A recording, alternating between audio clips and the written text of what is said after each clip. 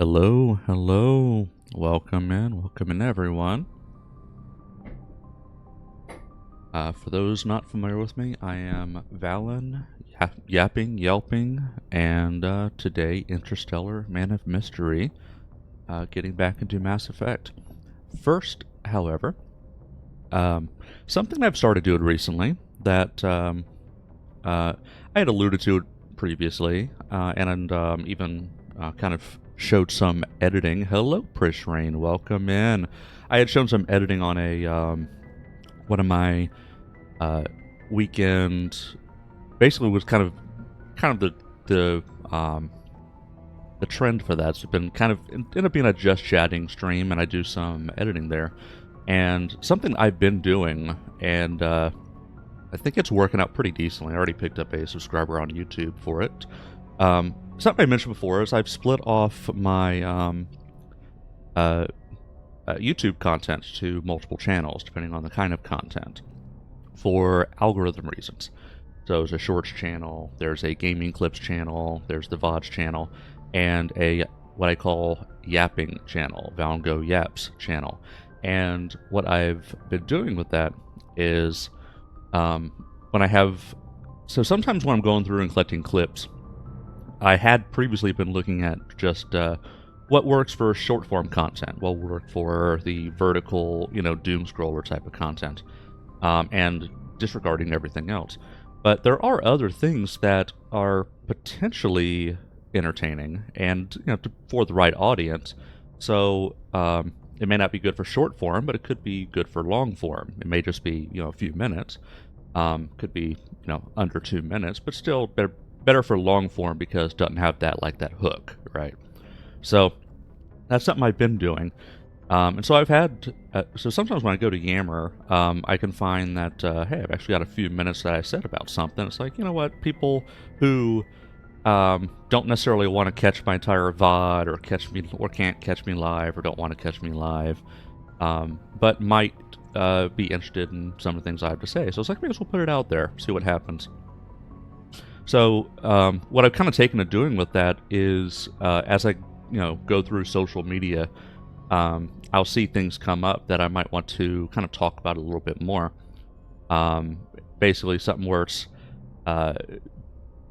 basically a lot of it is where I could basically more the where I just don't want to post on social media for it because it will be paragraph upon paragraph. I ain't doing that. But it's something that somebody might want to hear me talk about. And I've actually collected a few topics just over the course of the past few days, and each main will be about a few minutes. But the idea here is then I'm going to cut it from the VOD and just put it out as a YouTube video. So there's nothing special to this, just kind of a few things that I decided to talk about, and any participation in that is great as well. Otherwise, I'll just yammer. But one thing is, and I'm not going to say who it was, but I saw on social media where, and you see this oftentimes when you're in these the streamer communities and looking at especially with the algorithms, like with the Threads algorithms, where content similar to the stuff you're posting you'll regularly see. So as a streamer, you see a lot of content where other streamers are posting about their own challenges of growing as streamers. So it, by the very nature of Threads algorithm, becomes a bit of an echo chamber on that kind of thing. And one thing that came up was, and you see this regularly, where somebody says, oh man, I feel like I'm not growing. It's so difficult to grow, and I've already done a rebrand. Should I do another rebrand? And I've commented before on networking, but something else to consider is the importance of establishing a clear brand image.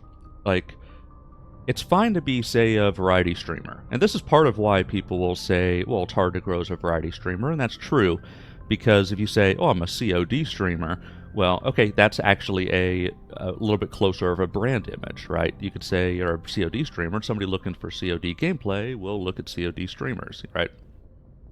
With a variety streamer, it's less straightforward. But you'll regularly see people say, oh yeah, I'm a variety streamer, and then post their link. And I mean, cool, but what makes you different from the 20 other people also posting their links and saying they're variety streamers? Like, what about what you're doing is so going to sell you as a product? That comes down to marketing. Um, and so, this individual, basically his advertising was, oh yeah, I'm a failing YouTuber, and I sometimes stream, and I make gameplay videos. Okay, all right, cool. But there's a lot of people who do that. What about you is specific? What about you is unique? And that's something I've been thinking about for a while, and I've already been seeing, just overall, positive response to it.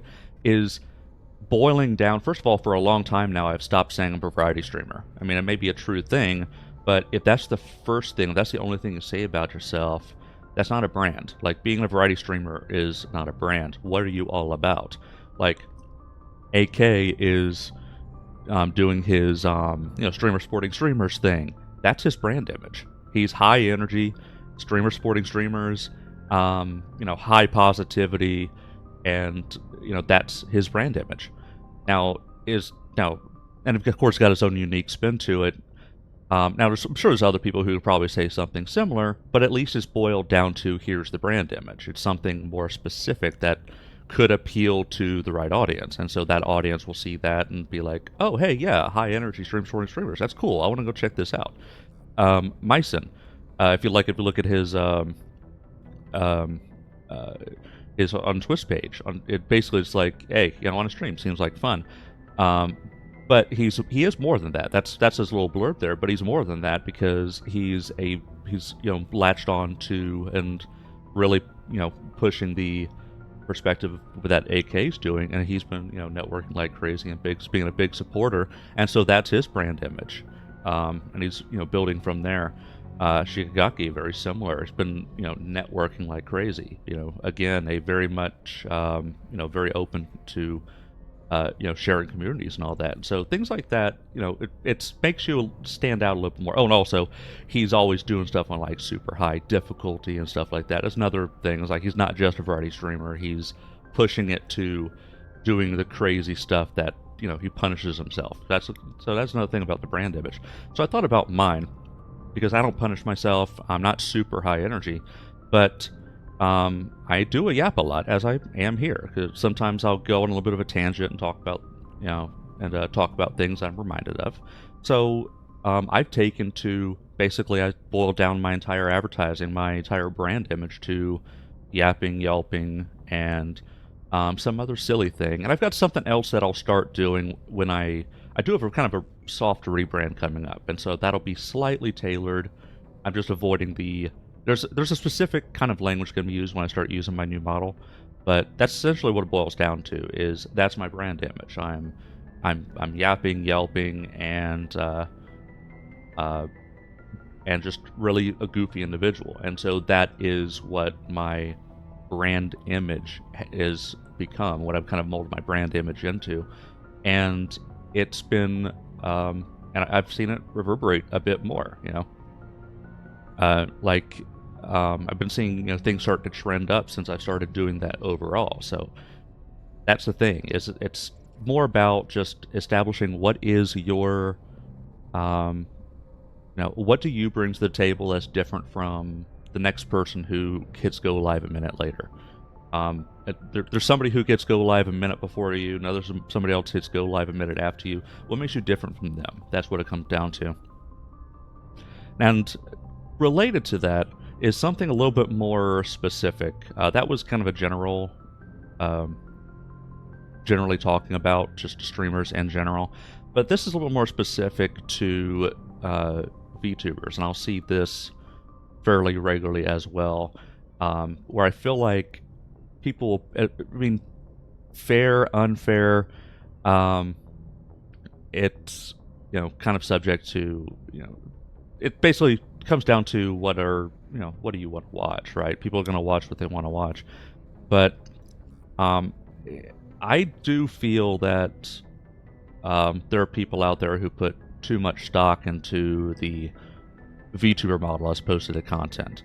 And I've kind of alluded to this in the past when talking about It's difficult for male VTubers to grow versus female VTubers, and then it gets into that whole spin of a debate of, well, not everybody's there for the woman's content. They're for the thirst trap, and they're not loyal. They're not going to stick around. And, however, they are giving her a chance before the male, so the women will go live for the first time with several viewers, as long as they've been, posting lewd pictures for a while as a form of advertising, and yada yada yada. You get all that. Fair or not, that's just how it is. That's how the world works. But you'll kind of see this in general, where people who have more expensive models, and VTuber models get expensive, there's inexpensive options to just go ahead and jump in, inexpensive / free to go ahead and jump in. There's various options. If you want to establish your own brand from day one, you can go the PingTuber route. If you just kind of want to jump in and start goofing off, you can get pre-made models that are inexpensive, relatively inexpensive, depending on your budget. One person's inexpensive is another person's I can't afford that. It's either that or I don't eat. So, inexpensive is subjective, but there are free options as well. Like Vroid Studio is a free option as well.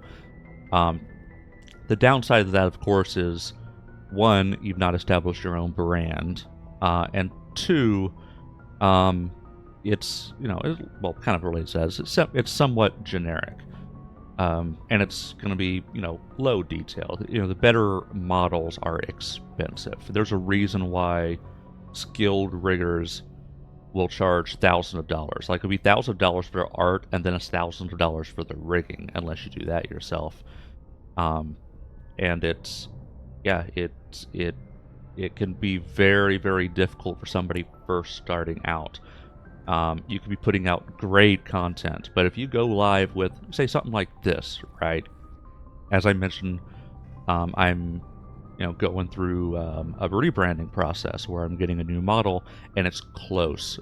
It's getting very close. The design is about solidified. Then we're going to do some basic rigging, which, by the way, my other half is doing it all. She's interested in getting into VTuber design. So going forward, when I launch my design, if somebody out there is interested in that style, it can be commissioned. Such a thing can be commissioned. Just be advised, it won't be super cheap. It's definitely a 5-figure model when it's all said and done. I'm getting it for free, but it's definitely a 5-figure model when it's all said and done. And also it'll be, but coming up near future, we're going to have a simply rigged. There's going to be a lot more work to do on properly rigging, but I'll get a simple rig where it won't, like, you see, I can, do all this stuff, turn the head. The model, when I first start using it, won't be able to do that. It'll be, it'll just be like straight up and down, and just the eyes and a mouth rigged, and the jaw rigged. That'll be it. But at least allows you to emote, right? Won't be perfect, but it'll be, in my opinion, a step up from PingTuber. But I digress. The issue, of course, that I really kind of boiling down to is people put too much stock in that. So, when it's all said and done, I may have a 5-figure model, and part of the reason that I'm very much interested in that is because I know it'll help with my exposure. There's people who just kind of, doom scroll and, take one look at this avatar. I don't know, they're just taking one look at this model, and they'd be like, I don't want to watch that. And they never even hear me, right? Don't even give me a chance. And I know having a detailed, nice model I know it'll help with my exposure. More people will start to pay attention to me. More people start giving me a chance. And I don't think that's fair. In my opinion, I don't think that's fair. Like, I may have a high detailed, awesome model, but it doesn't make me a better streamer. Like, there are fantastic streamers who don't have a camera, don't have a face cam, don't have even a PingTuber model. There's fantastic streamers who it's more difficult because you're relying so much on your voice more so, and you can't emote as much. But it still can be done, and there are fantastic streamers who do that. So having a beautiful model does not a great streamer make? And I find, especially in the VTuber community, way too much stock is put into that. Basically, the nicer the model, the more likely somebody's going to pay attention. And it's not necessarily better content. So that's, yeah, so we're kind of on the larger subject of brand image. It's it's something that it makes it really difficult to grow, especially for, this kind of goes back to male VTubers, where the pre-made options are very limited. Like, this was one of the better options available to me as a stock option for a male VTuber. And the women have the, Suika model. Men have either this or a very generic Eastern style, and those are the only options. So that's part of why it's difficult for men to grow. Is just you're not. It's more difficult and more expensive to be visually appealing on day one. Another topic that I wanted to kind of talk about is, there was a brief discussion I saw where somebody was obsessing over Twitch analytics. So they're looking at their Twitch analytics, just over focusing on it, obsessively looking at it. And there are people who say don't look at it at all. But I do think it is good to look at it, but from a very objective position and with a healthy mindset. So it is good data. It's ultimately good data, and especially if you're trying to make that push to affiliate. And same case for when you're trying to push to partner. Probably even more of a grind. Probably even more stressful to push for partner, in all seriousness. But when trying to push to affiliate, you're often very heavily reliant on other streamers, giving you a chance. You're not affiliate yet, and so it's people like me, really. Not that I consider myself special, but I'm one of those people who do this, where I will specifically look for people who deserve more than they're getting. Somebody who is yapping to themselves and managing to be, somewhat entertaining. Perhaps not, perfect. Not claiming perfection here, but they're carrying on a conversation with themselves, and they're yapping as they play, and they're talking to a brick wall the whole time. And again, it's not about being perfect, but in my view, anybody who's doing that, actively yapping to themselves the entire time, at least deserves the occasional hello. And I could definitely speak to that from my own experience, because I've been yapping I spent months yapping to myself, and this kind of goes back to what I was mentioning about my model, and I know how there's probably people who passed up. It's like, oh, well, nobody's watching this, and what the heck is that? I'm not going to watch it all. But so not getting visits can be very frustrating. So the people who are continuing to yap to themselves as if they have a captive audience, even though there's nobody in the room, I don't think that's right. So I will put words in empty chat boxes. And so as you're making that push, I'm going a little bit of a tangent, but as you're making that push for affiliate, of course you're going to look at your analytics, right? If you have your own stream open, you count as a viewer, and you have somebody else visit here and there, and you have a 1.5 average for the stream. They don't stick around too long, but they come and visit. You have a 1.5 average. Then you have a few more people visit. Now you're at a 2 average. Then you have a few more people visit. Now you're at a 2.5 average. And of course, this goes back to networking about how to make that happen. You don't just, gotta say it here because I say it all the time, gotta say it again. You do not just hit go live and expect people to show up. You've got to give people a reason to show up, even if it's, hey, I'm in your chat and I'm chatting you up and I'm supporting you as a streamer, and I would like some support as well. And there are streamers who do that. Go look for them. Look for the AK community. Find me. I'm part of that community. We are streamers supporting streamers. We do that, and that's why I latched onto that community. Is because yes, I do that.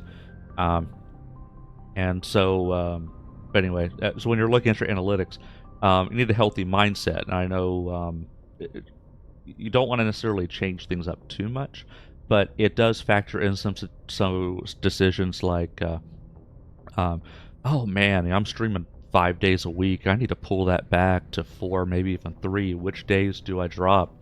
You look at, you zoom out and look at which days are the roughest. Whoa, a raid! Up, samurai. Got a raid. Hello, Sarah. Welcome in. Welcome in, Raiders. Playing some Fortnite. All about the Fortnite live. Bring the squad together for some chill gaming sessions. Let's sprinkle of adult language, a whole lot of love for the viewers. Hello, everyone. Welcome in, welcome in. Yeah, so I've just been I'm yapping for now. I'm going to get a Mass Effect eventually, but kind of yapping about a few topics that are on my mind. So something I've started doing. I'll kind of back up. I'll kind of rewind a little bit. Something I've started doing, because I do tend to yap quite a bit. Hello, Sarah. Yeah, thank you for the twerking bunnies. Hello. But yeah, something I've started doing is pushing positivity. Hello, welcome in. Something I've started doing is I had split off my YouTube into multiple channels for different types of content for algorithm reasons. Because one person who might want to look at shorts may not look at your long form and vice versa. But one thing I did is I've got a couple of clips channels and for long form clips, and one of them is I started putting together yapping channels. Basically, when I talk for a few minutes about a topic, I'm kind of snipping that and putting it up there, and I'm actually getting a lot of clips from that. Things that are not appropriate for short form, but can work for long form. So I've started doing that. I'm just kind of cutting it up, splicing it up, and posting it. And so something I've started doing for content for that is I'll go through, as I go through social media, start making some notes of, oh, this is something I want to talk about that, does not make sense in say Threads, Twitter, Blue Sky, because it's just way too many words. So I figured I'll just bring it up here, talk about it, and go from there. Completely lost my train of thought, however. No problem with that there. I very much welcome the raid. I was talking about I was looking at a healthy mindset when looking at analytics and trying to push for affiliate, push for partner. It's important to zoom out and not worry too much about the the day-to-day numbers, but it can be used to evaluate trends and identify, is there a if I need to drop a day, if I'm streaming too much, which day do I drop? And that's part of the reason why I dropped Friday, because I just found, first of all, everybody streams Friday, so it's just tough to tough to get yourself out there. And I also found that Friday, because everybody streams Friday, is a great day for networking. Like just devoting one evening to networking, visiting a ton of people in their streams. It's a great opportunity to do that. Another thing that it's actually kind of funny. I came across this on Twitter.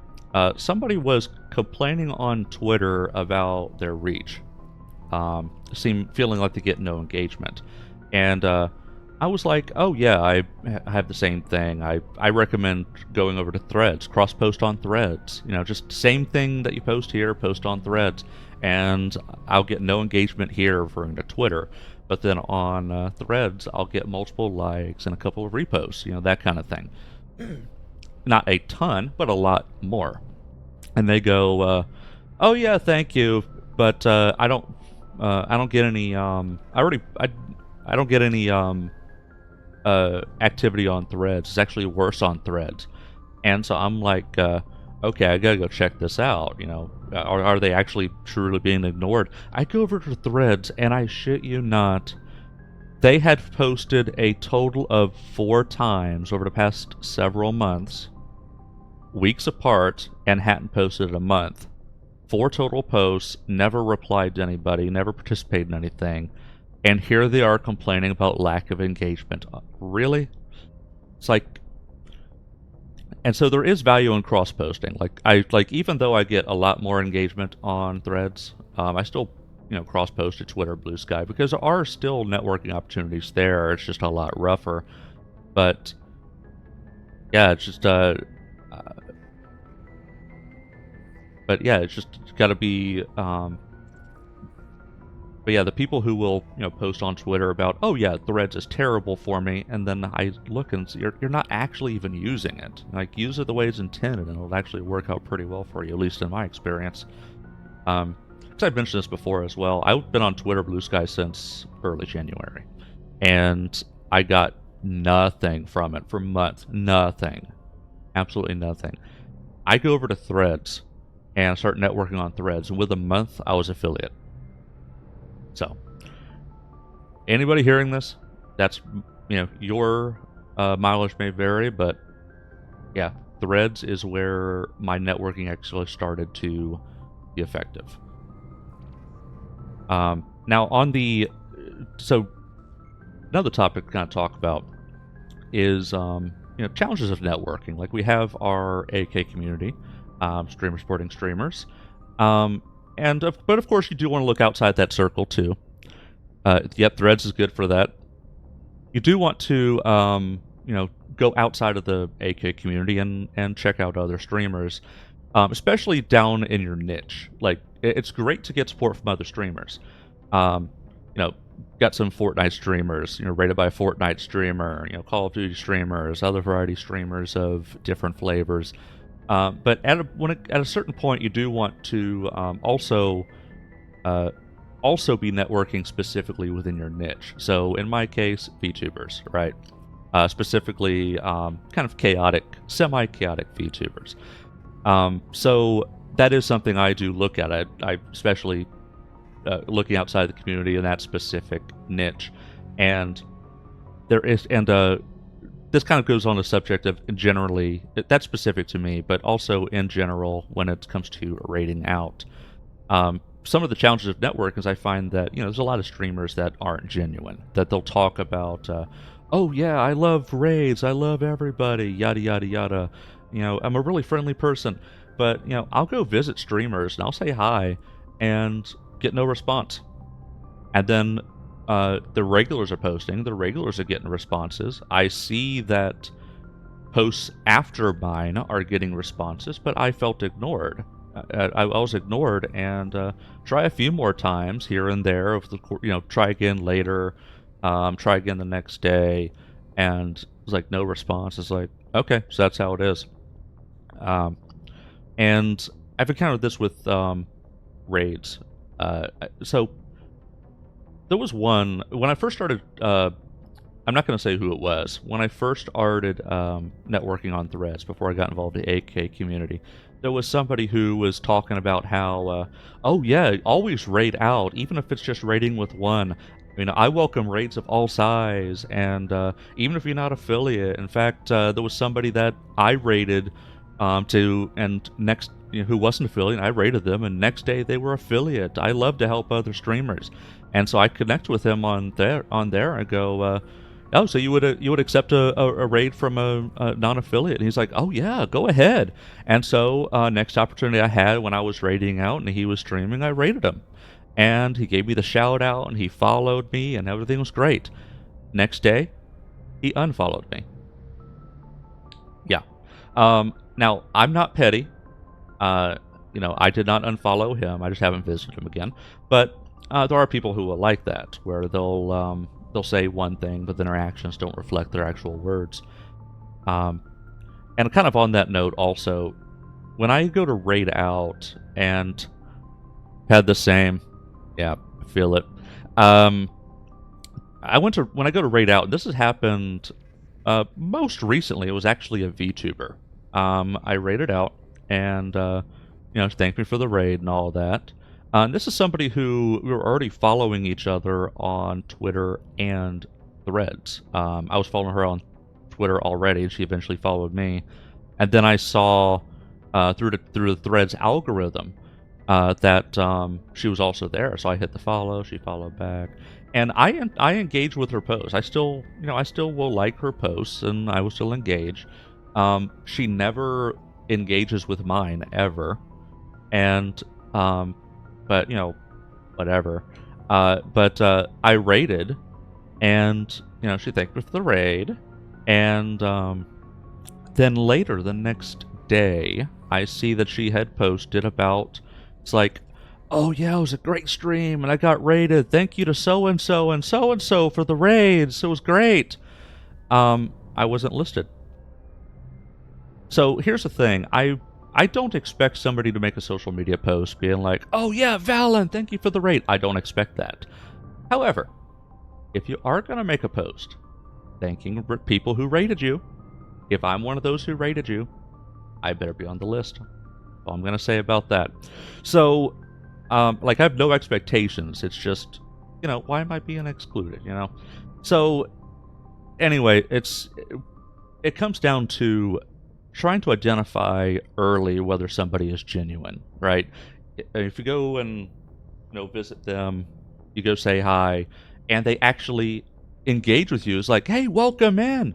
Definitely stick with them. I've started doing that with a few that I will regularly visit, even though they haven't followed me back. I don't necessarily have an expectation of that. It can happen eventually. Because there's one who, it's actually more kind of funny than anything. One I've actually been following and visiting for a while. I was already streaming, but I was a baby streamer at the time. Not affiliate, but I was visiting. And it was, and for a while after that, I still had no visitors. And then I, go through a bit of a growth spurt. I'm not going to say popped off. I definitely didn't pop off, but a little bit of a growth spurt. And then I get a follow back and a visit from this individual months later. So it can be kind of a slow burn sometimes for a variety of reasons. But it is something that, somebody who's actually engaging with you. It's somebody to stick around with. So I've been starting to look at trying to reach out. So it's great to support small streamers, tiny streamers. I mentioned before that I will visit people with empty chat boxes, and I will fill up empty chat boxes. But something I did realize fairly early is that's not how you grow. Like, actual growth comes from intertwining yourself with established communities. So I still visit small streamers, tiny streamers, and I will put words in empty chat boxes. But I've also been devoting time and energy to visiting people who have an audience to add some visibility to myself, because that's how you actually grow.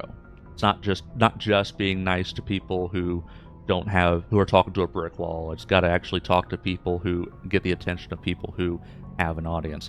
So it's something I've been doing, visiting people who, not necessarily like partner level, but we're talking 30 to 40 viewers where, you could still actually be seen. We're also trying to support each other and show the love. Some people are really fake, though. Yep. And that's kind of what I'm experiencing is, specifically a couple of YouTubers. I'm not going to say who.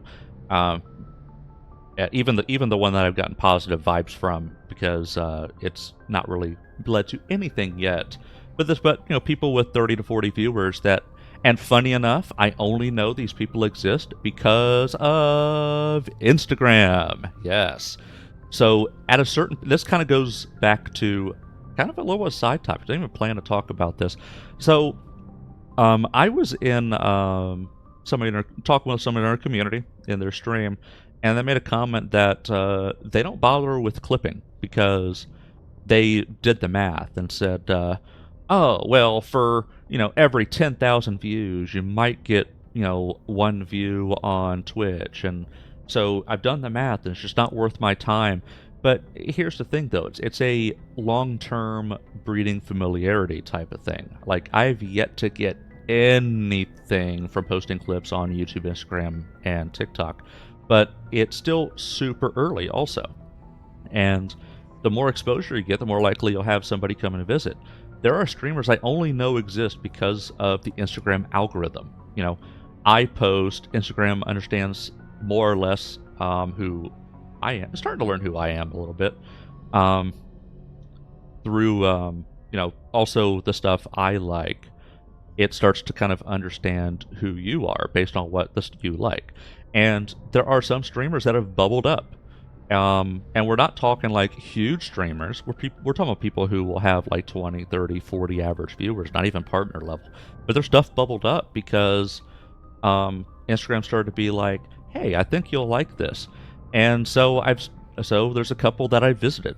One I didn't feel as good about, but I was like, well, I'll go visit them. And indeed, they just straight up ignored me. So I was like, all right, I'm not going to bother with them. But another one, I'm like, oh, yes, this is very much gremlin level. Like, it's very much gremlin level. I go visit her, and she greets me with a warm welcome. And the next time I go to visit her, she, everybody when they see me in chat, they're like, "What is your Valingo? Is that Spanish?" I go, "No, it's Valen with the go because Valen was already taken." So, yeah, Valen was taken, and Switch is like, "Well, we could put something else on there. Which of these you want?" And I'm like, "Yeah, Valen go. Okay, that has a nice ring to it." And now people are like, Vayengo? I was like, no.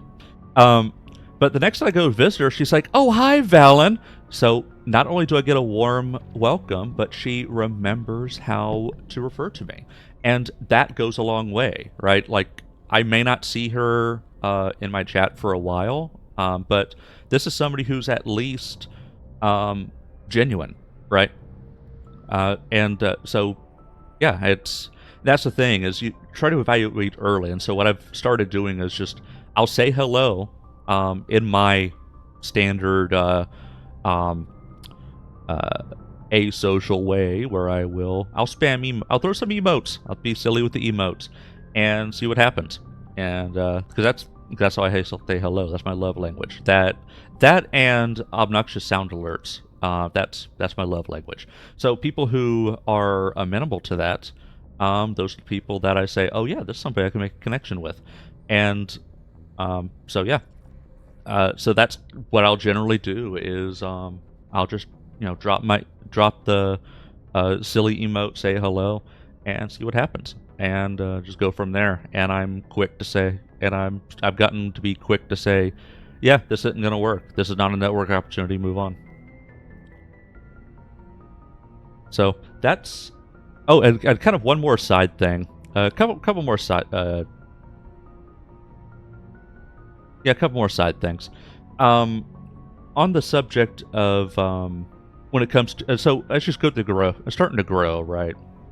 And at first, when you're tiny, not affiliate yet, you'll be easily dismissed. Like, well, they're not even affiliate yet. There's no reason to watch them, no reason to support them.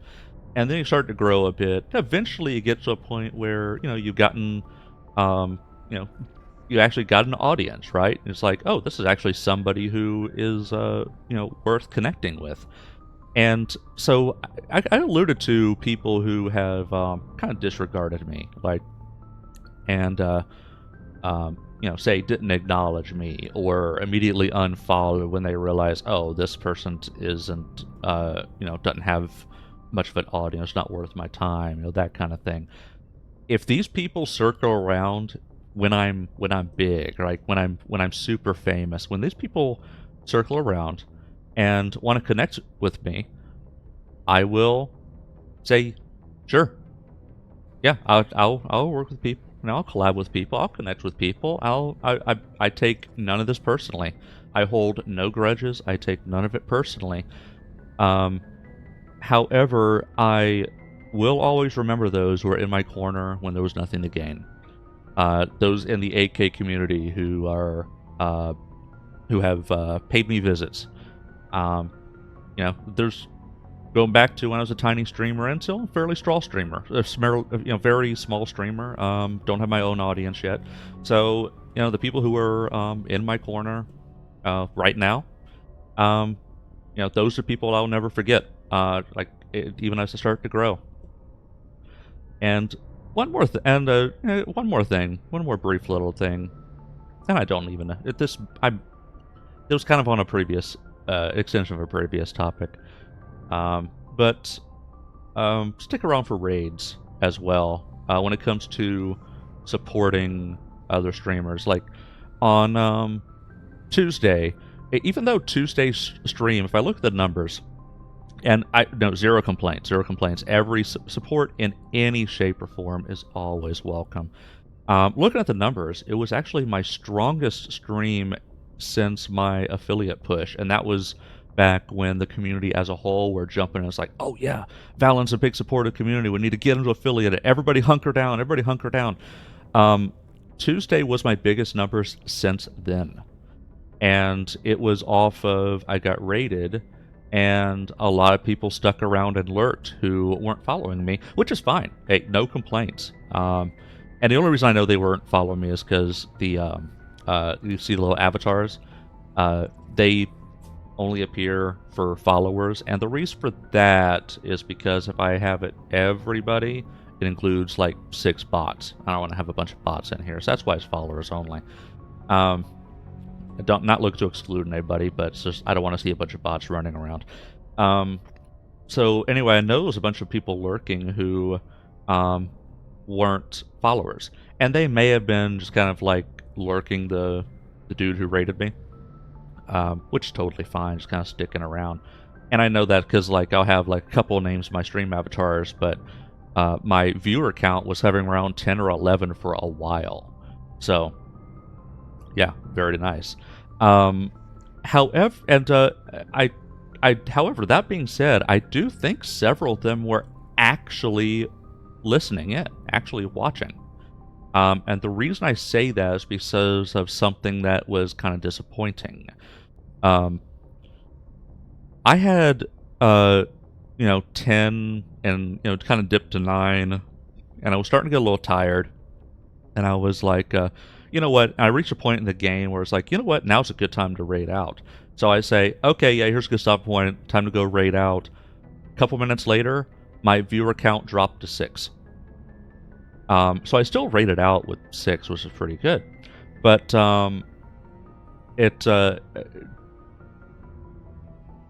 to see my viewer count drop by 33% as soon as I say, okay, yeah, I'm done with the game, I'm going to raid out now, I was like, wait, what? And that was before I even hit the raid button, just if your count just dropped. So sticking around for raids is huge as well. Like when it comes to supporting streamers, just let the raid go, even if you're still just lurking. Just let it go so it adds to the viewer count, even after the raid for a few minutes, because it helps to raise the impact of the streamer, to make it feel like their raid actually mattered, to make it feel like for the destination streamer to be like, oh yeah, they brought 6 people in here and my viewer count went up to 6, very nice, or went up by 10, very nice. And actually something else I will do if I could catch it. I'll have a few people tabbed, and I'll be lurking on a few. If I see the tab name suddenly change, I'll be like, oh, there's a raid. And even if I hadn't even been actively watching the stream, I will open up that tab and start spamming emotes. Raid, raid, I will add to the hype. Like, I had no idea what they were doing for the past 2 hours prior to that, but hey, I am part of the raid. And that's a good way to help show support as well. Even if that's all you do for somebody is lurk on them and join the raid, it's a huge support for the small streamer to help them grow. So anyway, that's about all I had to say on my little yammering. And by little yammering, I yammered for about 40 minutes. So I am going to now get back into Mass Effect.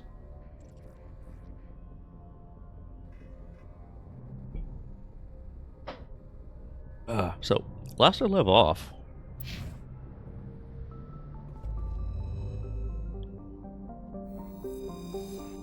I'm going to zoom out here. I had done this system, so I cleared out Artemis Tau. So I've done a Hades Gamma, and I've done Artemis Tau. I've been methodical with this. So I did that. So I did Argos Rho. So Gemini Sigma and Voyager Cluster I have not done.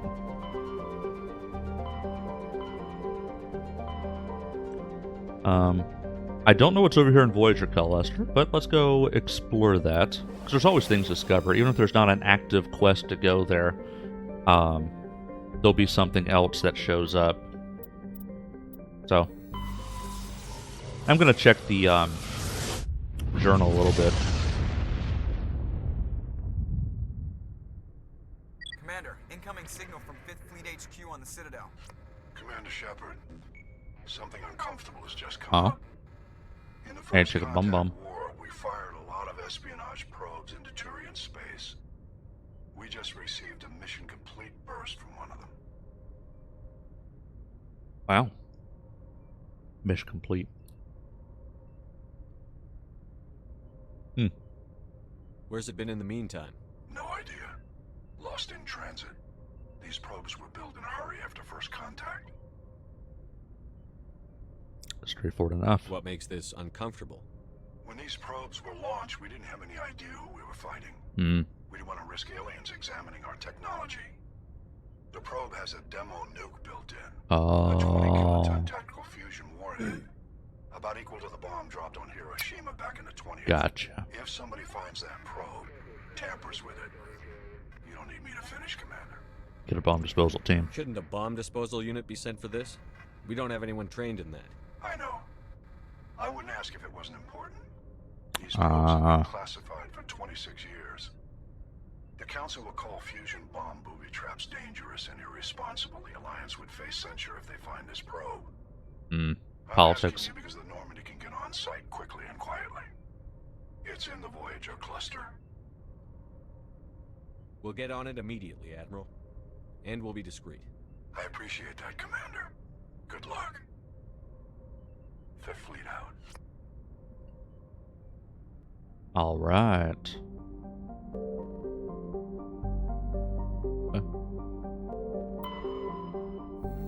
All right, so I can land there, but I want to check to see like where our surveys and stuff yet first.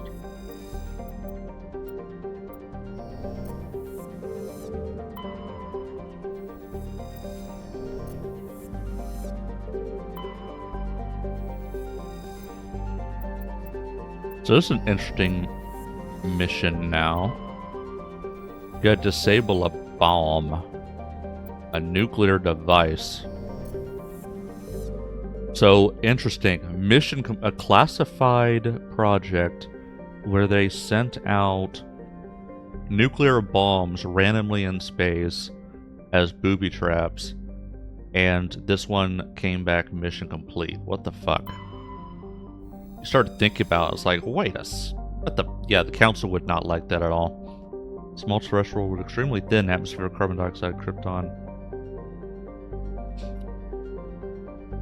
Unpaired variable star, apparent, blah blah blah.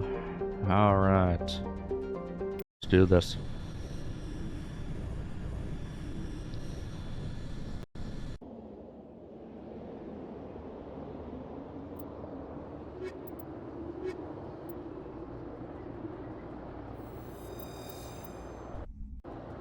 Something I still need to do is look at each of my crew members and upgrade their equipment and skills. I need to remember to do that at some point. Maybe when I finish this, I'll do that. Just something to regularly do. So, first, I'm going to explore kind of the perimeter first, because there's often things to discover that aren't just these things.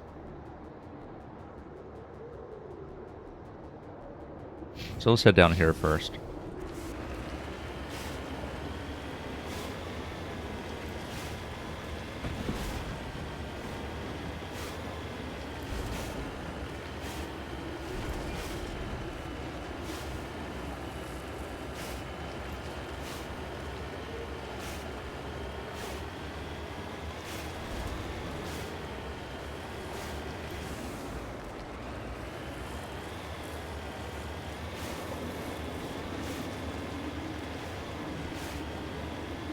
Okay, nothing to discover here.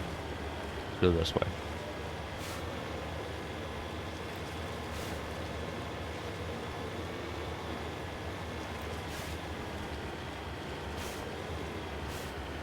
Yeah, sometimes there's like mineral deposits and stuff. Such as here. Speak of the devil. Like, it legit didn't appear on the map until right after I said it. But that's the kind of thing I was out here scouring for, is to see if those mineral deposits. And in the long run, I don't know how much it matters, because I don't care about being completionist. But I think you get XP for it.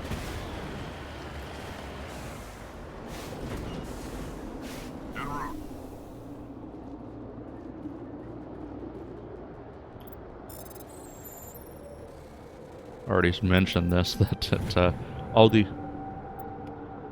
Yeah, we get some XP. Because these mini games, these Frogger mini games for all these things.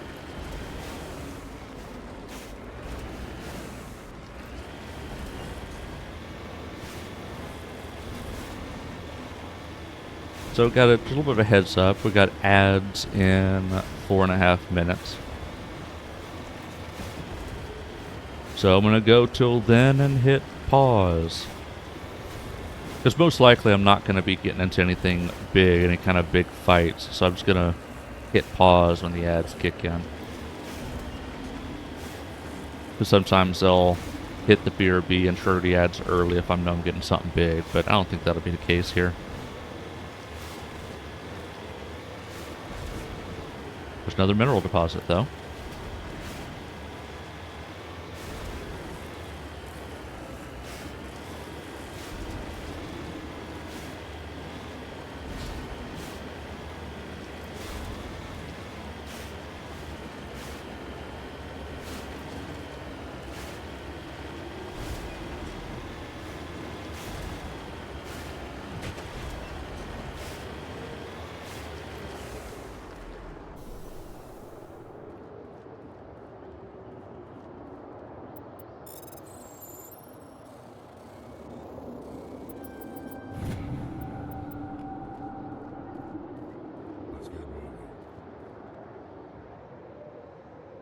I'm trying to get in. I don't want to stand around. I'll get in.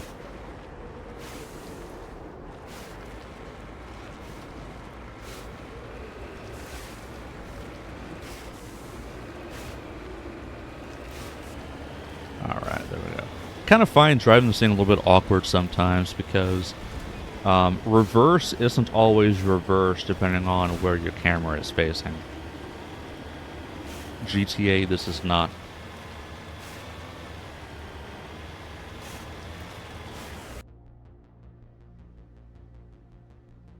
Okay, I think at this point, I'm going to head up here, and then I'm going to backtrack to the point of interest.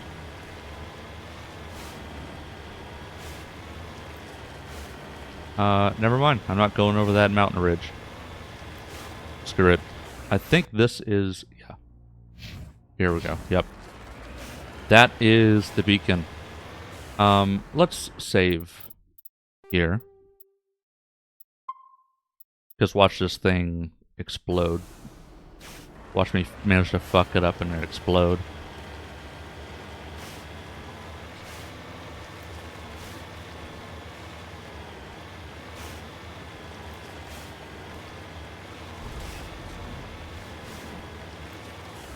Gonna go make some food and go lie down. Hope you have a great stream. A good night. Thank you, Sarah. Thank you for the raid. Thank you for the visit. Have a good night.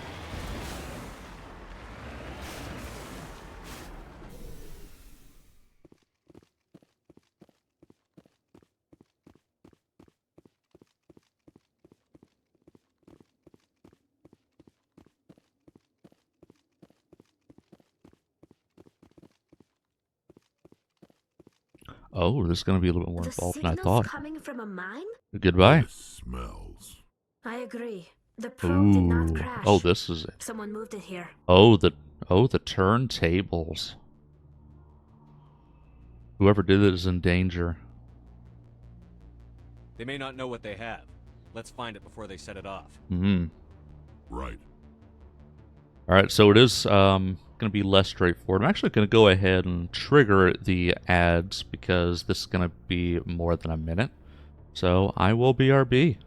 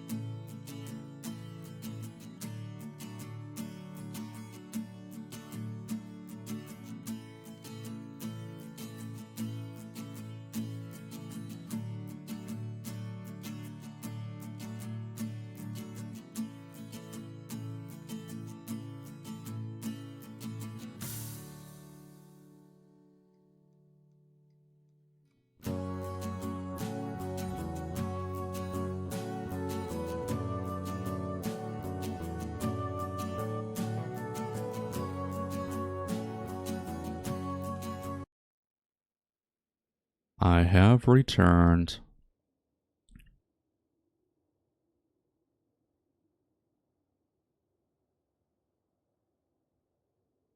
And I hope my...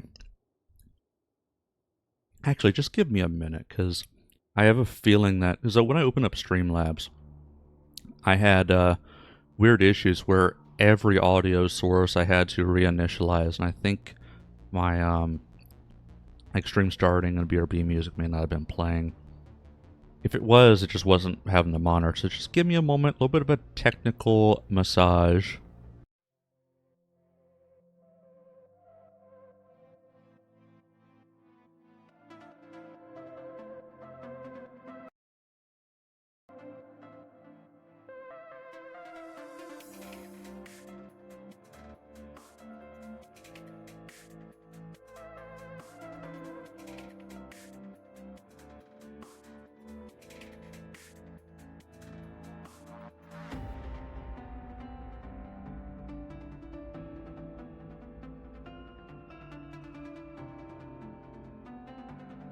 Okay, there we go.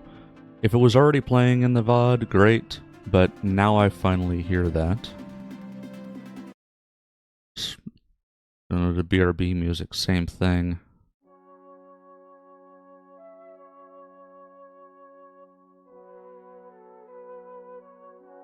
And now I hear it. So odd.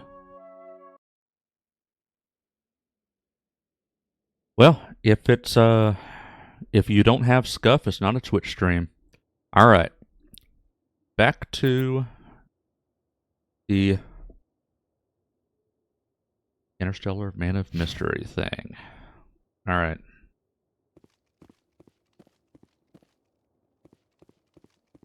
So now we're going to try to defuse a nuclear bomb that has been found and brought in to here.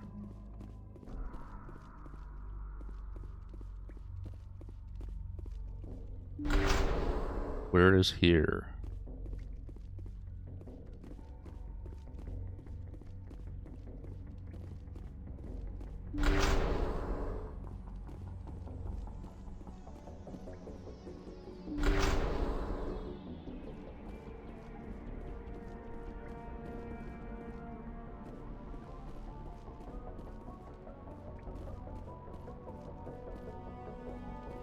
I'll explore a little bit, see if there's anything I want.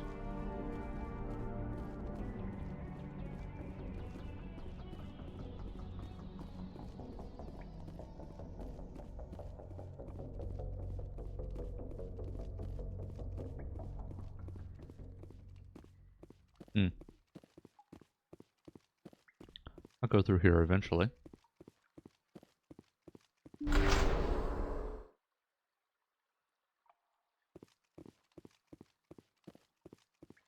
What is this place?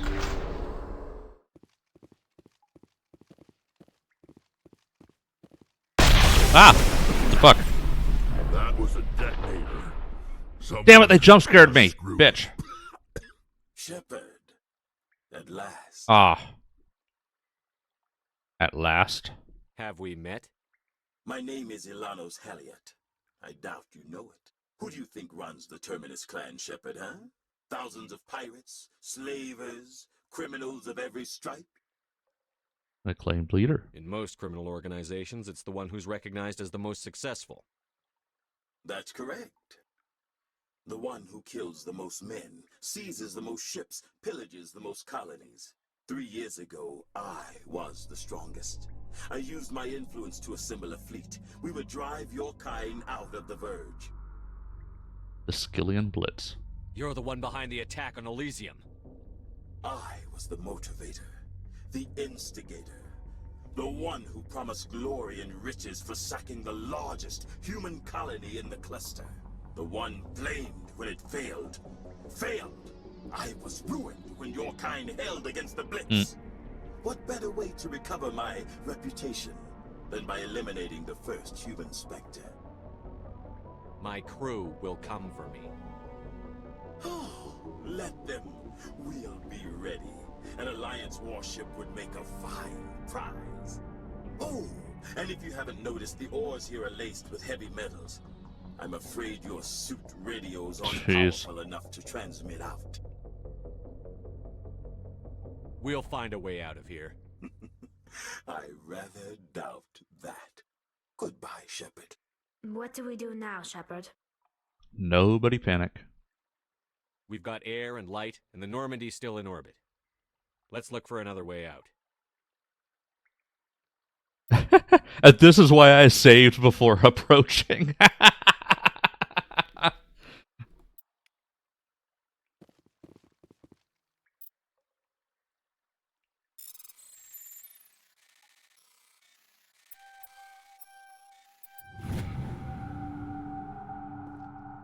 Oh, geez, there's multiple.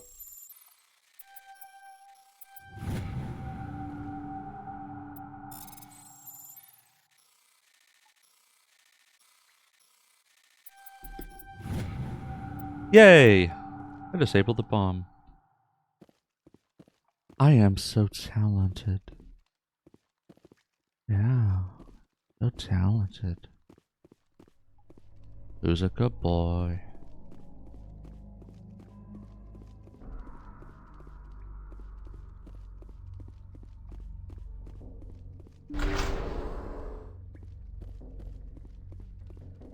And maybe a firefight.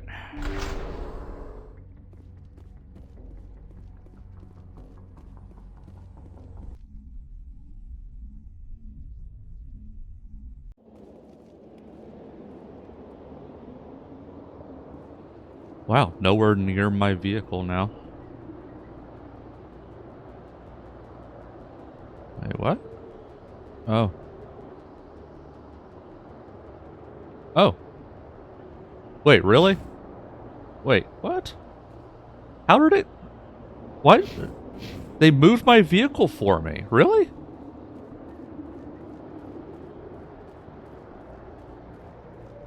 Oh!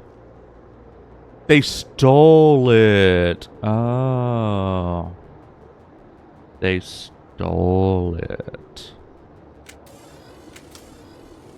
Well. Let's whip this sniper rifle out, huh? Oh, I can't zoom? Aw.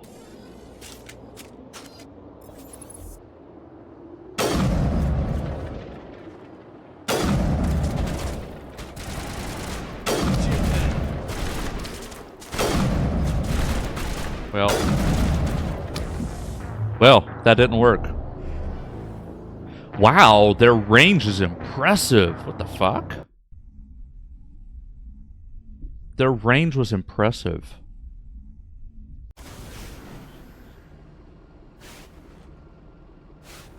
Really? I gotta do that all again. What the fuck?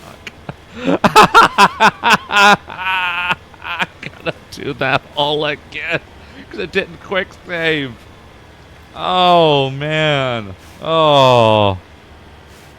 That's not right. That's not right. What the fuck? Well, it's a good thing I did a hard save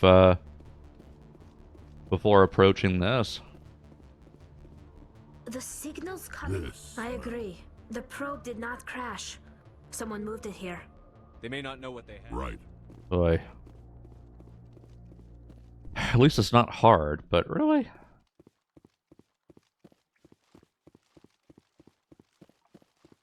And wow, like, I got chewed. I had a hide position way up there using a sniper. My sniper didn't reach, but their shots did. I was like, what the fuck?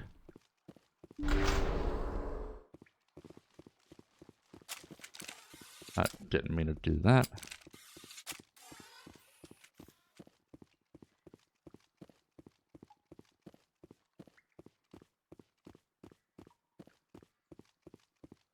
So it was an interesting trap.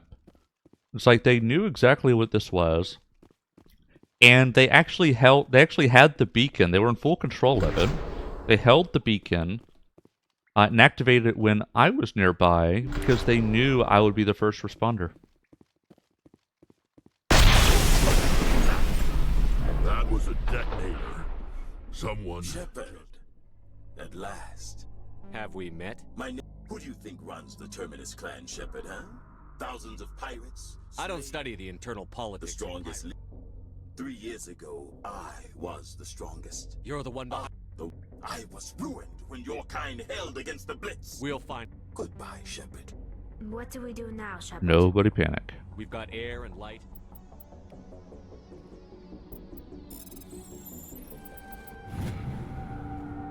But yeah, at least this is easy.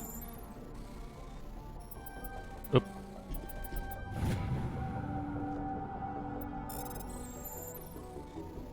Play a little bit of Frogger. Alright, easy peasy.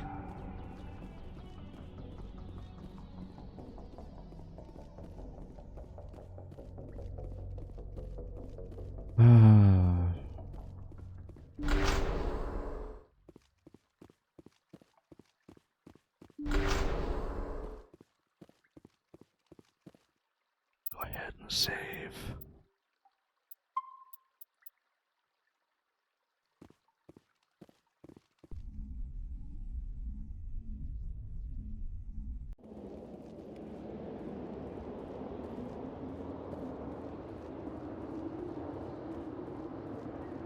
And screw the sniper.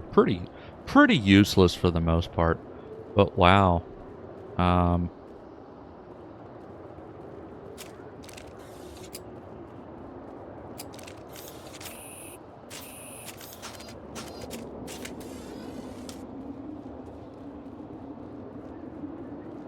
Here it comes. Take cover!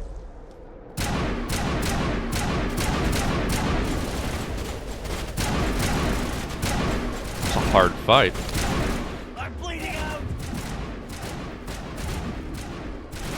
B.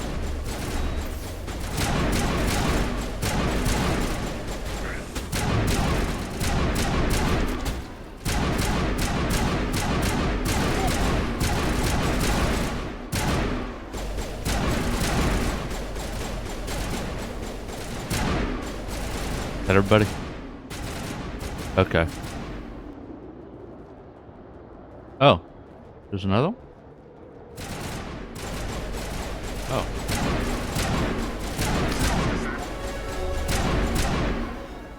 Oh, that's why they were tapping me. They were... Wow. They were snipers in an open field. With no way for me to have cover. That was pretty wild, actually. This made this a tough fight. Ellie went through a lot of trouble to draw you here. Pity didn't like this, for him at least. Now that you're above ground, you're ready to reestablish connection. Time to get the hell out of here. Think we're good, Commander. Oh, thank you, Tally. Okay, let's save. And I saw we got points here to spend.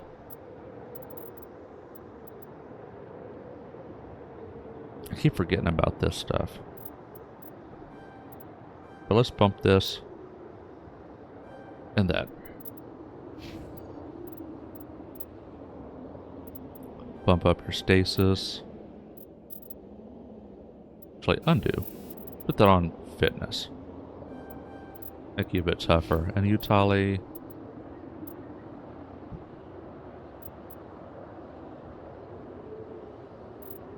Let's increase your armor.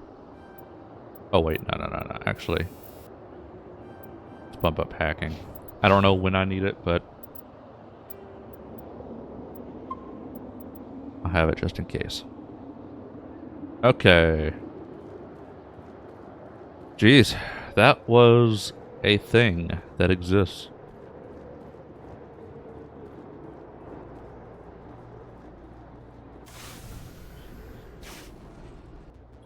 Okay. First of all, there's debris here.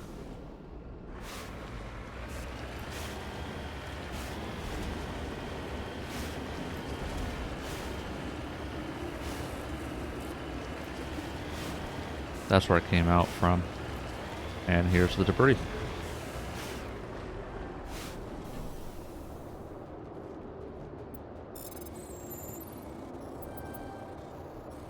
There we go. Easy peasy.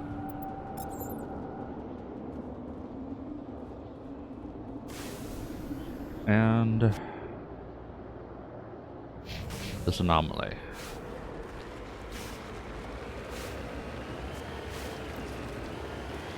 But that was an interesting distraction.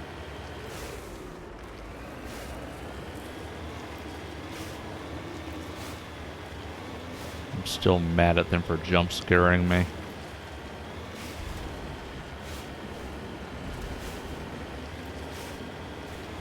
It's like enter the empty room. It's like, huh, this room's empty. And like, bam. I was like, what the fuck? Grumble, grumble. Oh. Cover me. Scavenger corpse. Mummified. Alright, why am I playing Frogger to recover an artifact off a corpse?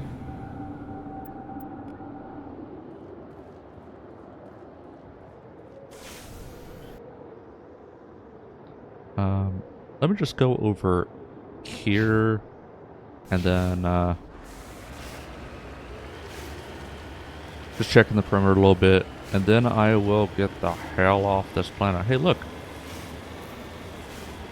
Something over here.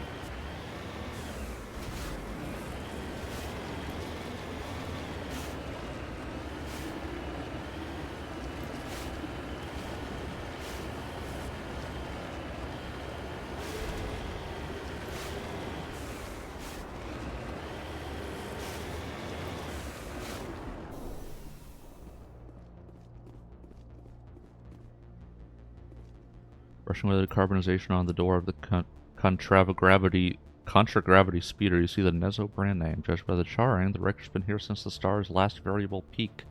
Wow. The corpse is wearing the remains of an expensive suit and what appear to be melted antique aviator goggles. Oh, wow. So, got cooked.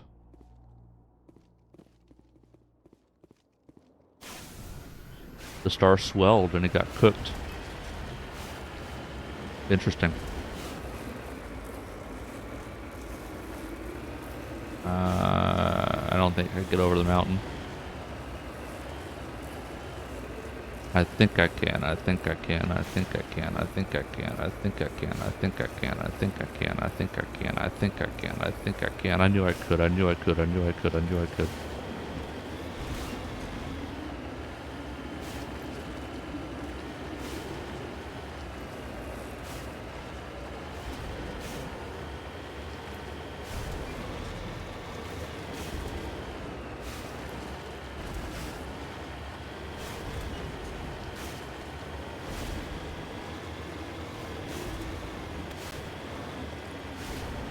Alright.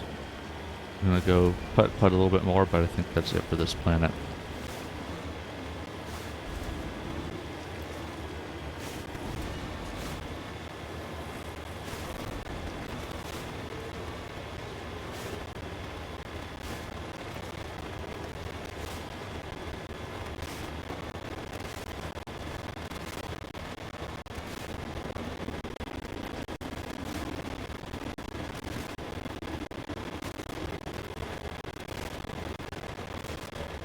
Yep, that's it. Okay.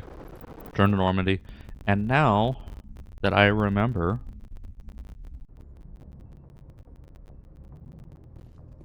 gonna head down and, no, not here. Where is it? This is the other way.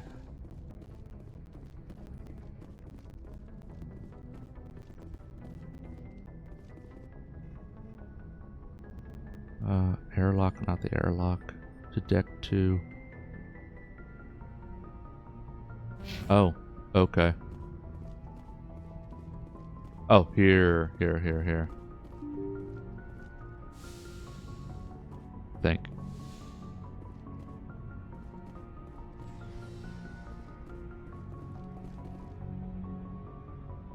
To deck 3. Think. Yeah, I'm going to bump up my my squad.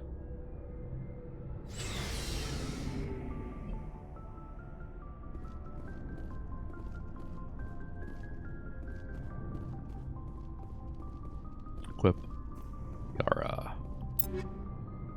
So Liara, first of all, your skills.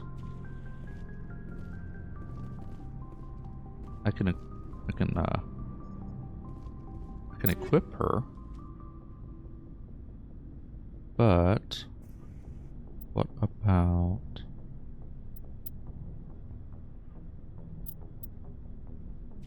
so she can wear human light armor.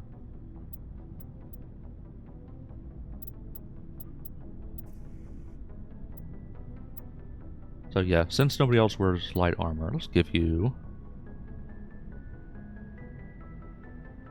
Yeah. Give you that.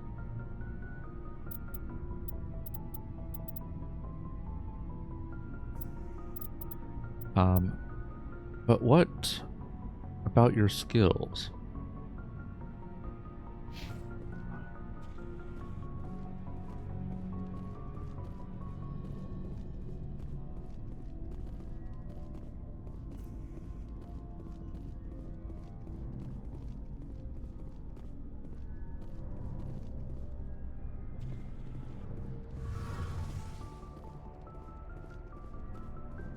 How do I bump up skills?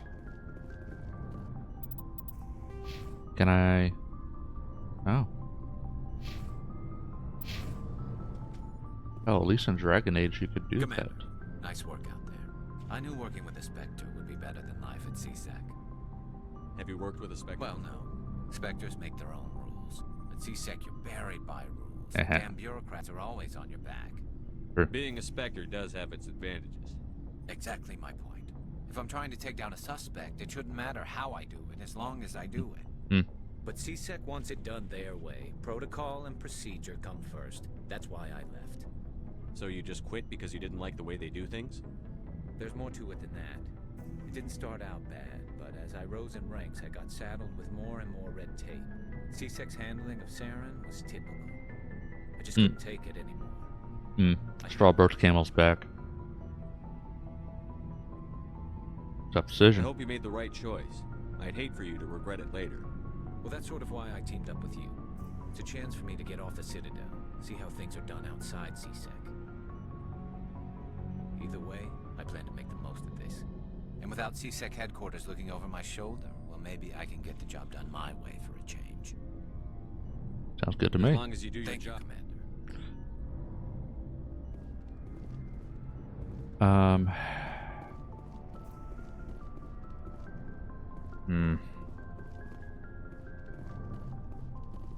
But yeah, I'm somewhat annoyed. What are your skills? What are you good at? Anyway, this one's easy, because I can give you an Omni tool. May as well.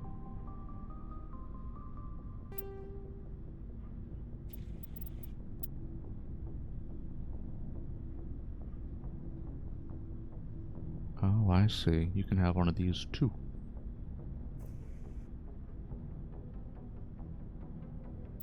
But I'll save that for somebody else. In fact, Tali, Rex, Garrus,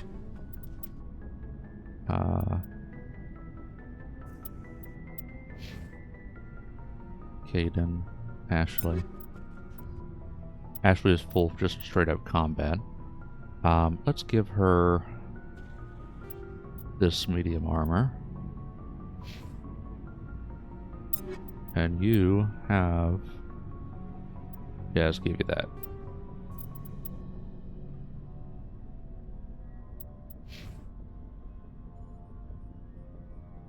Now I know you... I'll give you a better assault rifle, definitely.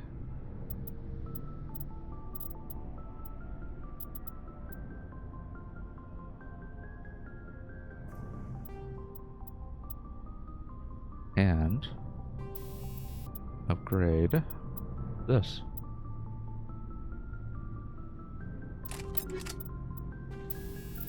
Give you some good stuff. Yeah, give you that. But the others, I'm not entirely clear. I don't remember. So here's what I'm going to do.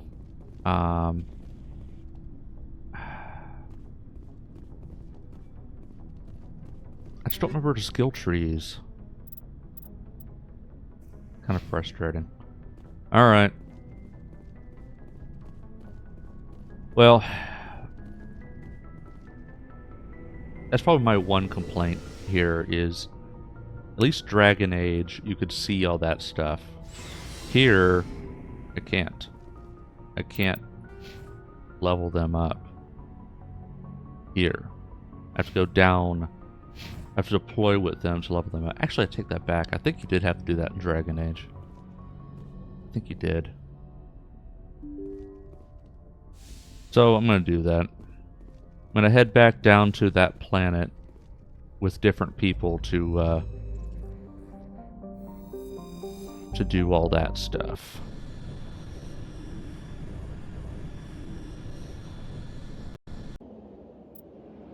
Alright, let's bring Ashley and Caden in.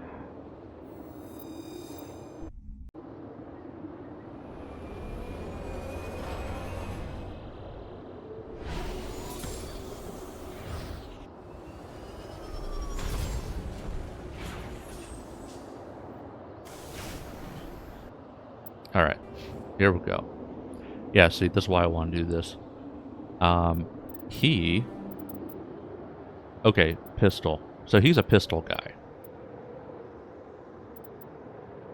Yeah. Let's give you a new pistol. Let's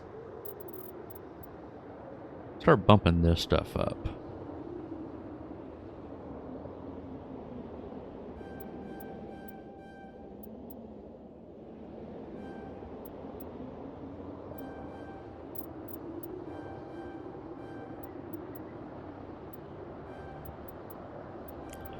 That may be relevant at some point in the future combat when you bring everybody in. And I'll have wished I had done this. And what's medicine? Neural shock knocks out an organic enemy for 1 second. Ooh. Oh, this is good.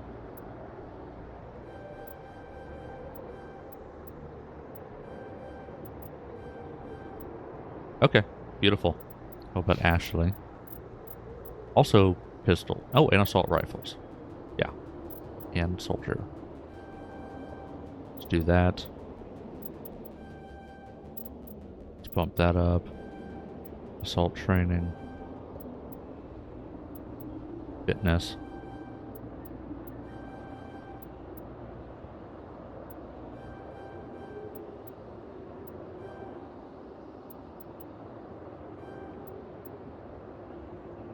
And combat armor. Oh, and we'll give you some heavy armor. Okay. First aid.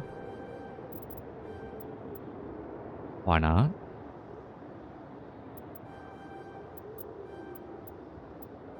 Okay. You get assault rifles, the other dude gets pistol. And that's what I wanted to look at. Oh, got some other...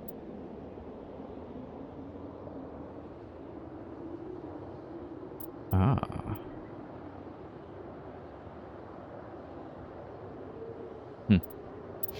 Anyway. You get a new pistol.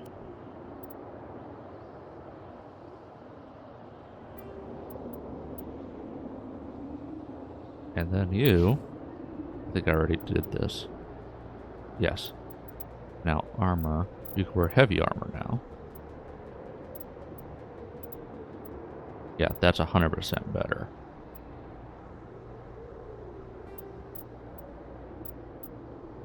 Okay. Beautiful. Now, and then, yeah, looks good. Oh, and then you...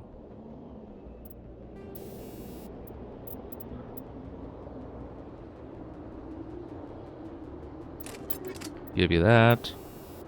And upgrade your combat sensor.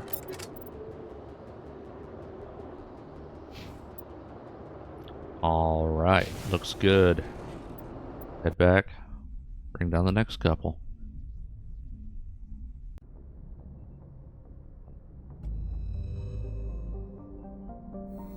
It's annoying that I have to do this. Like, I can't do this on the ship. Liara and Garrus.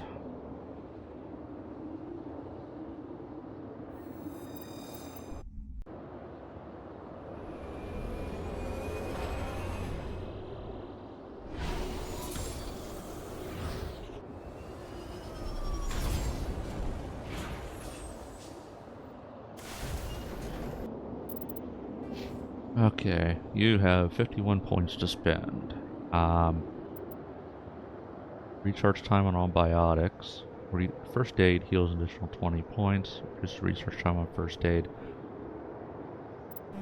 Wow, you have no weapon abilities at all.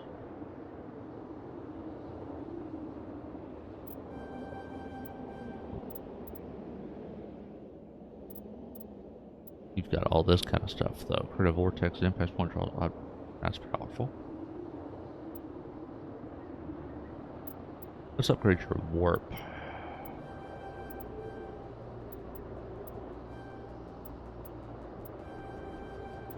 And do the singularity thing.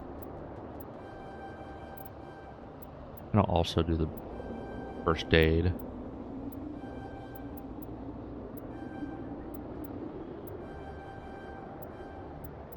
And your barrier.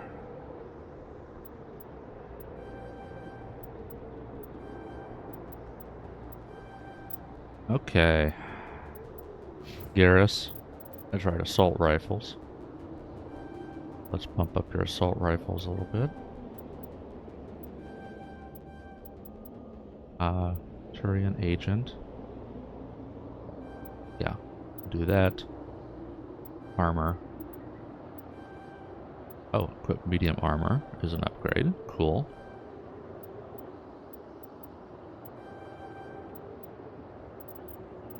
And assault training.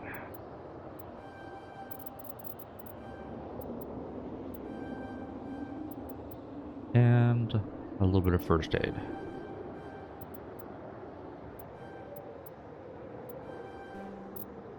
Okay, looking good.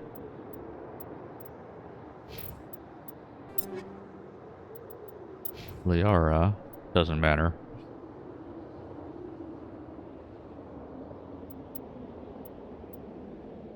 Give you a pistol.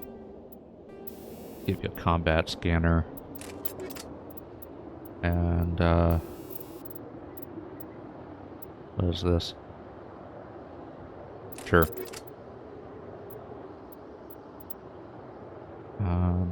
Okay, your armor's already upgraded. Oh, I can upgrade this, though.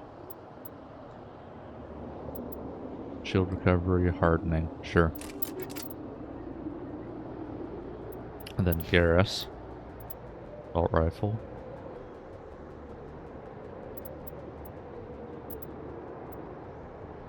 Give you one of these.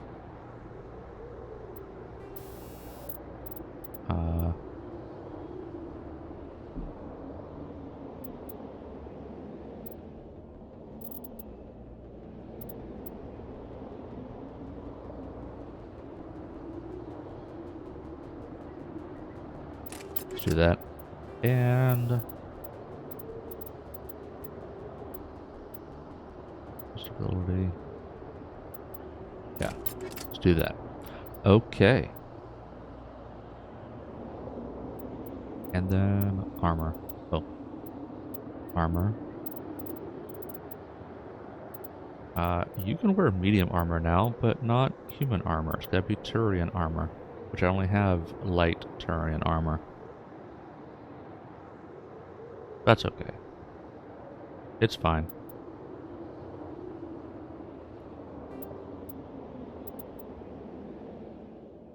Same thing. Oh, it's just a different purely cosmetic. Let's go with that one. Okay. Looking good. Looking good. I am content.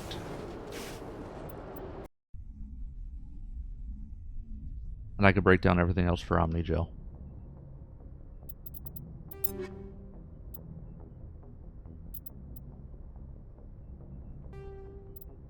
Oh, oh. Yes.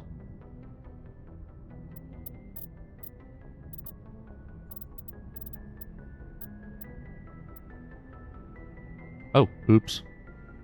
I had done a silly thing. That's okay. Alright.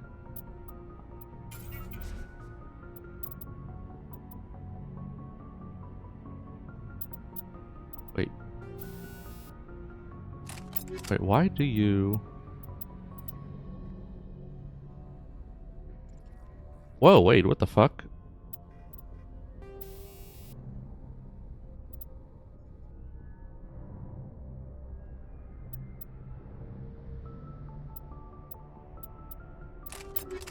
Let's go with that, though.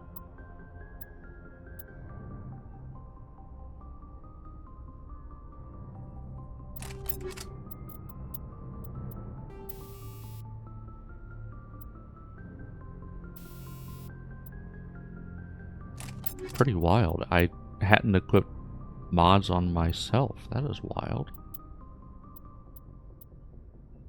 I'd forgotten to do that. Crazy. And I've got level 2. Oh, wow, I'm terrible about this.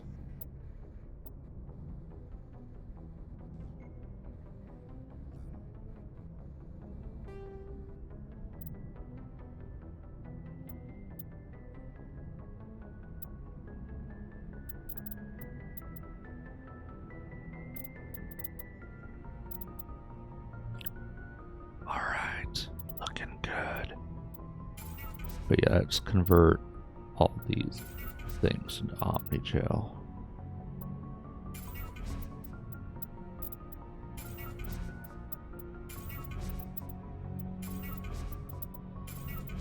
Especially all the low level stuff. Basically at this point, everything level 3 and below. Although even that I can drop because, yeah, that one I can go ahead and drop.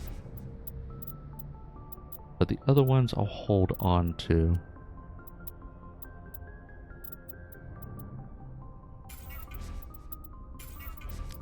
Yeah, everything level 3 and below I can definitely drop.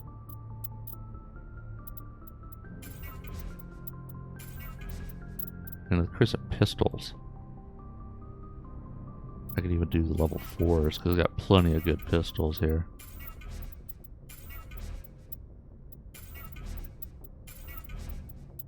Okay. Not even using the shotguns. But I could definitely get rid of the level 4s.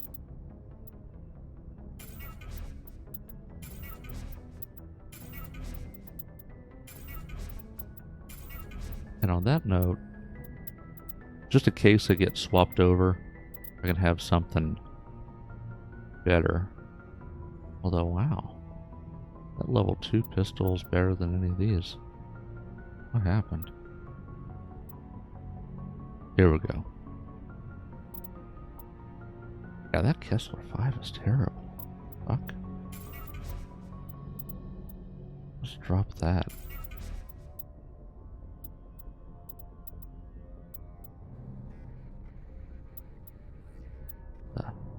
These are terrible too. The fuck? Just because it's a 5 doesn't mean it's better.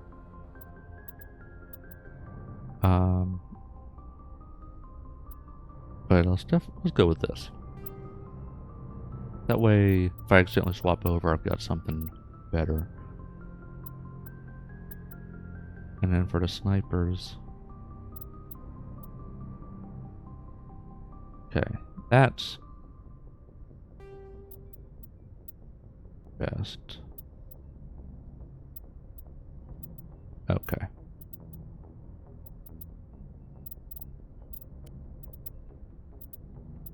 All right. I think we are set.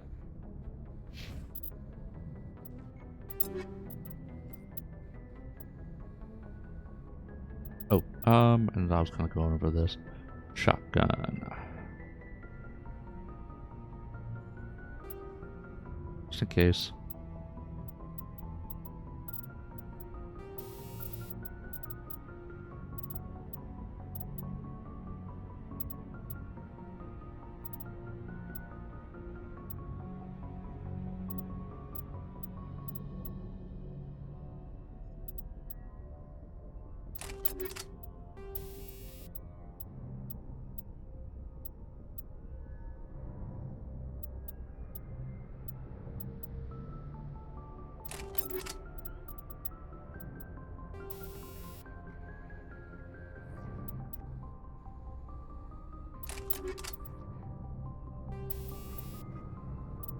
And then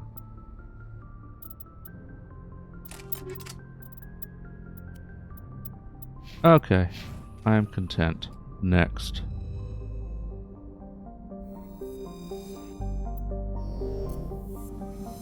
Alright. Now to head over to Gemini Sigma. The Ming system. I don't know why I'm here, but we'll figure it out.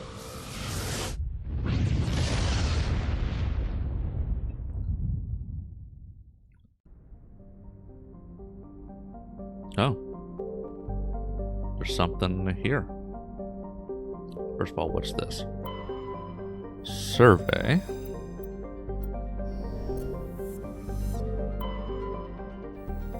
Survey.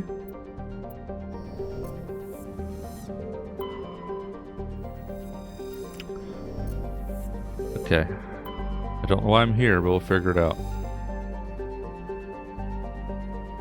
Main thruster coals adrift in orbit of Anti-Rupris.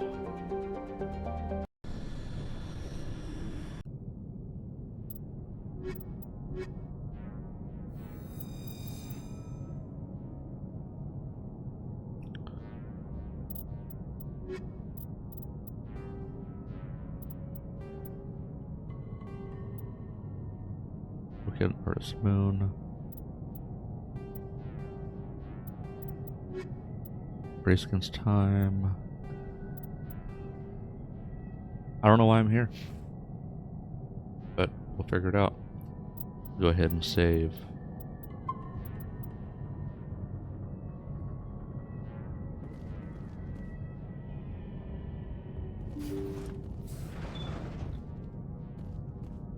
Empty. Most of the systems are shut down. It's just running on basic life support.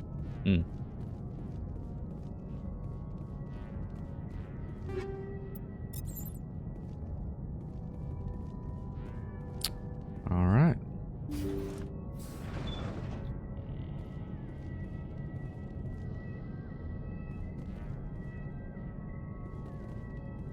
One way to go.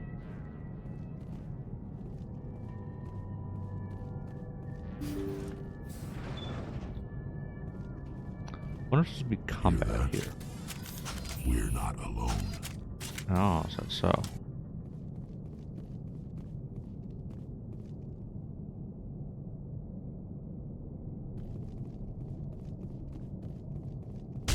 That was no accident. Really? The whole place could be a trap. Ah. Bitch. Going near those things.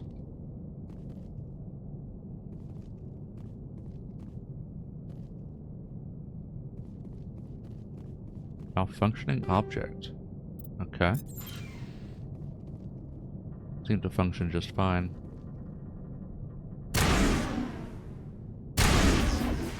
That way it doesn't blow up in my face. Anything? Gonna explore a little bit, see if there's other things to grab.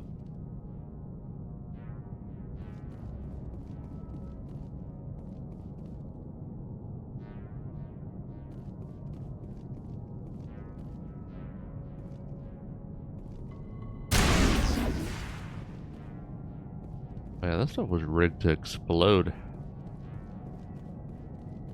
Okay, wow. Nothing else to collect here, so we'll move on.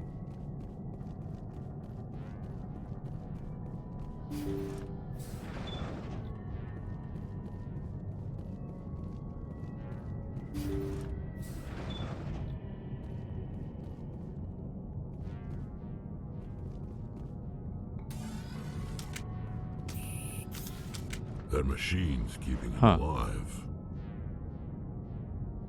I'm not seeing any brain activity on the readouts. He's dead. This body is just an empty shell. Leave him alone until we know more about what's going on here. You're right. Yeah. Better to just leave him be for now.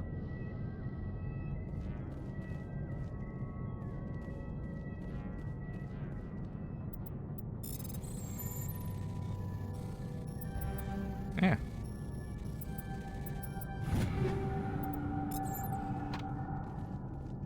Jacob's not going to make it. His brain was deprived of oxygen for too long. There's nothing any of us can do for him now except let him die with dignity. It's what he would want. I'm more worried about Julia now. She's showing signs of severe depression. I gave her some meds that should help, but I better warn the captain. Well, let's find out more about what's going on before we do anything.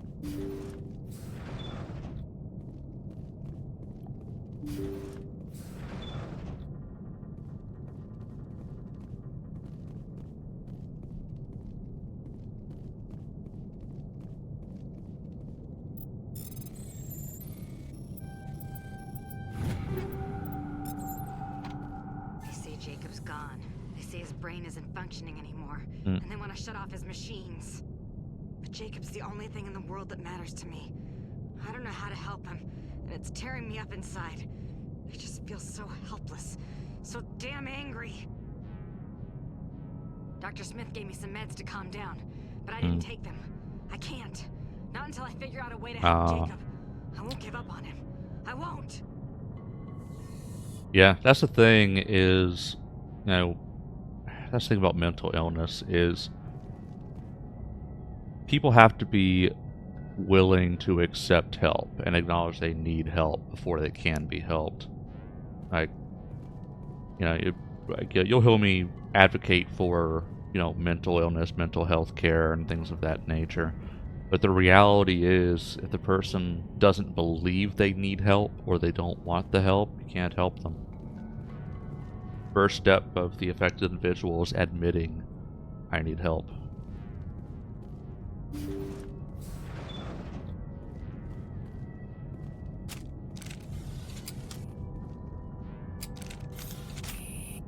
Don't know if I have anything on here, but we'll go into the captain's quarters now, and something definitely happened here.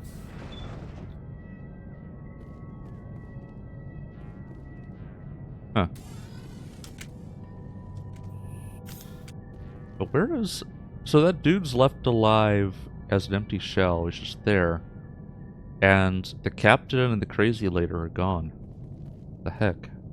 Jacob is showing no signs of brain activity. There's nothing more we can do for him.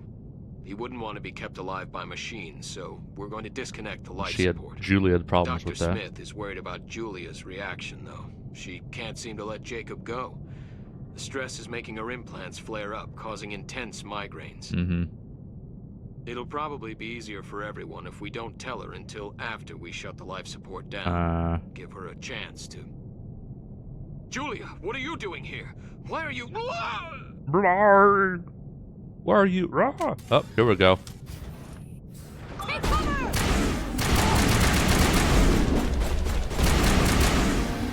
And there she is. Ma'am.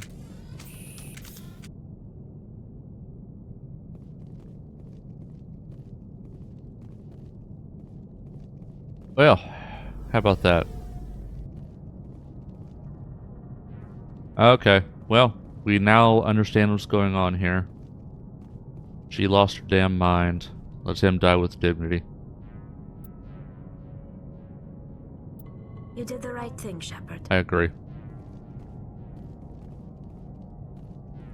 Okay. Well, that was interesting.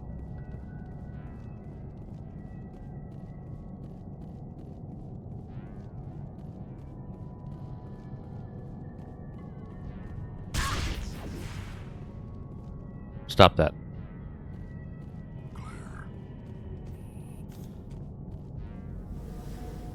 Do we explore over here?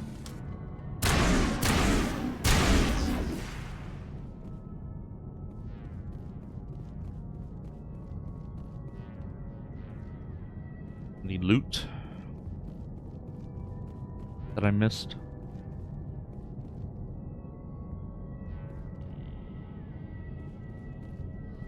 Huh, guess that's it. Alright, time to go.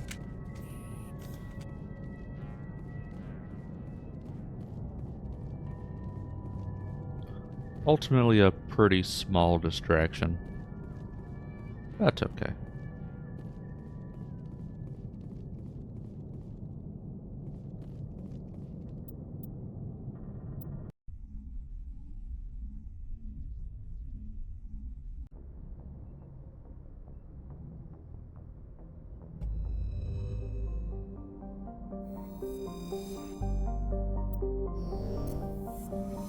At this point, I'm not even looking at journal entries because there's a lot of entries and a lot of places I haven't explored. So now I know there's stuff here in Pharaohs to do. Hercules, Hercules. Let's check out Hercules' system first.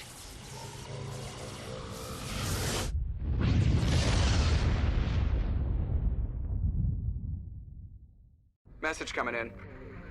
Patching it through. Normandy, this is Alliance Command. We're detecting your presence in the Attican Beta Cluster. One of our surveillance drones was gathering intel on Geth activities in the region when it was spotted and shot down. You need to go groundside and recover the drone's data module before the Geth find it. Yeah, I guess we're gonna be fighting some Geth here. We got ads coming up in 4.5 minutes. Same deal as before.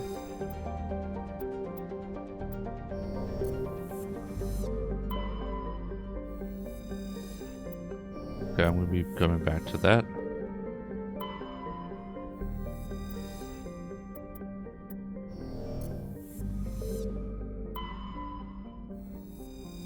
Okay, so what is this? It's like, this is an Earth-like planet. Oh, level 1 toxic hazard. Ah. A world eminently suited for colonization. Sadly, appearances are deceiving. It is covered by a verdant carpet of mosses, algae, and lichen, and possesses a thick, oxygenated atmosphere. The animal kingdom is a web of microscopic symbiotic creatures. These are impossible to filter from the air and necessary for the native life to thrive. Unfortunately, they also cause anaphylactic shock when inhaled by non-native life. Settlement requires either fully sealed environment suits or replacement of the entire world's ecosystem. Some propose limited colonization at altitudes above the symbiote's range or in areas where favorable winds keep the air clear.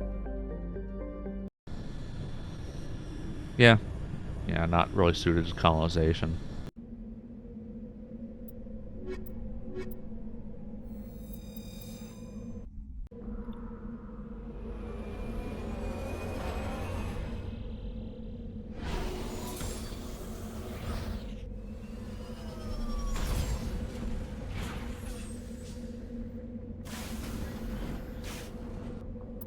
Alright. Save here. Start exploring. Go this way first. There's an anomaly. Then I'll come up here. Check this corner. Do all that. So this anomaly first. Hello, Jeffries. Welcome in. Thank you for the puppers.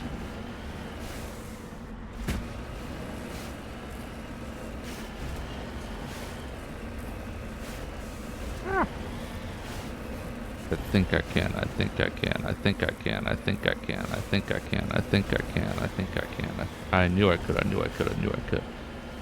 Yep, salute.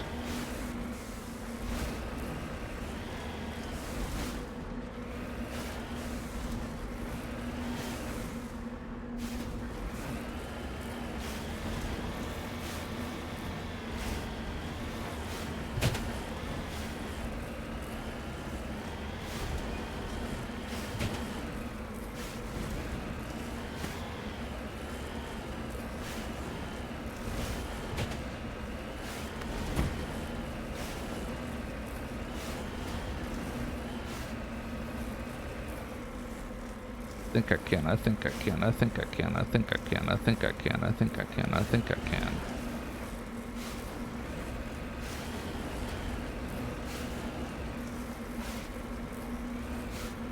Come on, Skyrim horse, come on, come on, there we go. Oh, what is this? That is quite the anomaly. So I get ads scheduled in about a minute and a half. But I think I can get through this, whatever this is. Prothean Ruin. Oh. How to play some Frogger.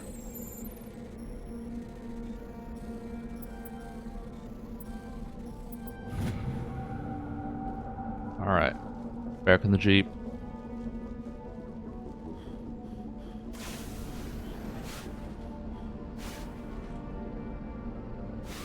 Now, I did finish it, yes.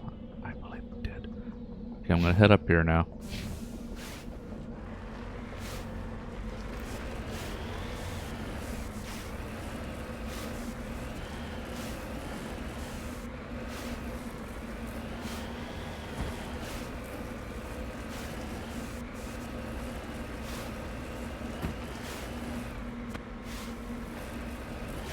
So interesting, there's a Prothean ruin over here, so were they not affected by the toxic environment?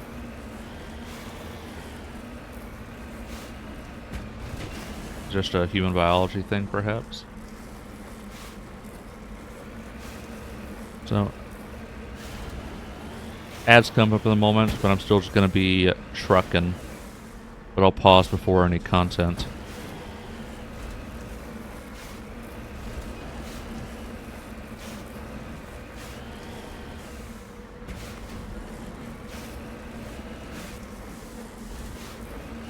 gonna be six-wheeling for a while.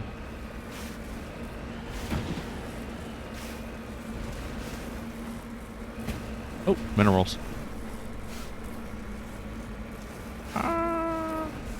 Alright, there we go.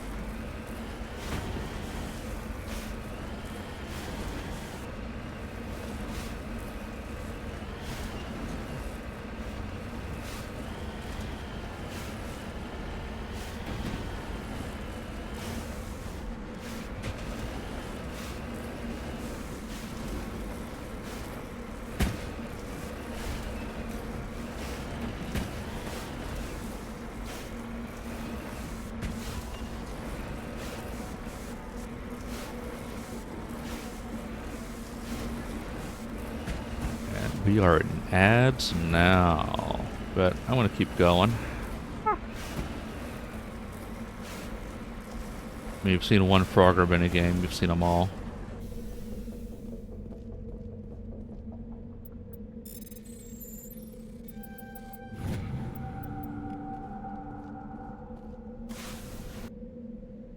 I head towards this debris now.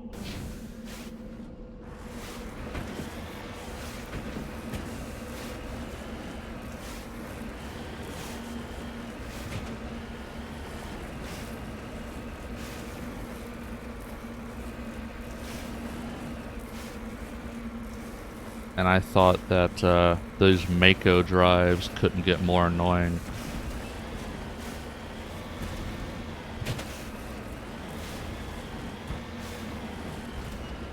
Yeah, I do have to say, like, while I'm enjoying Mass Effect for the most part, these long drives over mountainous terrain where there's nothing going on, it wears on you a little bit. I don't love this. Like, a little bit would be okay, but the fact that it's what a lot of the game is, you know, to me, one of the detriments to really declaring, like, love for the game overall.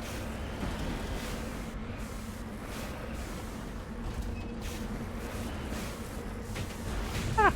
Oh, fuck. It's fine. Everything's fine. Oop.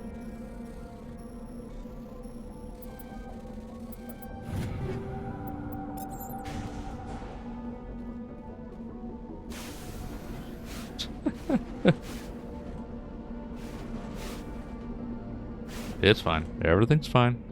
Everything's fine. Nobody panic. Okay, I'm gonna head up here.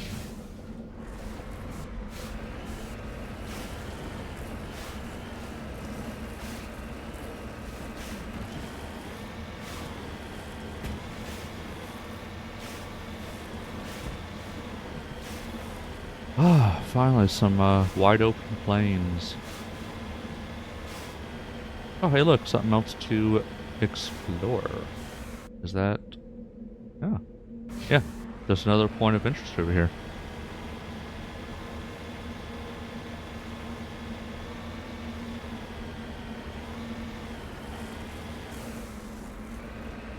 Oh, wow, what is this? And the community is back just in time. Just discovered something interesting.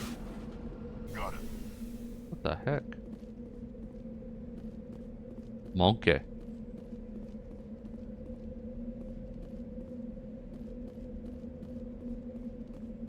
This wasn't even just on the map. Like on the total exploration map. I was just kind of exploring and stumbled across this. Save. I have no idea what I just encountered. Like, forget quest. This wasn't even on the map.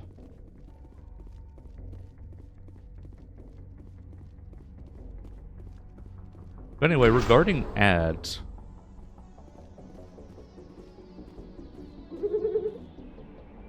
Module. Why am I here? Why am I inspecting monkeys?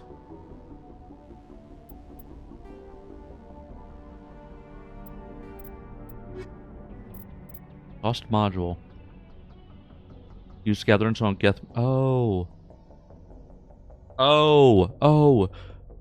Okay. I just happened to stumble across the thing.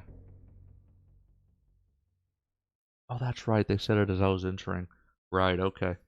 There's a data module that the Geth are after. One of these monkeys has it. Monkey. But anyway, regarding ads, I've seen some talk about this, and I've seen some mixed opinions on this.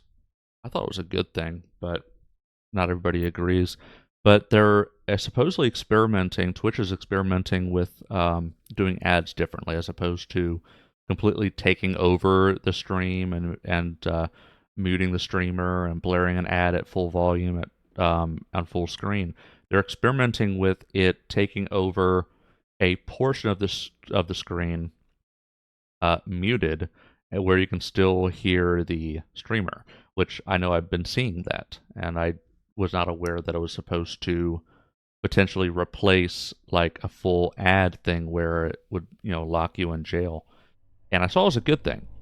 But there's people who disagree. And it's like, well, I don't like the streamer experience being disrupted to where they take up a small part of the screen. And I'm like, so you prefer the screen to be completely taken over where you can't hear the streamer at all?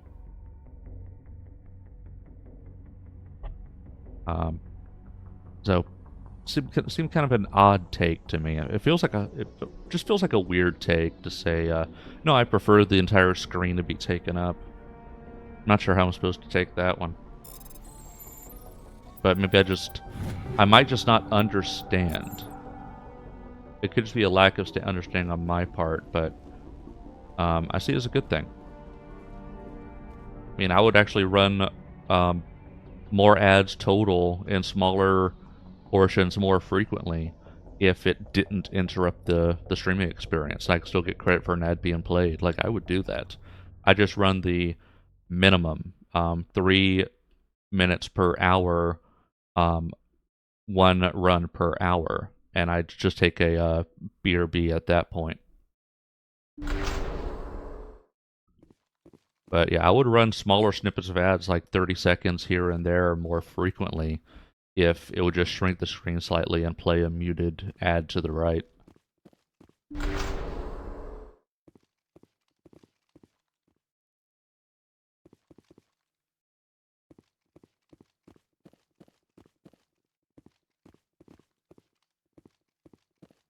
Is there going to be a fight here? Monkey. That monkey does not have the module.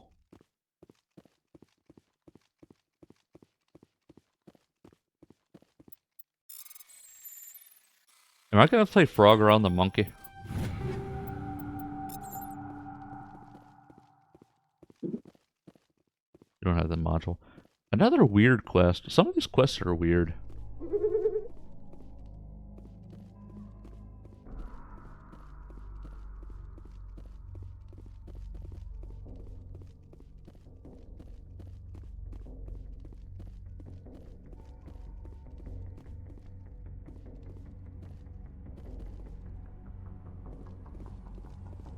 Monkey.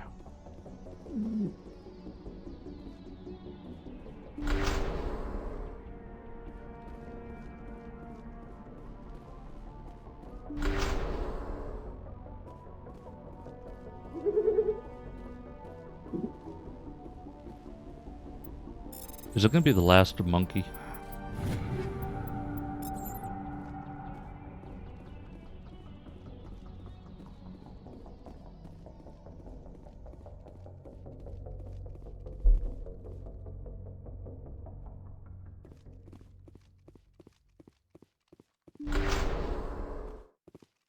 Monkey.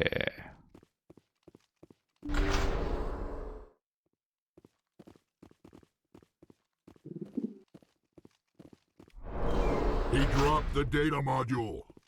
It's a miracle the data module is still intact. Joker should be able to transmit this info to Alliance Command. Alright. Monkey. Alright, now I'm going to go ahead and save because I'm going to have to fight some Geth in a moment. I mean, I don't know for certain. It's just a guess on my part.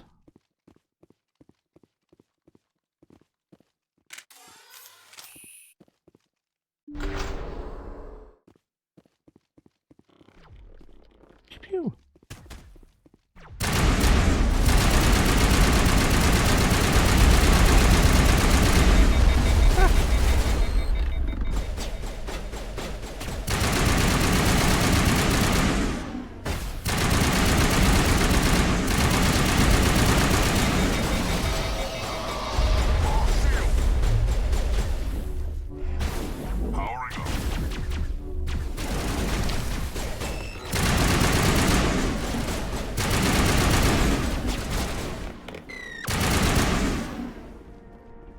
One more. Where are you?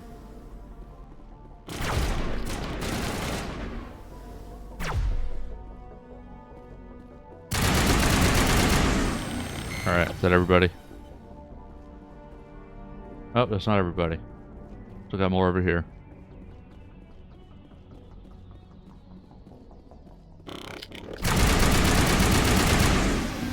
Alright. Perimeter clear.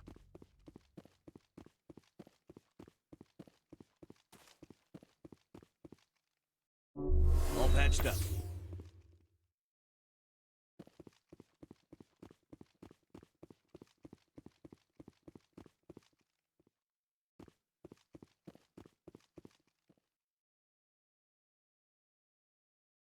I don't know why I didn't try quick save until now. There it is. It's fine.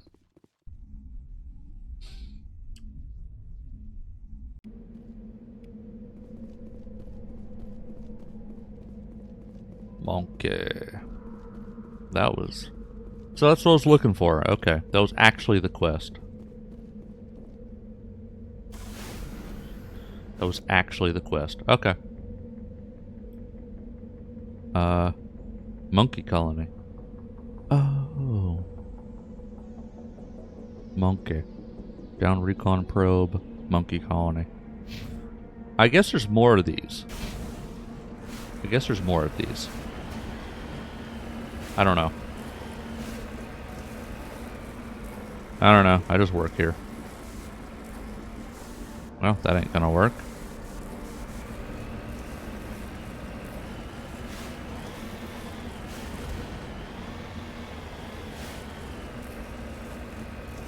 Jeez.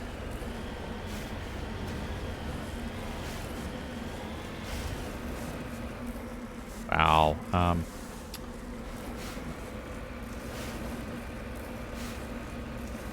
think I can go this way.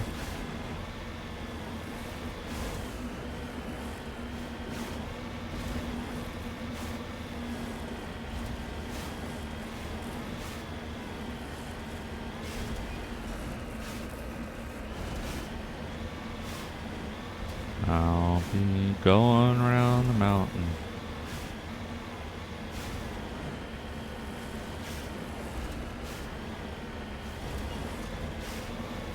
Be going around the mountain. I'll be going around the mountain.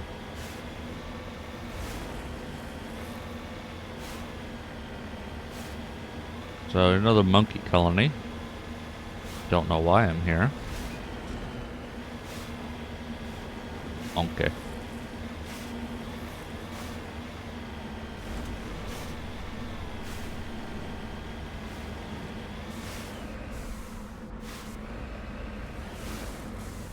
Oh. Why am I here?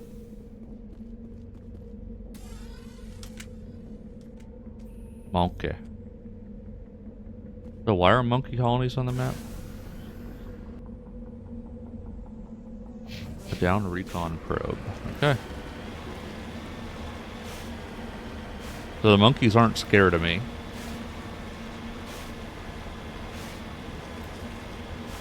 Oh. Mineral drop. Alright.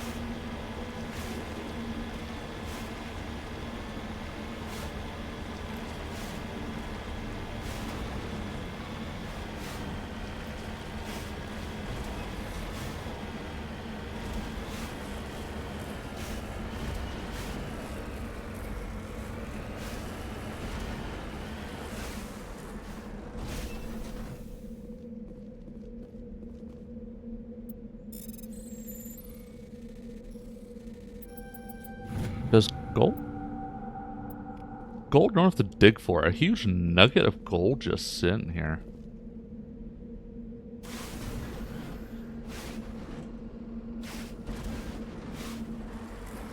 Looks like a turd. Alright.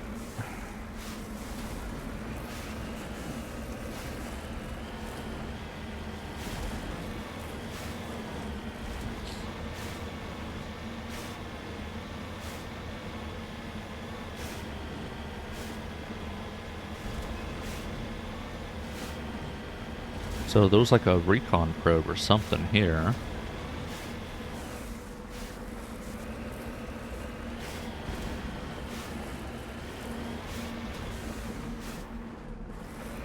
Ah, there we go.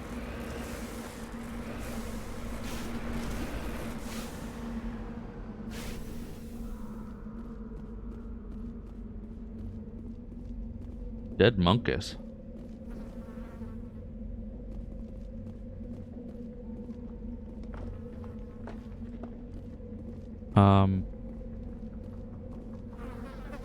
Can't do anything with this. Okay. Alright. Check out this monkey colony and then call it for this planet.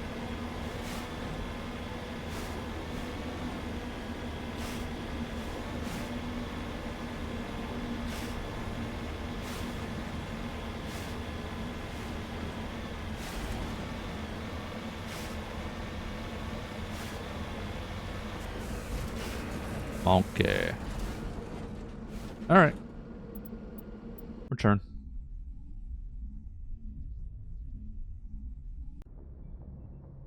I think that was... Yeah. Okay. Alright. Next.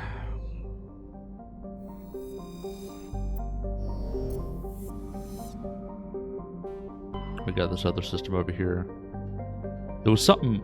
I think there's something else here. It was actually one of the main quests or assignments in the journal. I just don't recall. My memory is terrible. Not being able to consult my journal while I'm looking at this screen is annoying.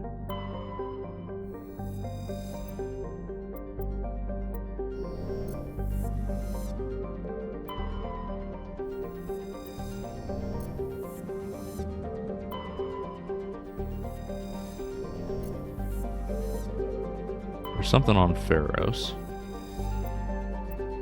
I'll figure it out in a moment.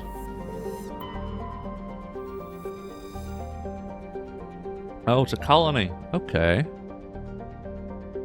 Pilot colony on Pharos to explore the Prothean ruins that blanket 2/3 of the planet's landmass. The atmosphere is fouled with dust. Terrestrial travel is hampered by crumbled debris dozens of meters deep. There indicates that Pharos was a much colder world in the past. Pharos has 2 large moons, Orkin the farther and Vardit. Okay.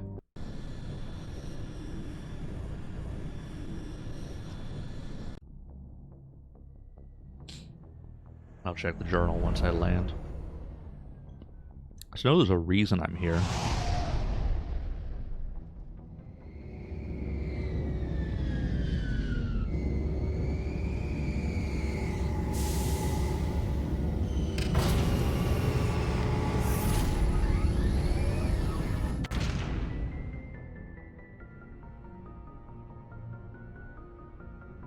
Pharos.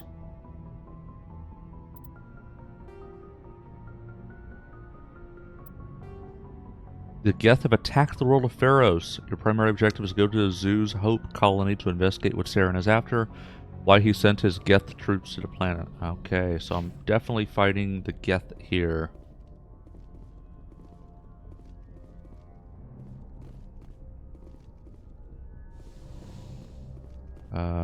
Airlock.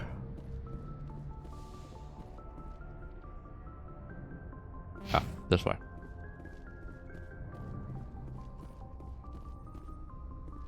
And it's very telling that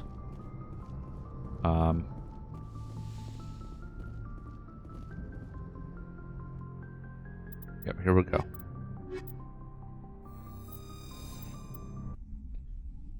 All right. Going straight into something.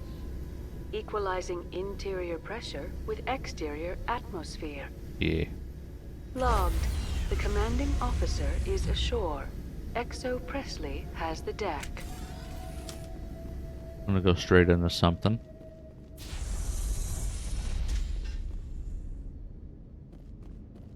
Or not.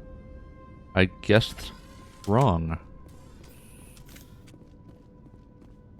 We saw your ship. Fidan wants to speak with you immediately. Who? Who's Fidan? He's our leader. Oh. He needs your help to prepare for the Geth. Oh, they've been repelling. Okay. Please, up the stairs past the freighter.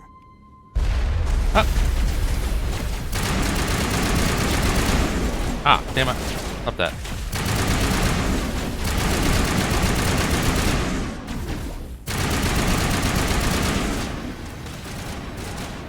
So I need to swap out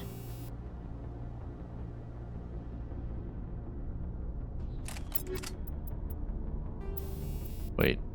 No, I want the heat sink. I want the heat sink. And I've got incendiary.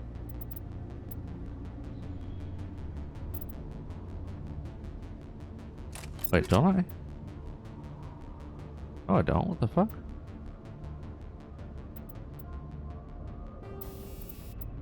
It wasn't incendiary.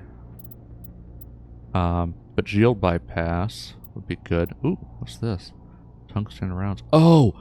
Huge. Yes, yes, yes, yes, yes.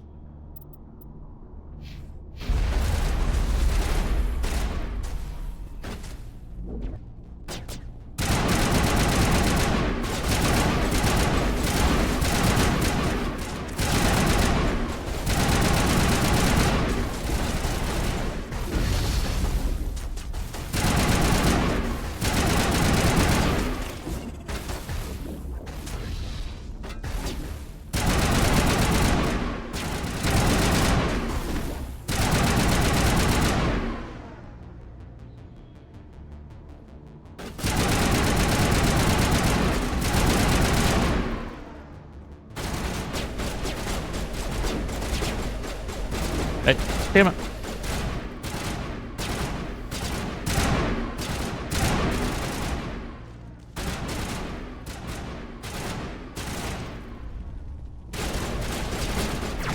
Just go over there and punch him.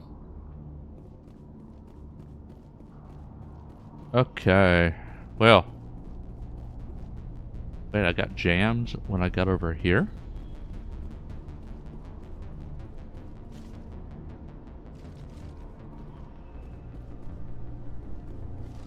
Jam? I go over there? What? What am I doing? Where am I going?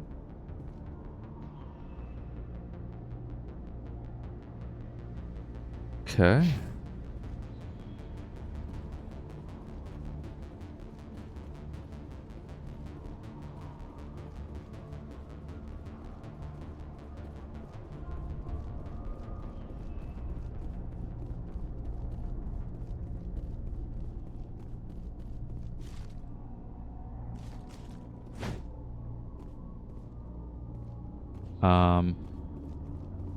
Oh.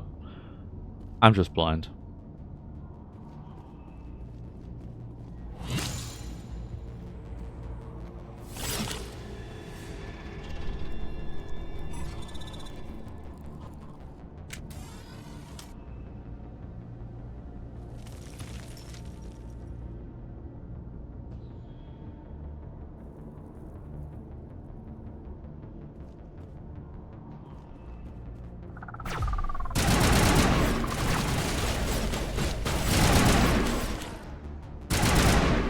Man, those things are annoying.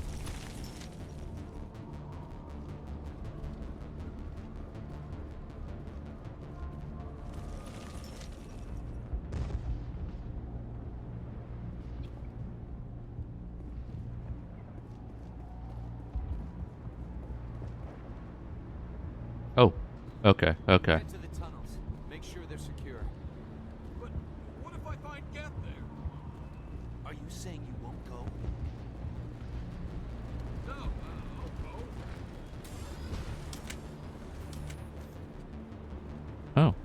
Are you okay? Can't help you apparently.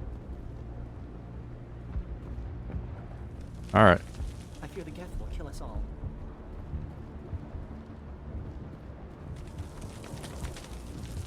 Let's explore a little bit.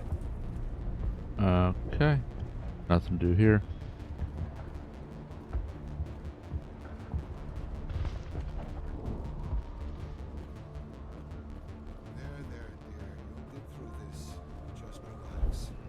It's fine. My headaches are getting better. I just have to stop thinking about them.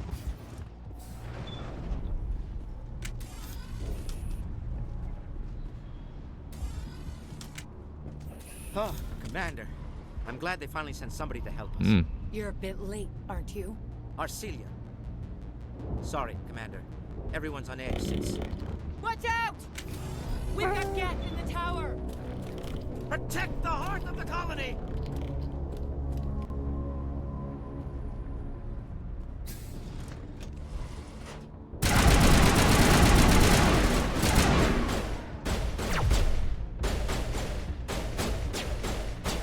Come on.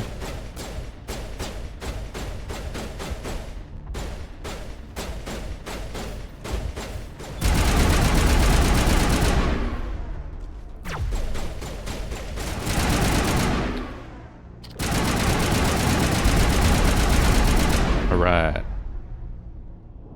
Pew pew.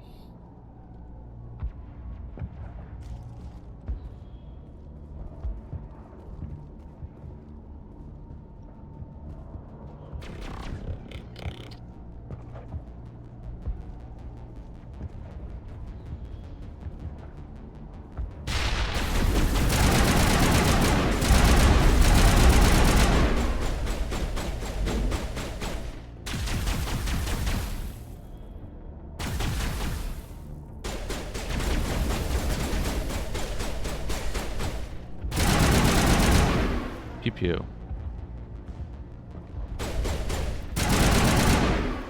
Alright, is that everybody?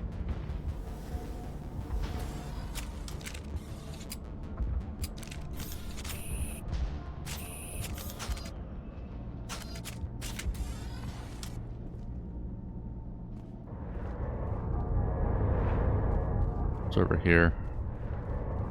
I know the objective isn't over here, but exploring a little bit. Okay. Alright, get back on track.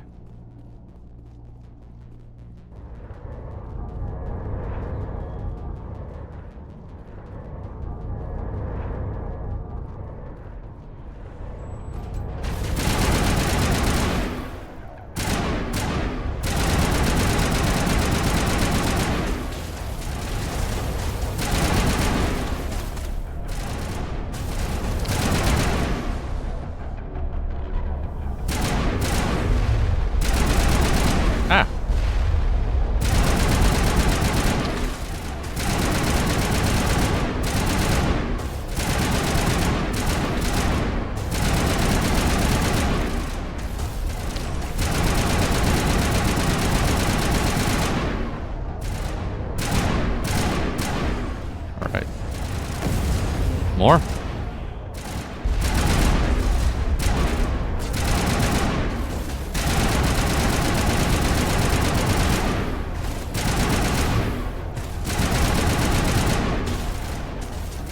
Man. Fight the firefight.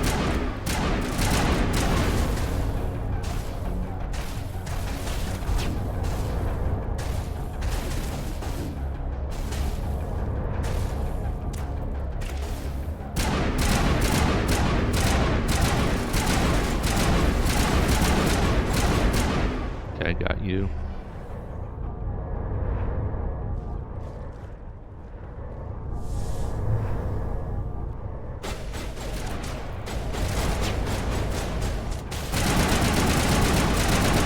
Come on, buddy.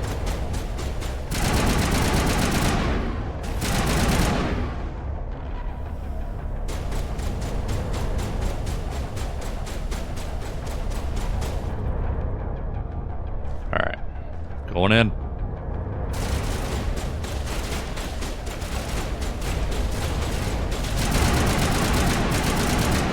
Got you. I guess we push them away. The Geth will be back. Update Fidan, but don't take long. We should roll out the vehicle and find where the Geth are bunkered.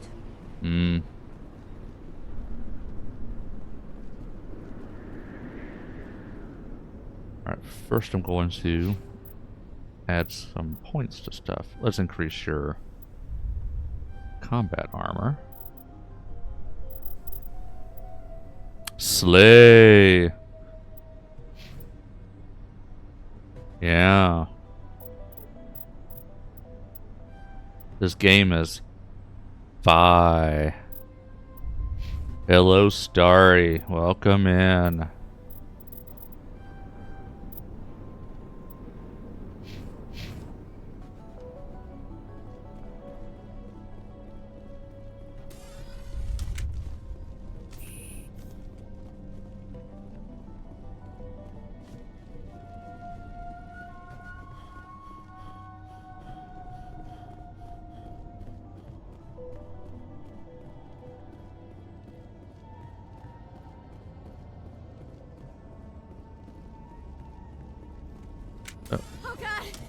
Oh, jeez, more.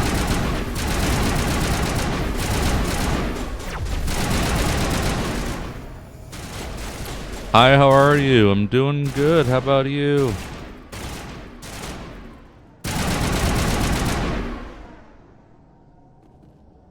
Alright, got them.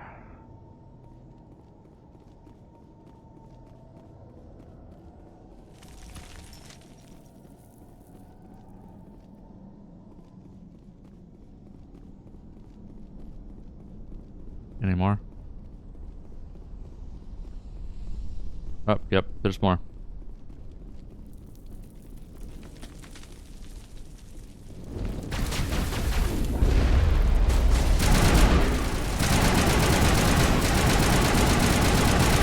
Same, just chilling. Word.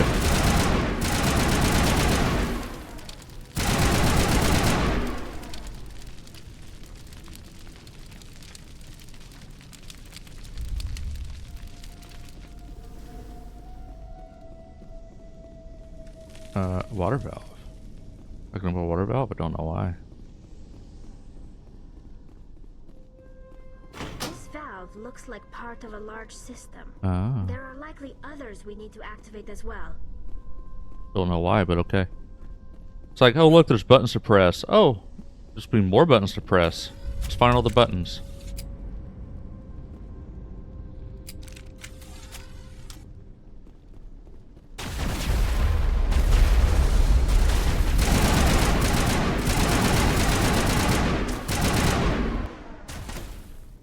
Come on, buddy.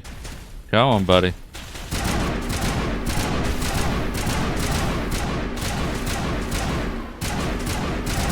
There we go.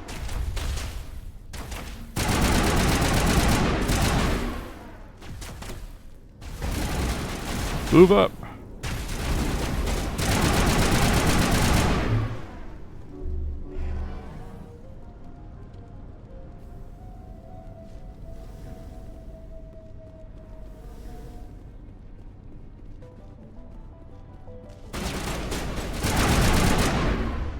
Okay, I think I got all of them.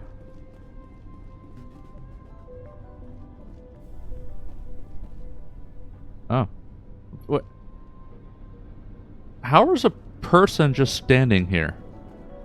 I just had to fight through a bunch of Geth to get to you, and you're just standing there. You don't want to go down there. Where are you? What are you doing down here? Nothing I should be, and anything I shouldn't. That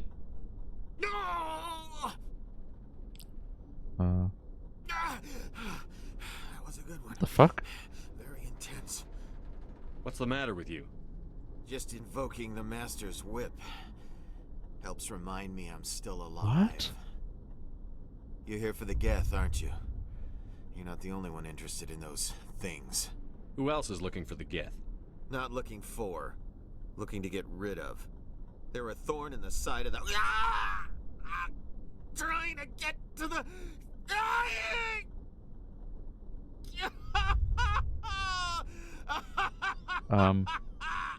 This one is no longer fit.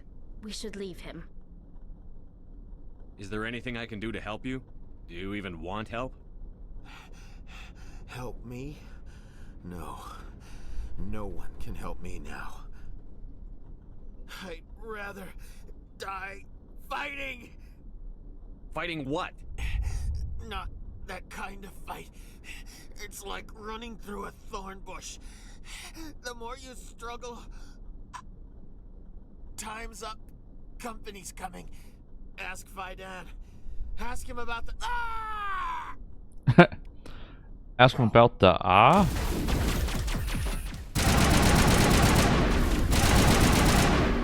Hey, Fidan. This dude Ian told me to ask you about the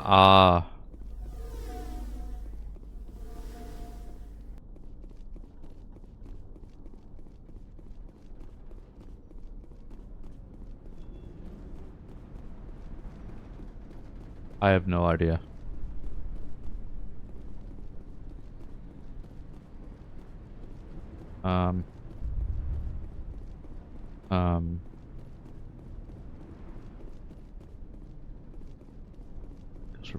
I assume we're backtracking at this point.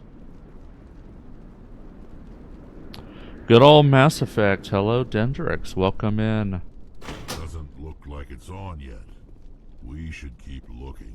We should keep looking.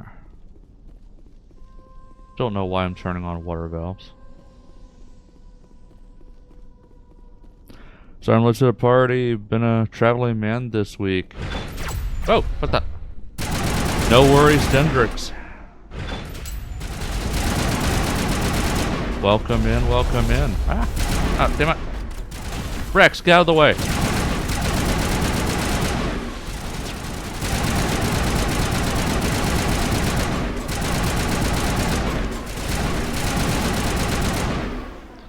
Love this game.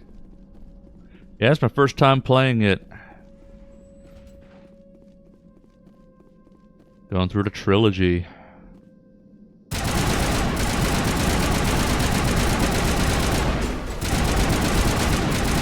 Oh shit. Oh shit. We got problems. I got problems. I got problems. I got problems. I got problems.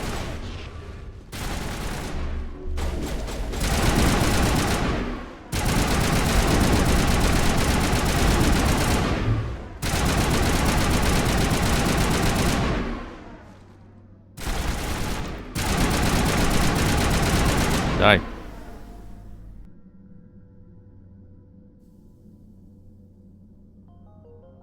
Okay, gotta wake her ass up.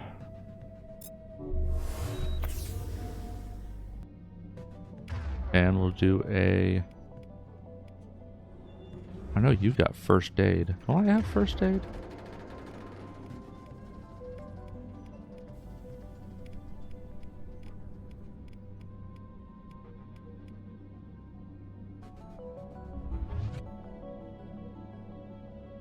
Still remember being a young pup playing through the trilogy, being wrapped up in this world.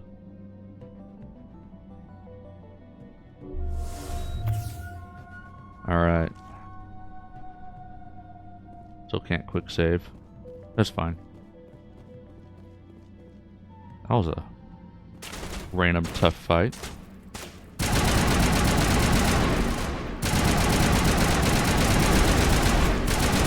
What the fuck? What the fuck? What the fuck? What the fuck? Yeah, it's fine. Everything's fine.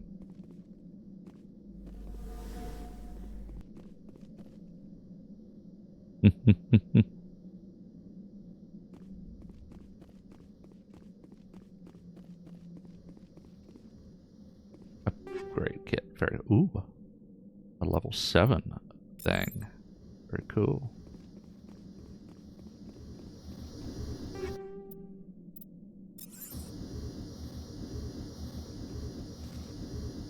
Transmitter tower. Oh, I assume I need to destroy this. Alright, back away, Rex. I guess I got it. The old man.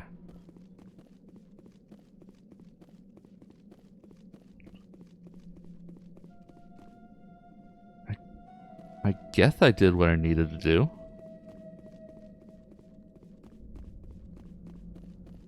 This is great. Yep. Yep, throw those emotes. Have fun with them. My basic strategy with emotes, and eventually I'll, you know, up my emote game and have stuff more specific to my brand. But I just kind of went around, grabbed stuff. It's like, yeah, these are kind of sentiments I want to be able to use. So I'm not sure exactly long term what I'll keep and what I'll replace, but some of the, you know, some of them are gonna get swapped for things that are like, you know, specific to my rebrand. But it'll be long after I debut the new model. One thing at a time.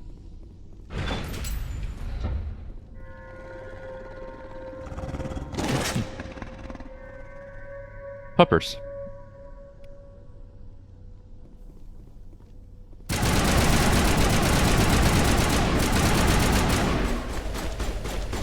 Put him down.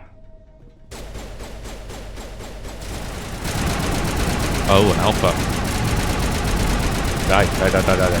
Okay. Boop, boop. The Varden falls dead, riddled with slugs. This means the alpha male, the pack leader of these feral scavengers. No rush, think more than anything is about loving what you do. Exactly. Just gradually upgrading things as I go. Gonna be available for community night next week. I do plan to. It ultimately depends on what we're doing, because I don't have everything and I don't do everything. But if we're playing something that I have and enjoy playing, then yes, I'll jump in. Or one apart with a still function power cell one would expect. And yeah, I did see the poll. Well, the kind of the first round poll. What are the people interested in? I did vote on that. I've not looked to see if there was a, because I saw there was going to be a second round, like a finalized thing. I just haven't seen. I don't know if that's already out yet, but I just hadn't looked. I'm gonna schedule out now and release it tomorrow or Saturday for everyone. Very cool.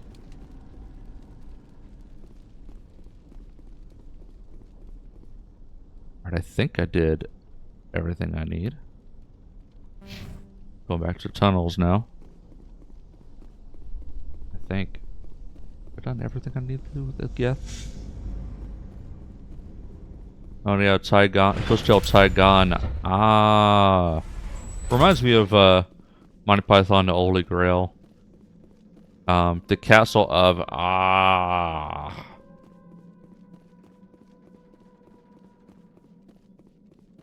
Okay, I already did that.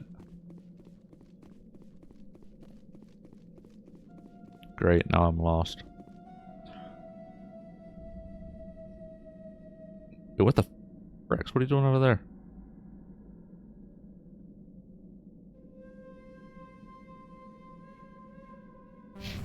Okay. I think I want to take a left at this T intersection. You alright, Rex?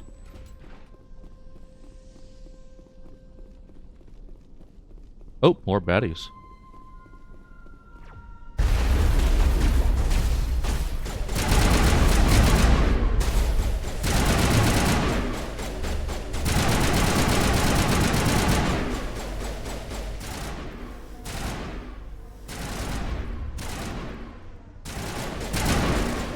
Alright.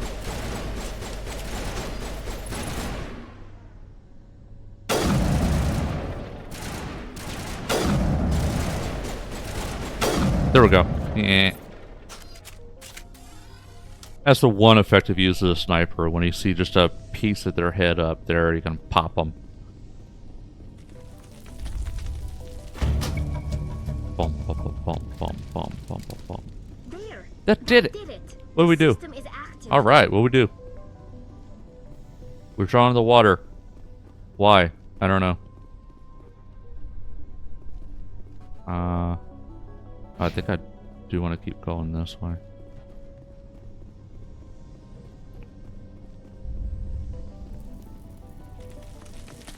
It's just unclear why we did what we did.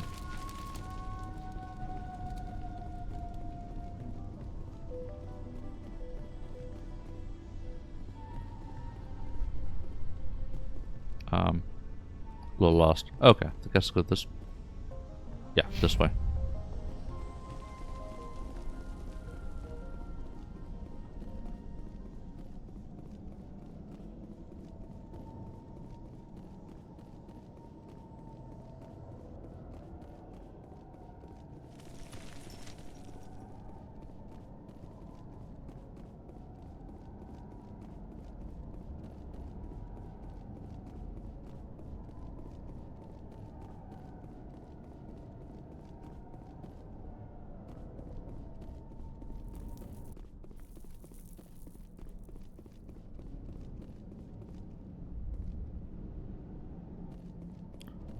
Protheon Skyway.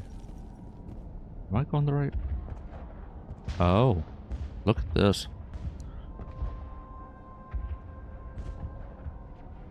Okay.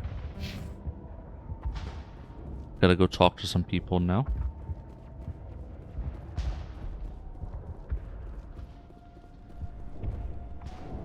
Oh, Don. Didn't I need to talk to you? The tower's secure. Yeah, there was this dude Ian. He told me to tell you. Ah! I just did what I had to. Well, I'm glad you're on our side then. They may have been slowed, but they'll be back. They always come back. Need deets. Tell me what the Geth want. Why are they attacking you? If you want answers, go ask them yourselves. Can't you take a Geth? They came, they attacked us, that's all we know. Their main base is at the ExoGeni headquarters. A good place to start looking if you want answers. What's ExoGeni? It's the company most of us work for before the attacks. They fund this colony. Huh. The Skyway leads directly to ExoGeni headquarters. You can't miss it. Of course, there's an army of Geth between here and there. Hmm. The Skyway, which was inaccessible until right this moment. I didn't expect this would be easy. Then maybe I can get this colony operational again. I destroyed a Geth transmitter in the tunnels. It won't be a Was that problem it? any longer. Thank you, Commander. But wait, that was the. You've taken a great weight off my shoulders. I accidentally did this. Is there anything I can do to Oh solve my this water goodness. Maka Doyle has been assigned to that particular issue. If you have any insight to offer, please speak with her. What's wrong with the colony's power supply? May O'Connell is working on our power problems. She'd know more about it than I do. You mentioned something about a food shortage. Davin Reynolds is tasked with securing food for the immediate future. If you can assist, please speak with him. Let's talk about Zeus, Hope, and Pharos in general. Of course, Commander. There's a guy living down in the tunnels. Is he one of yours? That would be Ian. He's very sick. No kidding. He seems to be more than just sick. He hasn't been the same since the attack. We tried to help him, but he wouldn't listen to us. I can't help my people if they won't listen, Commander. Medicate him. Don't you have medical supplies? Something to help him? I wish it was that simple.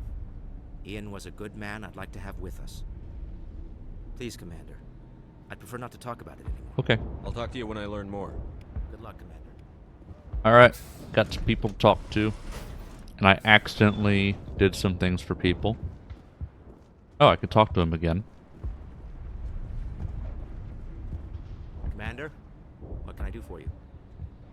Maybe I'll not. talk to you when I learn more. Okay. Good luck, I got more to learn. Gotta help some other people. Come back, talk to them.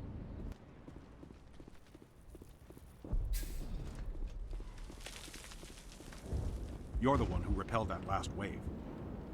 They'll be back. And if the Geth don't kill us, we'll die of hunger soon enough. Are you doing anything to remedy the situation? I need to boost rations with Varen meat, but it's too dangerous. The Alpha Varen, he's huge and he's mad. Totally uncontrollable. I can't do anything until he's dead. I killed the big Varen. The rest are yours. Excellent. I'll organize a hunt when Oh, that's hilarious. is gone.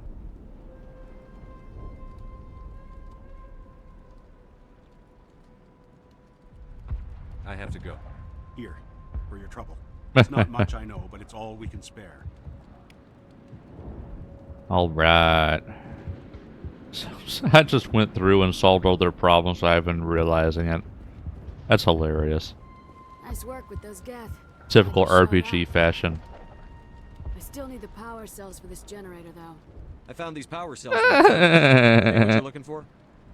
I knew they'd turn up eventually. Here, Fidan gave me some requisition money. It's all yours. Now if I can kick these power cells into place, Wow. colony up and running in This no is time. wild. The water started running not long ago. Thanks to you, I Yeah. assume. Now we just need to deal with the Geth and we can get back to growing this colony. Here, a few credits for your trouble. Alright. I accidentally solved everybody's problems. Alright, let's go talk to Fidan again.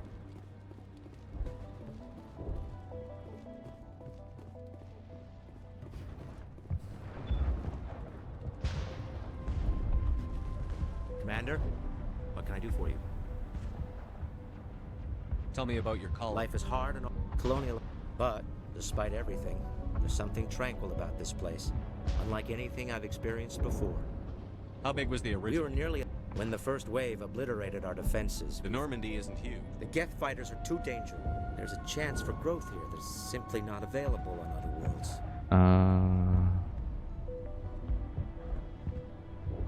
What do you need done to get this place Getting back? rid of the Geth and the but there's still some other. I'm not sure where we stand on those matters. You should talk to the people overseeing them.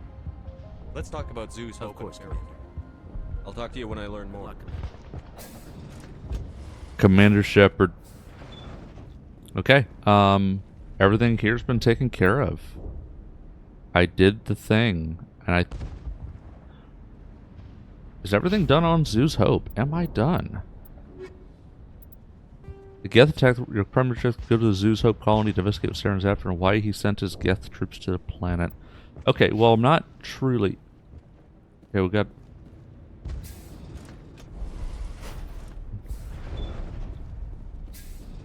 I'm grateful for what you've done, but your heroics don't impress me, Commander. Using for anger? I get the feeling you don't like me. How would you feel if you were hung out to dry by every government organization that ever promised to keep you safe? They should have sent a small fleet. Instead, we get one ship. And you're mad at the. And you're only interested in the Geth. You're mad at the first responder. What can you tell me about the Geth? Do you have any idea what they might be after? I can't tell you anything about that. I suggest you go to Exogeny if you want answers to those questions. Okay. Goodbye. Then that's what I need to do. Commander. That's where I'm going. The elevator to the surface to go to Exogeny. It's not entirely clear, but I think that's what I'm doing. And I'm also going the wrong way is what I'm doing.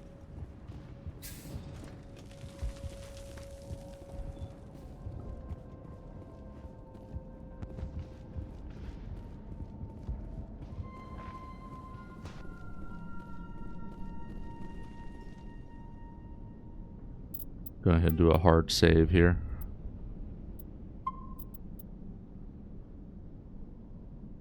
All right.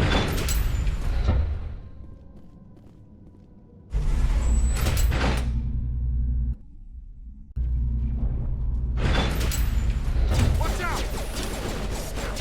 They'll be here any minute now.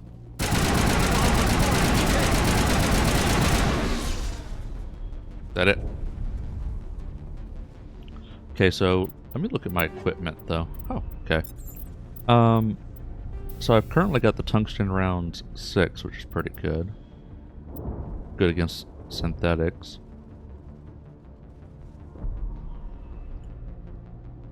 Oh, burns through any note. Okay, it's not just organics then.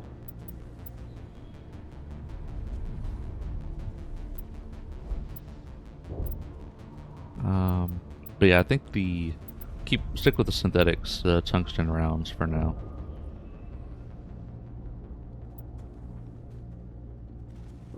Actually, I'll also give you.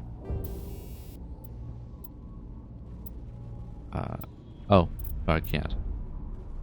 But armor piercing rounds. Oh, against synthetics, which is good.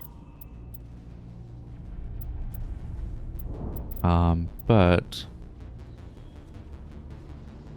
I'll give you that. Kinetic stabilizer, weapon stability. What about you? You got your pistol. You should be wielding your pistol. Oh. Toxic damage for the pistol. Shield bypass.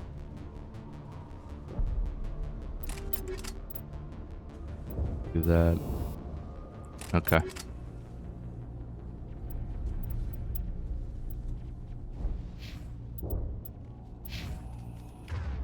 Make sure, yeah, they got the right stuff. All right. Okay.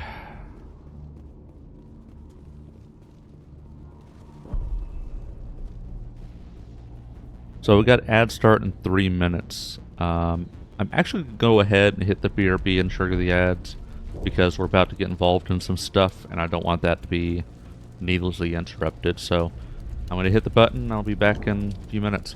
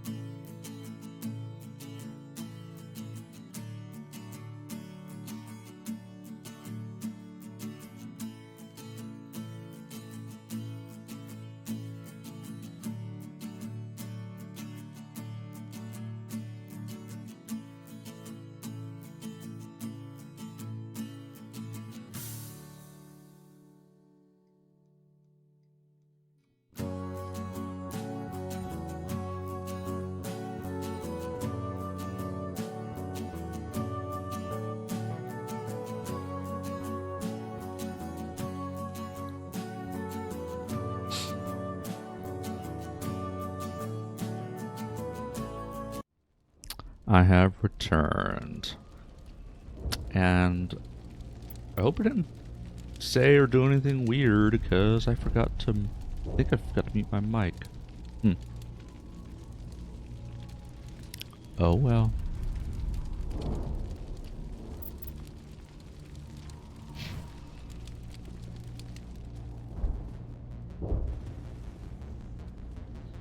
Anyway, let's...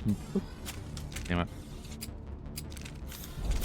Ah, yeah, get into vehicle, and we are going to be heading over to the company.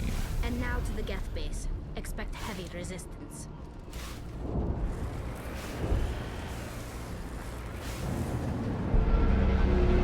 It's fine.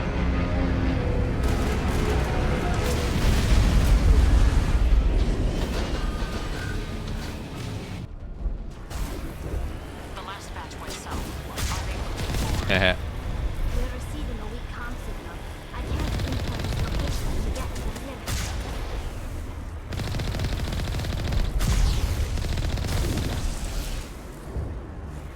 More Is that chatter, it? Commander All right. Shepard. I still can't get a fix on the location. Any sign of movement? Desmond could still be in there. It's only been a few days.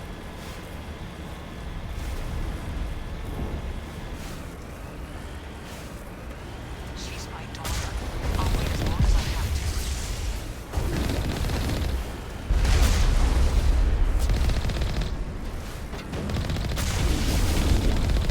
All right, got you. Wait.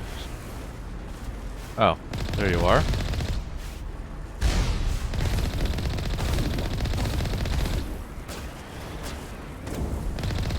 Tiny guy with a big rocket. Heh. Guess we're going in there. I guess we're going in here.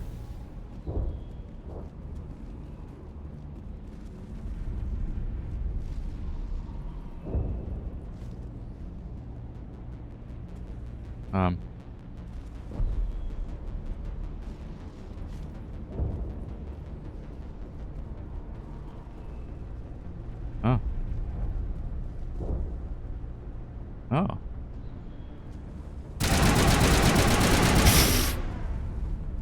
Fucking camping bitch.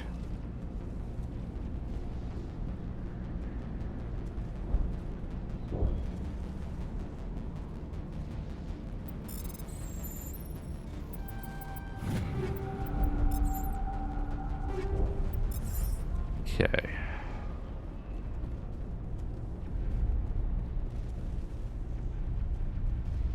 All right, back to the truck.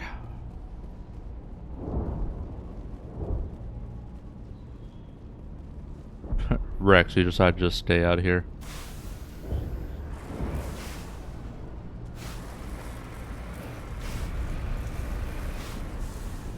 GTA, this is not. Alright, there we go. On the road again.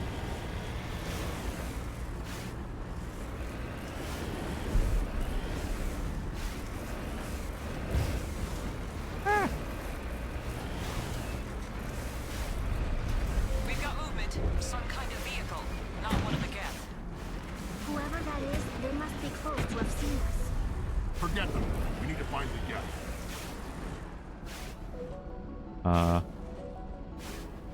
Okay.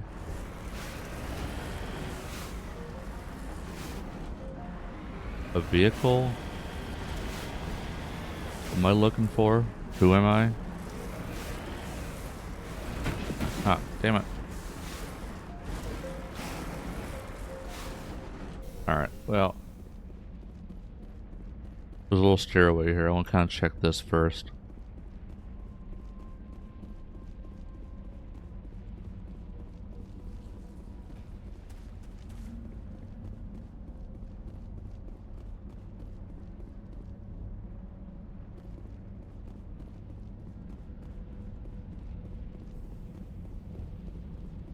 Exogeny security. That's close enough. Relax, Jong. They're obviously not Geth. Get back, Juliana. Who are you? What do you want? Commander Shepard, I'm here to remove your Geth problem. You see? You worry too much. And you trust too easily, Juliana. I'm just glad to see a friendly face. I thought we were the only humans left on this planet. Fidan and some of the members of Zoo's Hope are still alive. I thought you said they were all dead. I said they were probably all dead. Dumbass. They live, though the Geth have devastated their colony. We know what that's like. Those damn synthetics are relentless. Where are they? Are we getting close to their base? You're almost there. They're holed up in the Exogeny headquarters, just a bit further down the Skyway. Those headquarters are private property, soldier. Remove the gas and nothing else. Shut up. I'm not interested in your company's secrets. Commander, before you go, my daughter, Lisbeth, she's missing. They shouldn't waste time poking around. We could do a proper accounting of our Oh, casualties dude. after the Whoa. Got a raid. Hello, Neo. Welcome in. Welcome in, Raiders. Playing some Honkai Star Rail.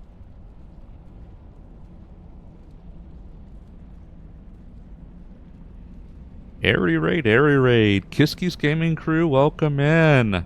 W Raid. Hello, hello. Where is your daughter, Juliana? She was working in the Exogeny. Allsmite, welcome in. Oh, yeah, there were several places she could hide. I am Valen, Yapping, Yelping, and Interstellar Man of Mystery here, playing some Mass Effect. I am on the first game and the Legendary Edition. I'll be going through the entire trilogy. Thank you for the follow. And Tangia did not trigger. That's happened a couple of times. How's the stream today? Stream is going very well, although there's been a few scuffs, but that's okay. What the heck?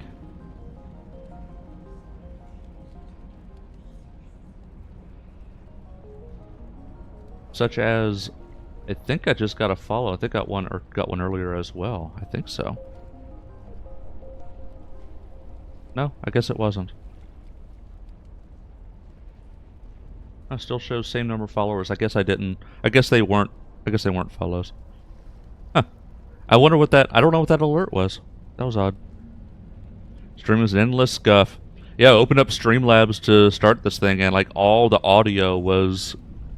I had to reinitialize all the audio, even some of it on the fly. Yeah.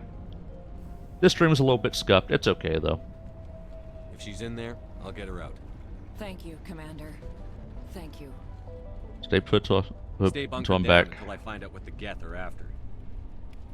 Of course. And please remember, if you see my daughter... Let's see your daughter? What?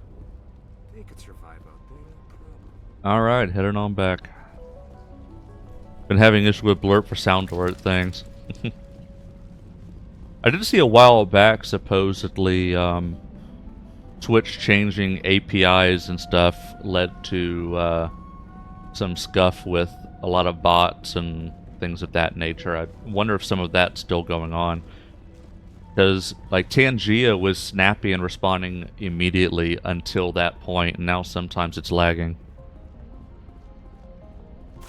It was a little while ago, but I wonder if there's still some headaches from it.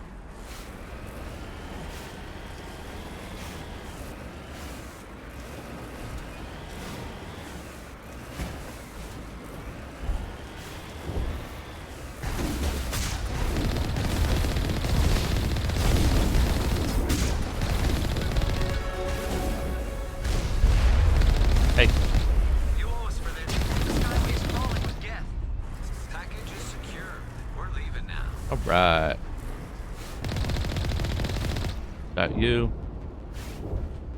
There's... I think there's one more hiding in there.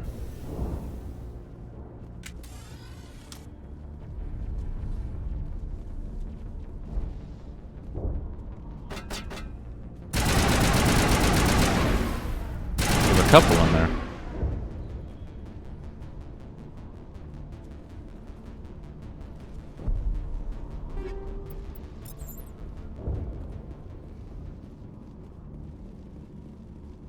Okay. Alright. Pew pew pala. Yep. I guess there's not really lasers.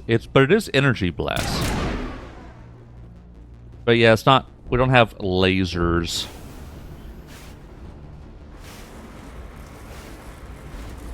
Some of the enemies have lasers, but I don't.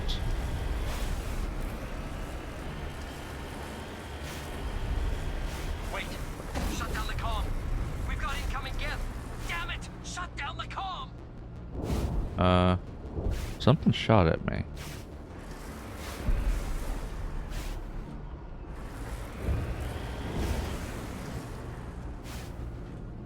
Are they hiding in the tunnels? They are. Alright. Oh, I can't go in there. Wake the fuck up, raid. samurai. Wait. We have a city to burn. Wow, I as I said, Tangia is very delayed. That was. That was. Wow. That was a long time.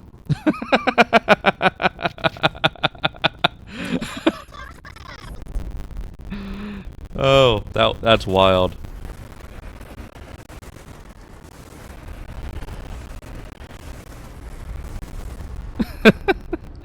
It be doing. It be doing.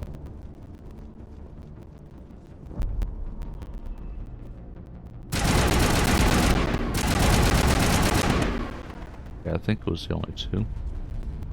It was there at least. Oh, somebody down there.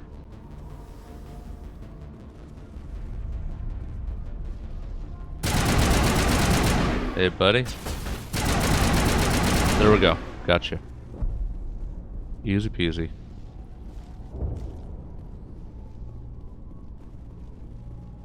Man, I know. It's like, whoa, another raid. Nope. That's just a notification of the previous raid. That was a wild delay. My goodness.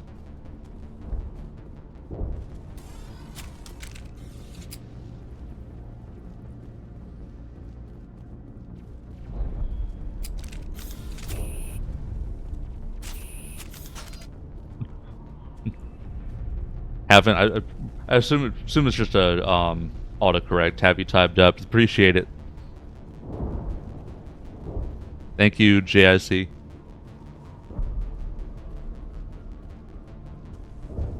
How do I get out of here?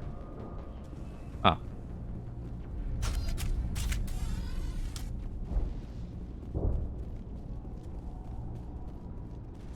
I haven't tapped up. Why not?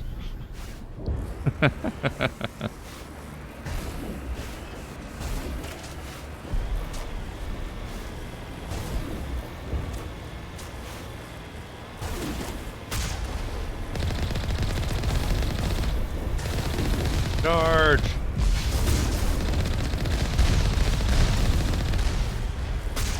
Got you, and... Damn. There we go.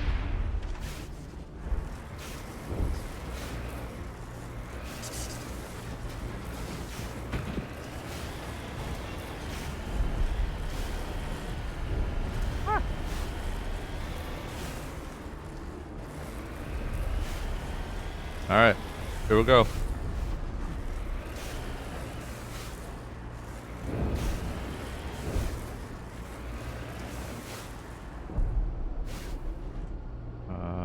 Okay.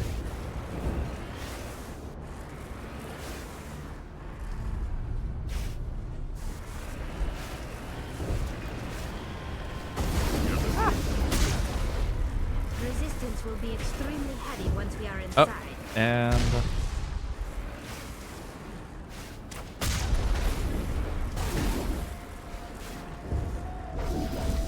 Gotta go out on foot now. Can't get the car in there.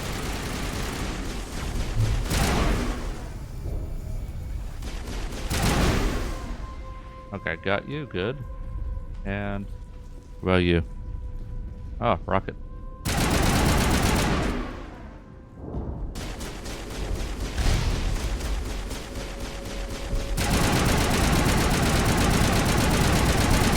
Okay, there we go.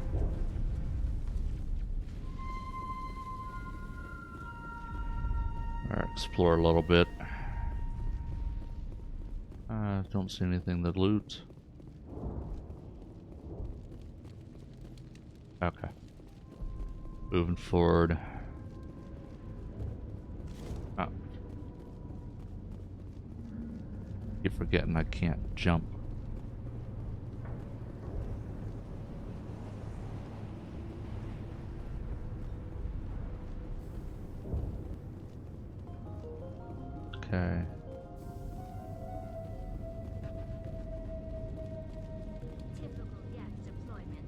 Yeah.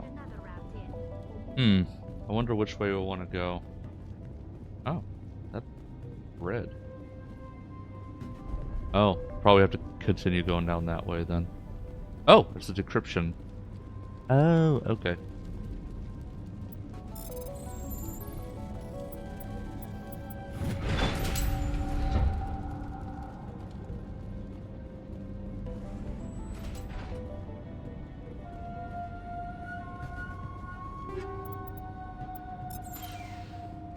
Oh, hello, hello, hello, hello, hello, hello. Oh, fucking hell, fucking hell, fucking hell, fucking hell. We got problems.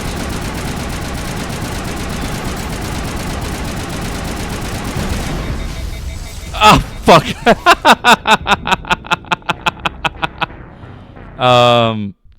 Well.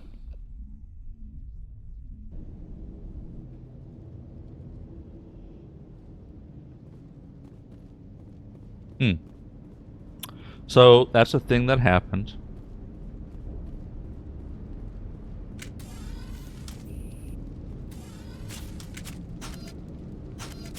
Let's get that shotgun out.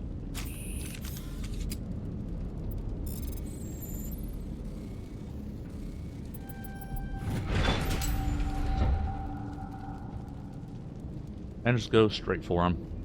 Charge!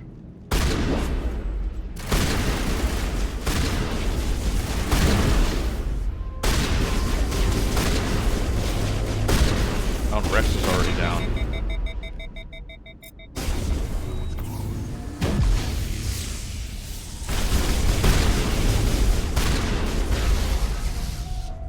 And there we go. Damn. These guys just kind of popping up right next to you are pretty brutal.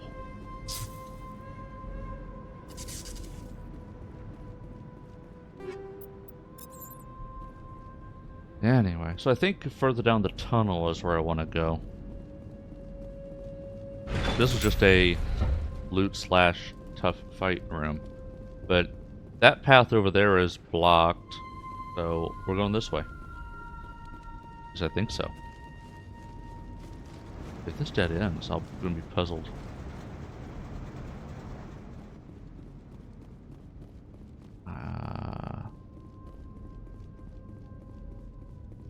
And it dead ended. What the fuck?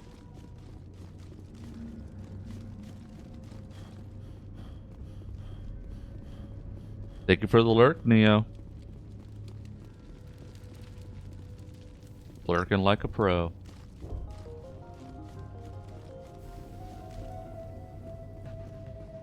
Wow.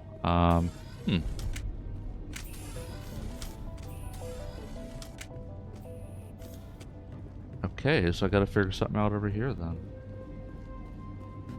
Oh! Wait a minute. A one-way drop, Commander Shepard. Yep. Let's do it. Because you can't climb this. It's a one-way drop because you can't climb that. No soldier could climb that. This is inaccessible for even the most intensely trained soldier. Like whew, man, nobody can get up that high.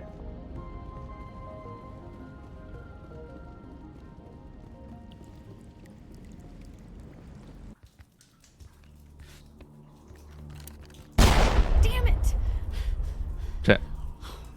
You're fine. Everything's fine. I'm so sorry. I thought you were Geth, or one of those Varen. Do I look like a Varen? Why are you here? Who are you, and what are you doing in here? It's my own fault.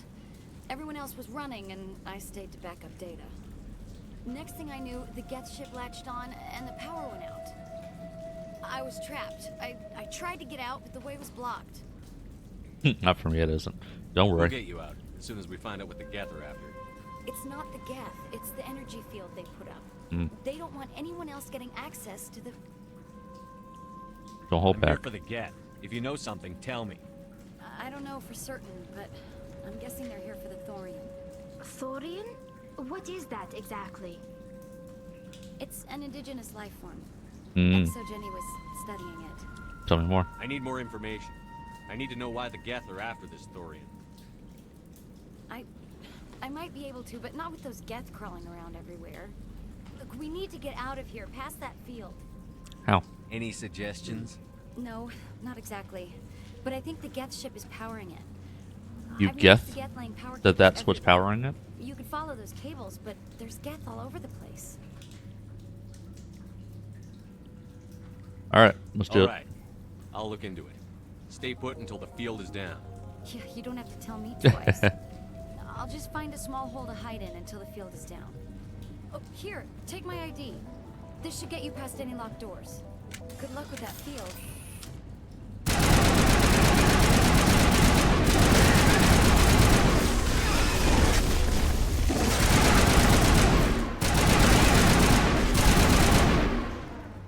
Alright, alright, alright.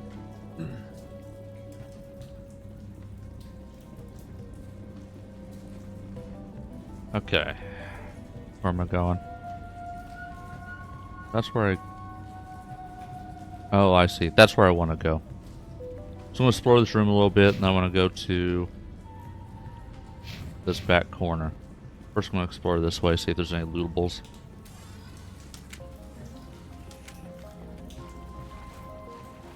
But yeah, asking her to stay put, don't go anywhere.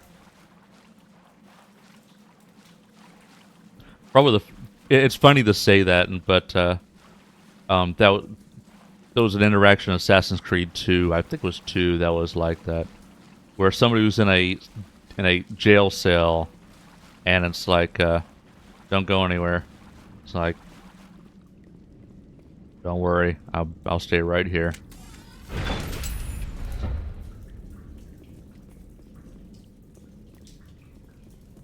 Stupid machine! Access encrypted files. No, I don't want to review protocol. I'm just going to listen to this. Oh. I am unable to comply. Oh no, Clippy. Damn it! Tell me what I want, or I'll blast your virtual ass into actual I feel that. dust. Please contact your supervisor for a level 4 security exemption, or make an appointment with... Stupid machine! If there is nothing else, please step aside. There is a queue forming behind you.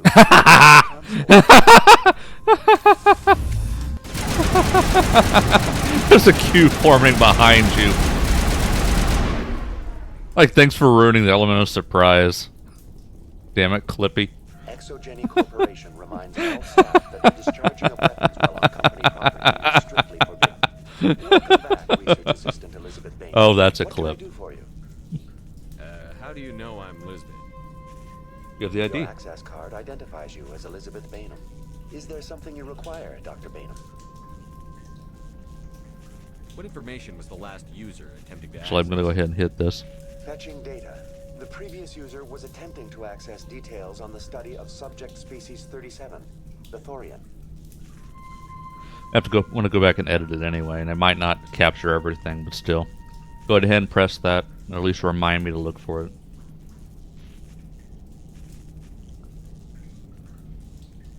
Go on. Tell me everything you told the Krogan. I was unable to provide the previous user with any relevant data. Hmm. Aside from lacking proper access, there has been no new data available on Species 37. All sensors monitoring the observation post at Zoo's Hope have been inactive for several cycles. What does Zoo's Hope have to do with the thorium? Species 37 is located within the substructure of the Zoo's Hope outpost. Tell me everything you know about the thorium. The thorium is a simple plant life form that exhibits a sentient behavior uncommon with other flora. Huh.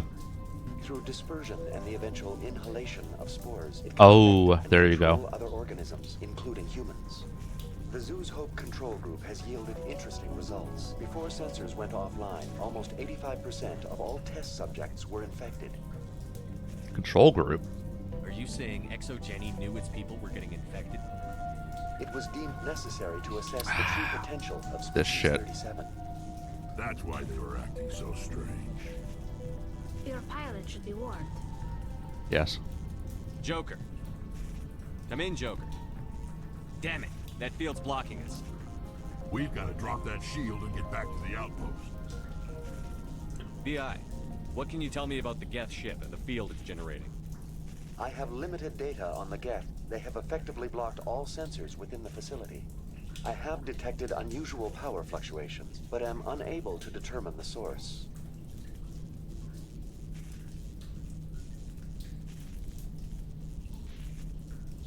We'll do it the hard way. We need to find that ship. Let's get moving. Going to standby mode. Now going to sleep mode. There's a queue forming behind you. Oh, that was good. That was good. I have enjoyed the story and humor of this game. I've made fun of a couple details, a couple game design details, but I have enjoyed the humor. Which is not a surprise. I like BioWare's humor, I like Dragon Age. So none of that should be a surprise.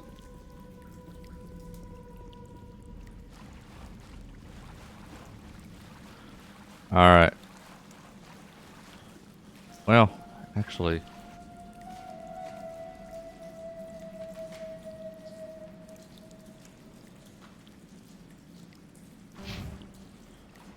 I think I need to keep going this way.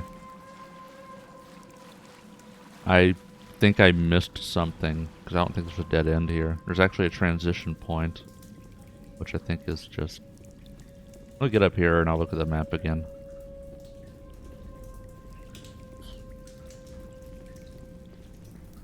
There is a queue forming behind you.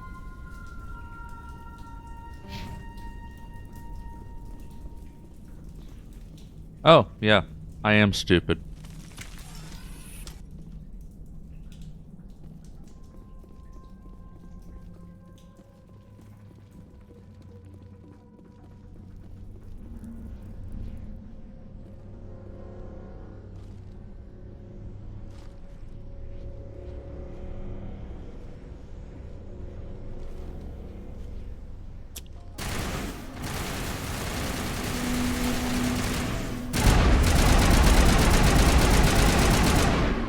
Not an advantageous position. Oh, cutscene now. The Geth use these claws to anchor their ships to the sides of buildings. I like their docking style, but how do we cut the power if it's coming from the ship? It will be difficult. We can check the other claws for weaknesses, but the Geth are very thorough. Hmm.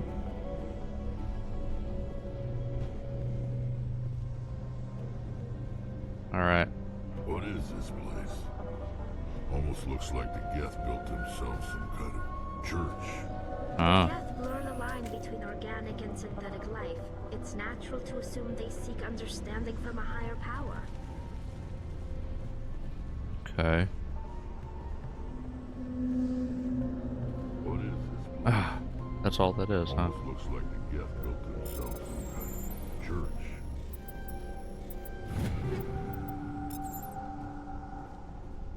Indeed.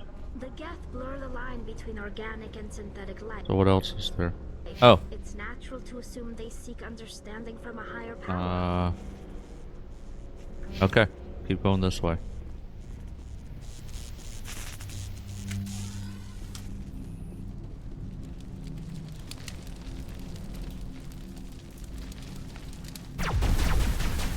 Ah.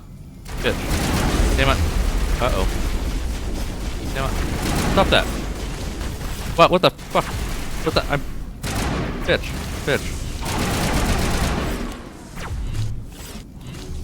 Damn it. Hey. This thing's moving too fast.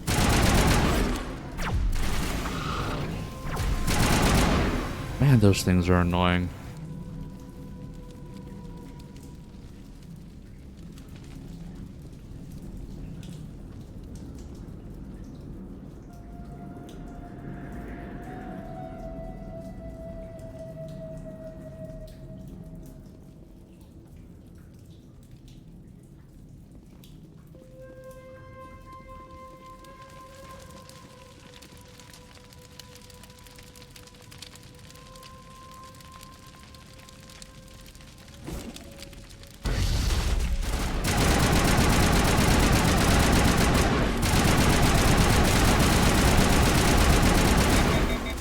Yep. Nope.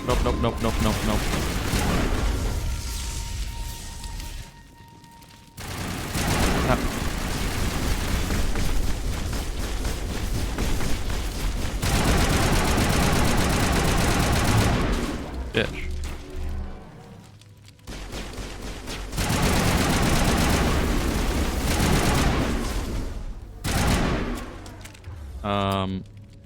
Unity. That was close.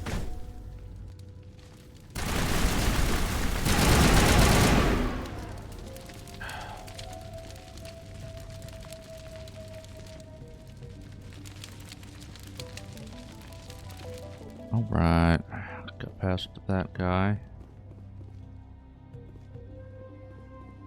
Okay, next.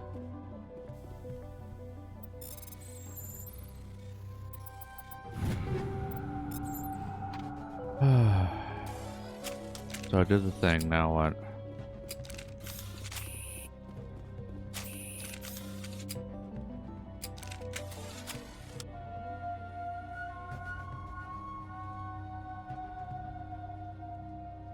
That's to the main level. Okay.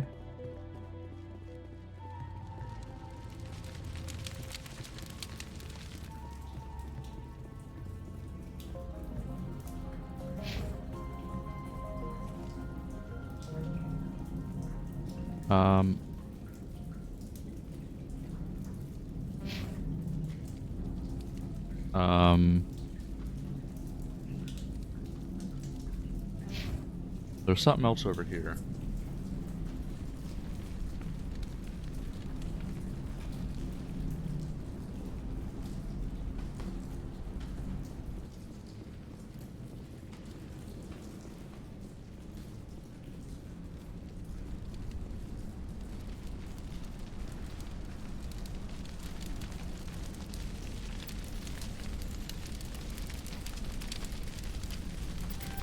Damn it.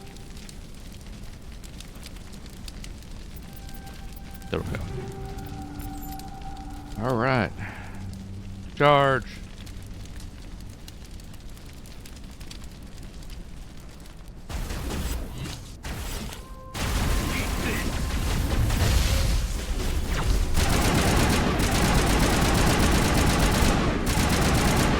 All right. There's more somewhere.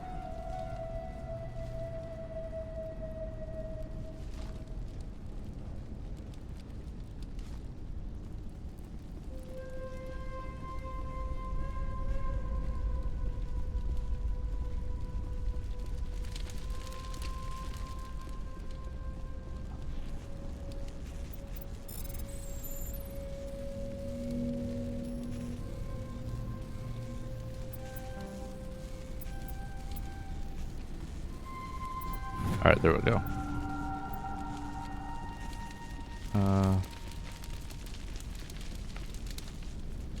Okay.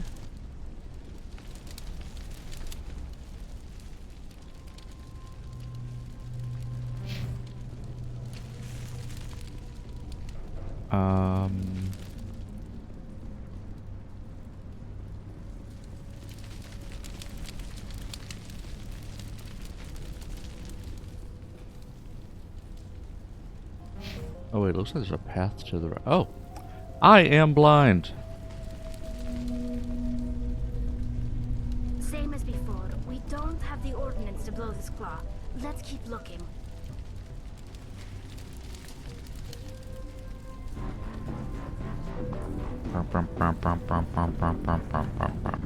What, they didn't hear the commotion?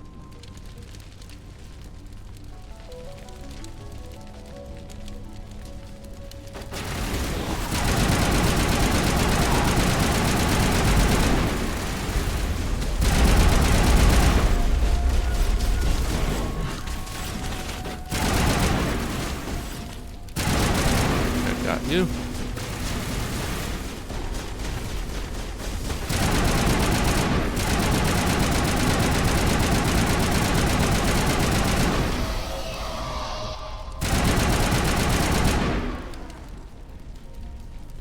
This is interesting, Commander Shepard. Mm. A containment lab of some kind. There's no harm in therapy with one claw in that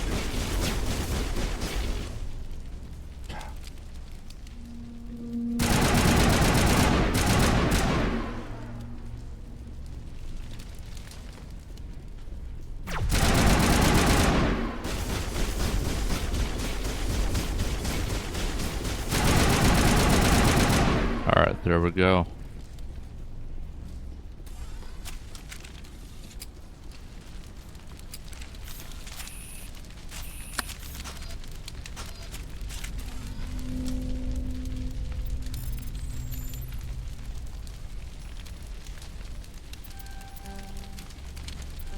Damn it. There we go.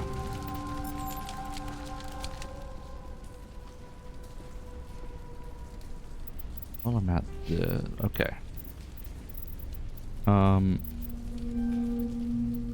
Do that.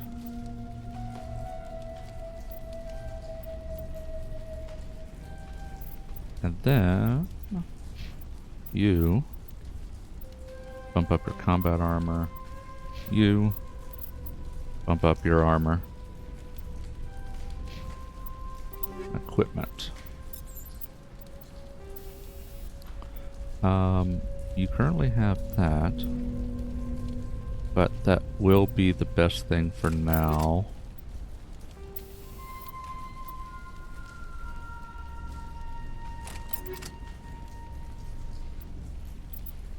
However, that is a huge upgrade. Let's go with that.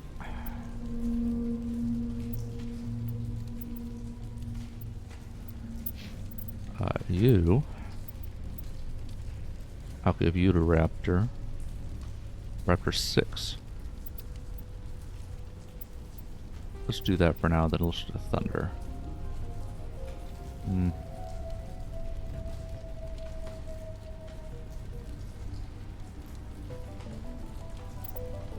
Let's actually go with that. Give you to Thunder.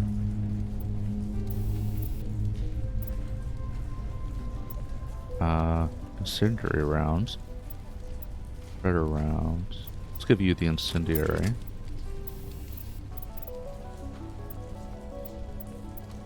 Okay, I'll stick with that. Give you another. Upgrade your pistol potentially.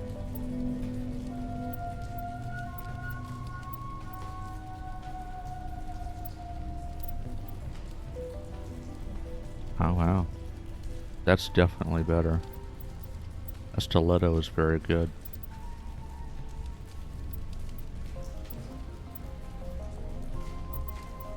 Get rid of the stinger too.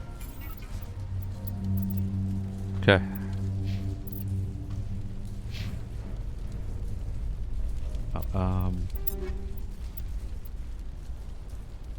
Let's look at...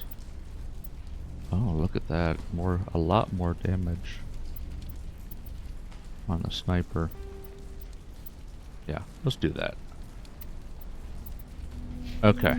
Oh, and I wanted to look at grenades. Fusion explosion does toxic damage. That would be good. High explosive. Oh yeah. Let's just do big bada boom.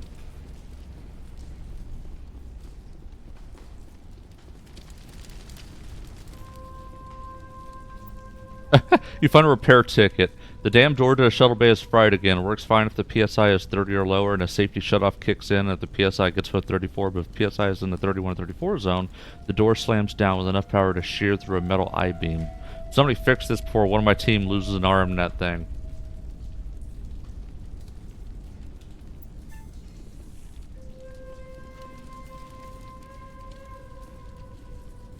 Oh yeah, pressure normal. So...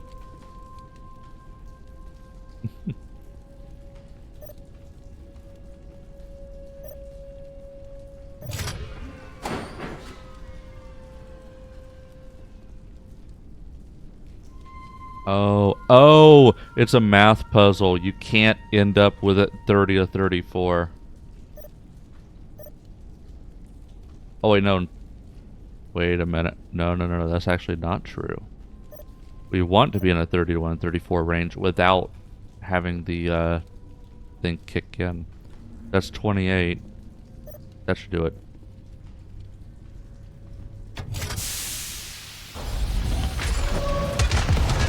And that's what we wanted to do, was to cut the arm.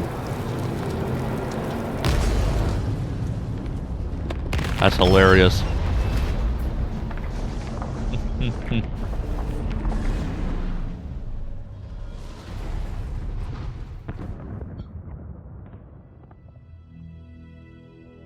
Very good. The field barring the exit will be down. Now we can go deal with the Storian creature. This was my kind of mission. Kill a bunch of Geth and end things off with a huge crash. No, it was fun. I hope that ship was full of those Geth bastards. I repeat, Normandy to shore party. Are you reading? Anyone there? Normandy to shore party. Come on, Commander. Talk to me.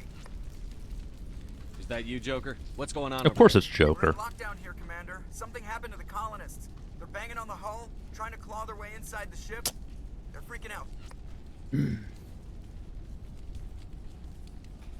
They can't do any real damage. We're on our way back. Just hold your position. Yeah, okay. Well, we'll just wait right here for you, Commander. All right, people, you know the drill. Let's move out. Mm-hmm. All right. So things are going to be very interesting. First, a check over here. Yes, this is why I want to check.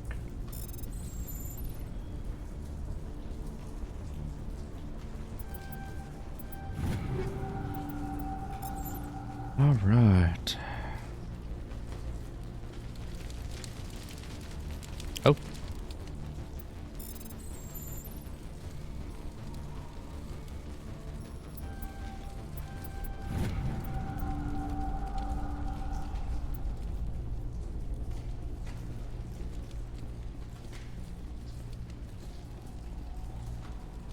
Where's the stairs? There it is. We've already established I am blind.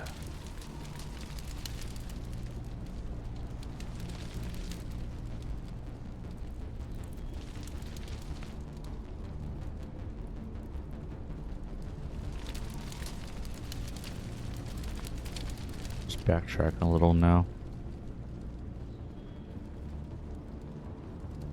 Now we gotta get through that barrier. First, find that Lisbeth chick.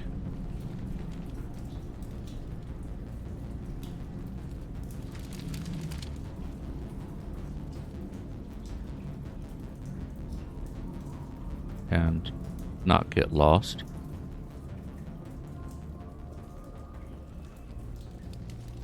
Heads up.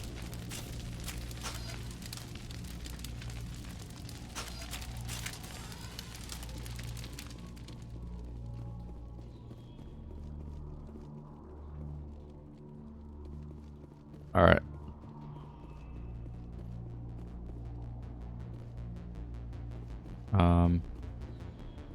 Heads up for what? Oh, so this is not where I want to be.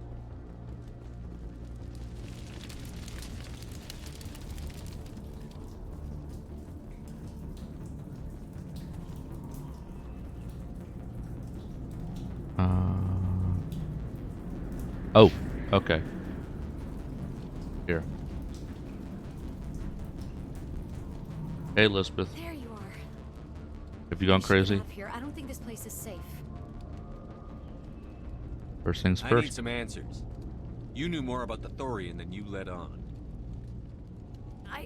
I was afraid. I wanted to stop the tests, but they threatened me. Told me I'd be next. When the Geth attacked, I stayed behind to send a message to Colonial Affairs. I tried to tell them where to find the Thorian, but the power cut before I could send the message. I never meant for this to happen. I believe you. You did what you could. I'll help them, if you can tell me where to find the Thorian. The Thorian is underneath Zoo's Hope, but the entrance is blocked. The colonists covered it with the freighter just before the Geth attacked. Let's see. But why are the Geth after the Thorian? What could Saren want with it? Well, it's obvious, actually. Well, it does have unique mind control capabilities. That's what Exogeny was interested in. Normandy to shore party, come in. Read you. What is it, Joker? We're getting a lot of Geth comm chatter. Looks like they're headed your way. You heard the man. Let's move out. I'm coming with you. I might be able to help. Undo the mess I helped create. All right. Do the thing. We got company coming.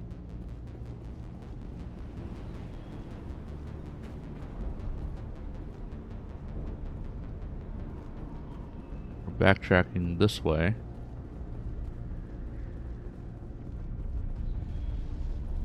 All right. Get in the vehicle first. All right. I assume we're heading back now. We know everything we need to know. Yep, here we go. Quick save, and let's do it.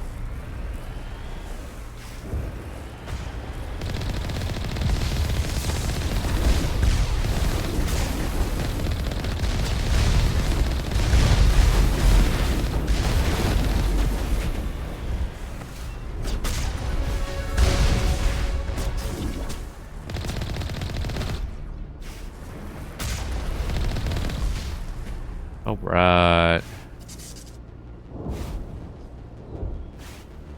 Let that shield regen a little bit.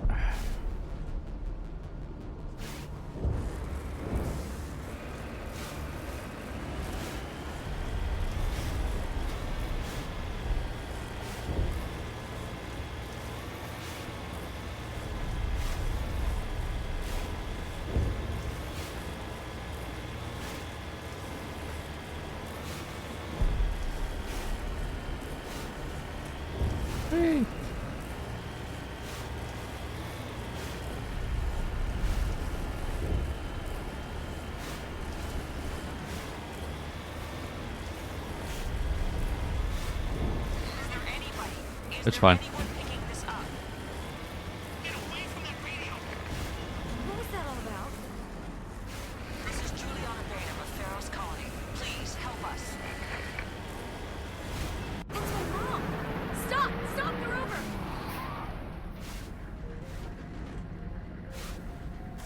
Oh, great.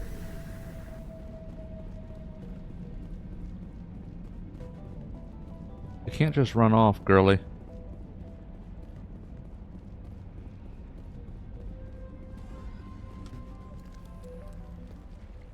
You can't do this, John. Everyone shut up! Let me think. What's going on? You won't get away with this. Get her out of here! Get away from her, you son of a bitch! Dumbass. Lisbeth! Damn it! Come out where I can see you! All of you! Shepard, damn it. I knew it was too much to hope the Geth would kill you. I found some interesting facts about you in the Exogeny database. I know it happened on a cruise.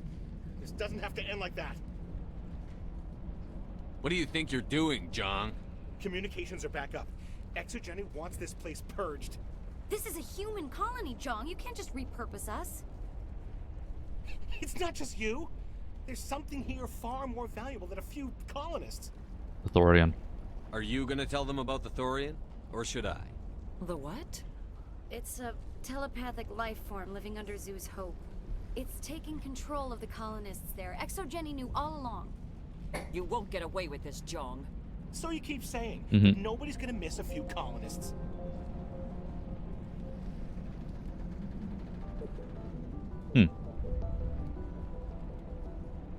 I won't let you hurt these people anymore.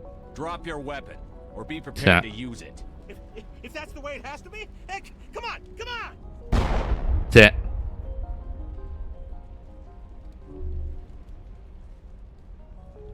Stand down. As if we don't have enough problems. Now we're shooting each other in the back. It's my fault. I knew what was going on and I didn't do anything. Don't you start. You do good work, and you know it. So what now, Commander? I need to find out why the Geth are after the Thorian. It's obvious. The colonists won't let you near the Thorian. They die first. They're under its control. It has mind control properties. Like, it's obvious why they want it.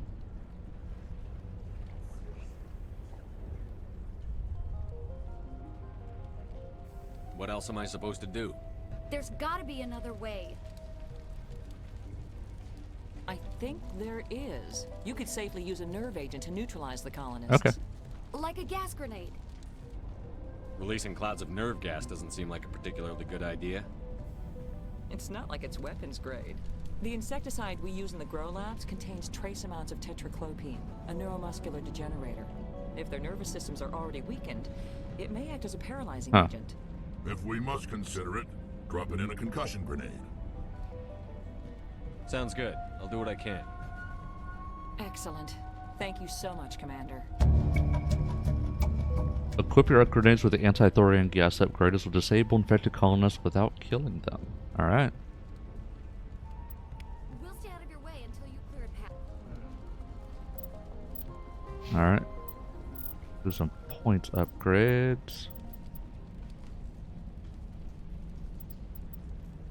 I need to remember to use this.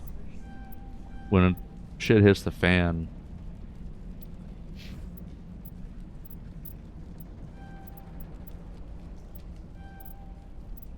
And then Tali. More basic armor. Okay. And then... Oh, look at that. I can equip a third mod. Very cool. Kinetic stabilizer. Nice.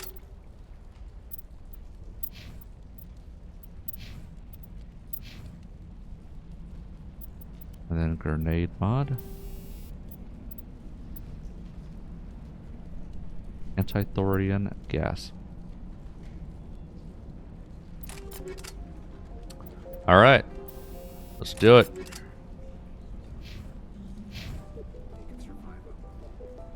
And I'll spare who I can.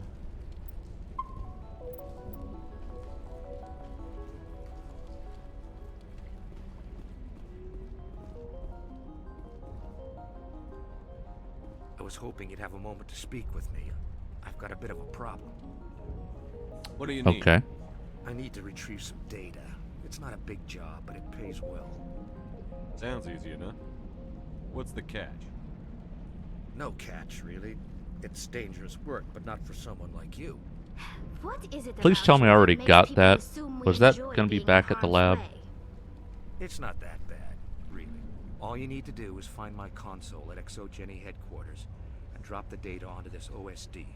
It's that simple. I'll look around if I get the chance. I appreciate it. That data could be worth a lot of money. Of course, this all depends on getting out of here alive. Tell me about the data I'm getting. Plans for... I'm a freelancer. Some of my mods are highly sought after. Time to get moving. Just keep in mind what I said. That means I don't already have it. Okay, well, I guess I'll run back and go get it.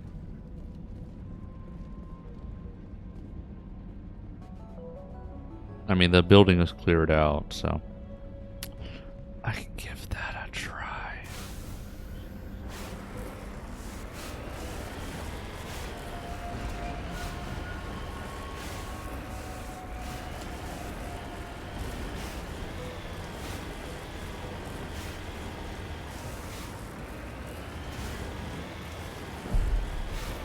So, this is kind of a little bit of a side trek, hoof it type of thing. Not going to be much in the way of content. So, I'm actually thinking, because I've got ads coming up in 5 minutes anyway. I'm debating going ahead and hit the add button. Yeah, I'm going to do that. I'm going to go ahead and hit that button. There's no content being lost here, so don't worry about that. I shall be back after the ads.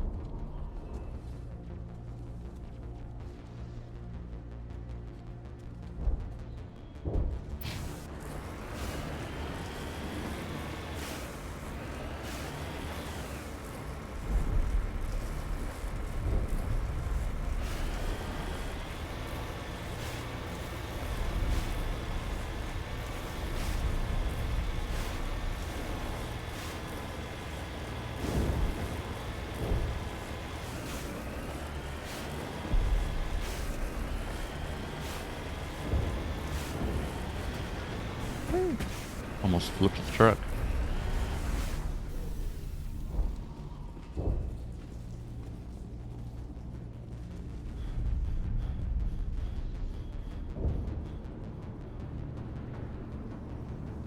At least that force field is already down, so shouldn't be too hard to find.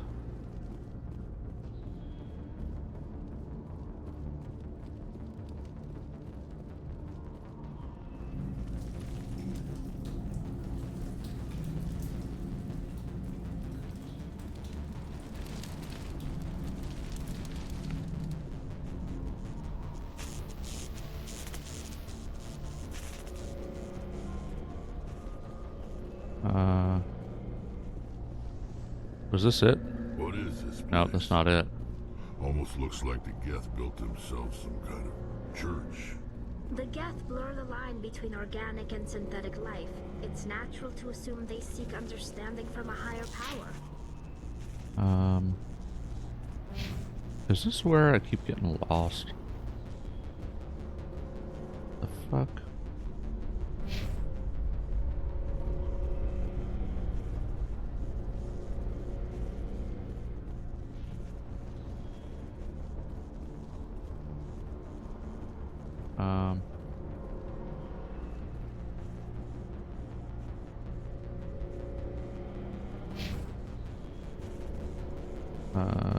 Midden, upper level.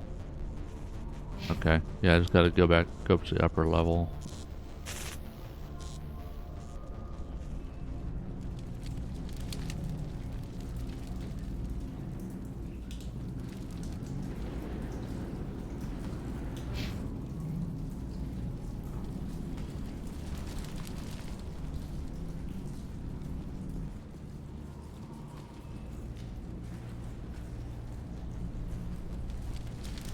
Okay, yeah, here we go. I think this is what I was looking for.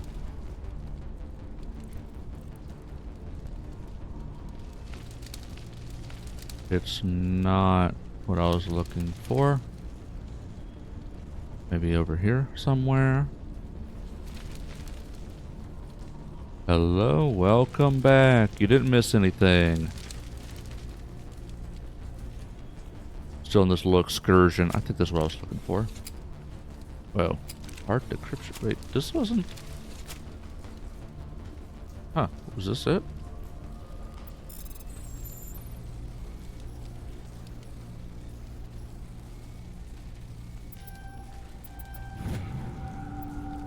Geth preparing for a major offensive citadel space. Huh. Was it... No? What am I looking for?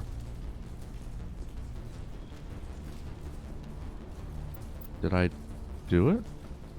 Files. Has asked you to recover data from his console. Once you have the data, return to Gavin for an award. Okay. Still trying to find his terminal.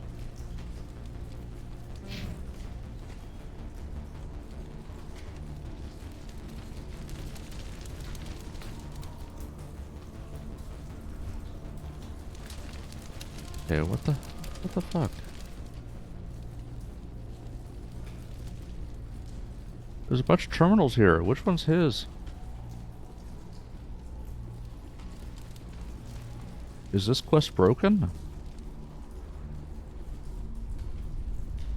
Or am I blind?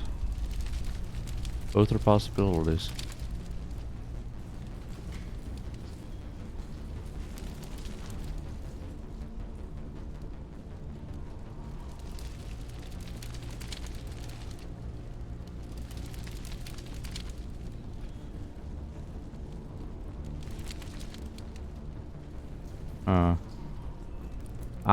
Buddy, I don't know. I don't know. I figured it'd be there because that's where all the terminals were.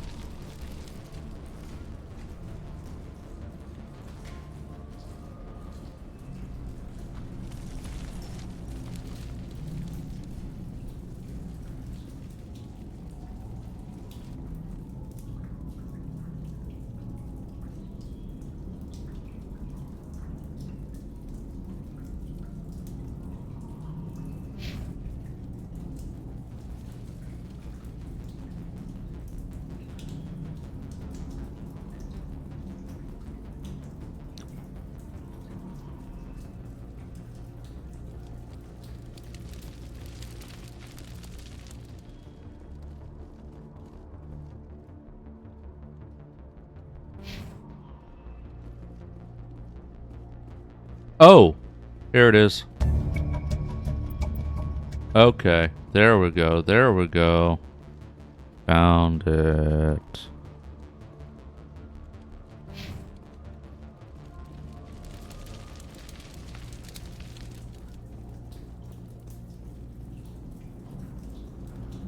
Alright, time to go.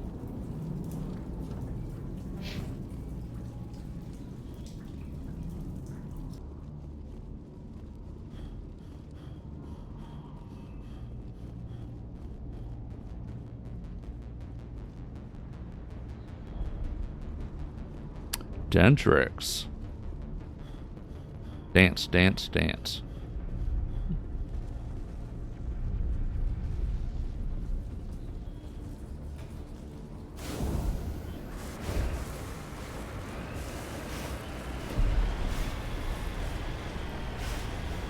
Alright, now that that's done.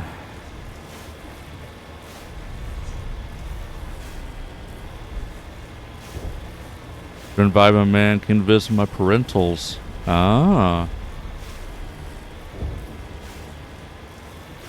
Very nice.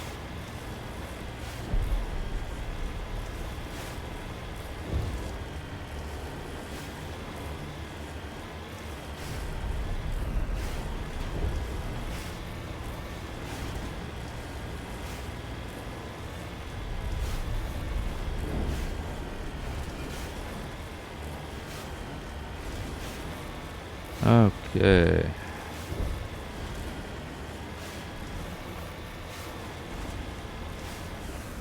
I think. Okay, yeah. Now I'm going back to this dude.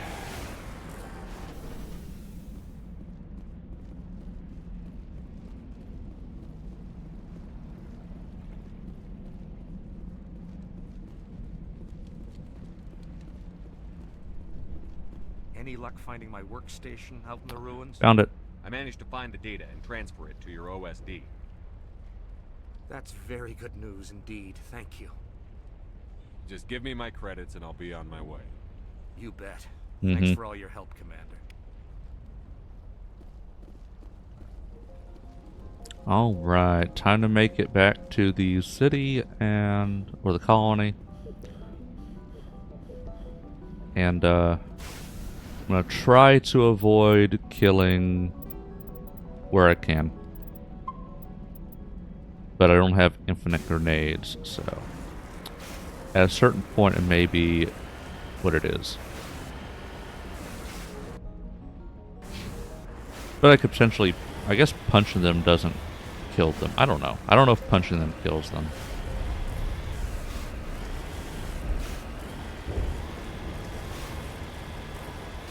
More Geth.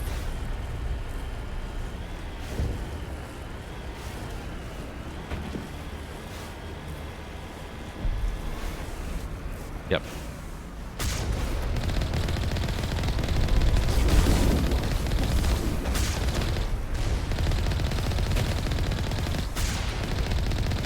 All right.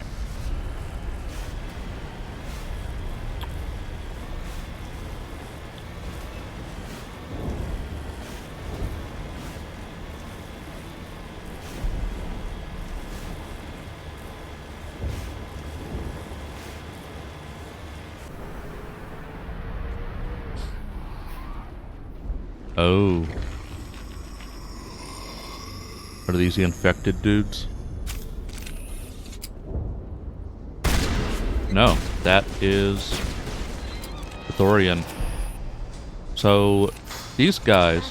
Was not one of the colonists. Yeah. No amount of infection could have done that. No hitting the colonists, even if the Thorian makes them fire on us. That's what the gas grenades are for. As you would have it, Commander Shepard. Yep. Okay. I follow.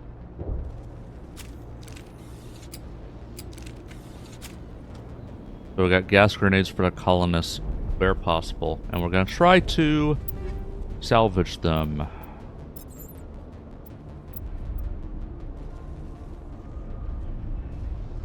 Aldos. want to remove this tungsten because it's not synthetics. It's going to be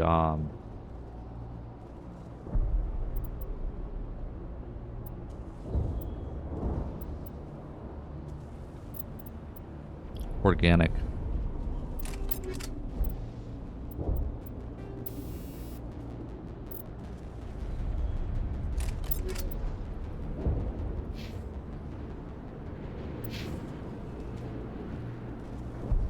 All right.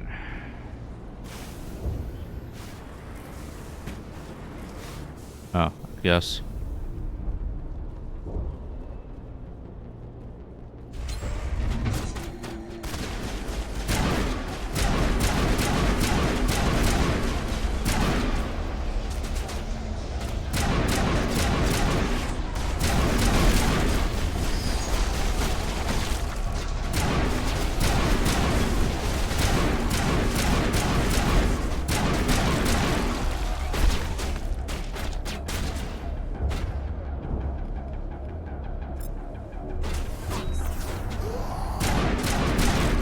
That I got.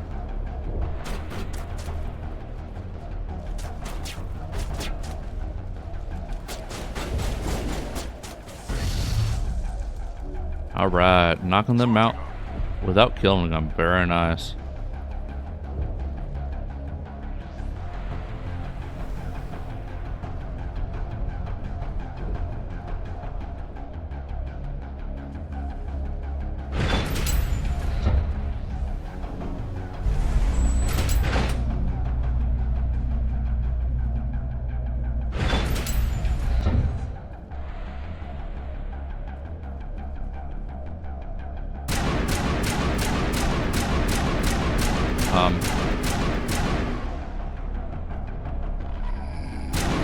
They had to stand up before I could kill them? Come on.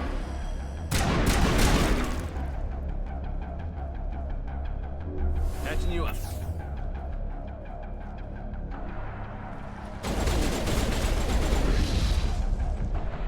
Good night. I was at the shield regen.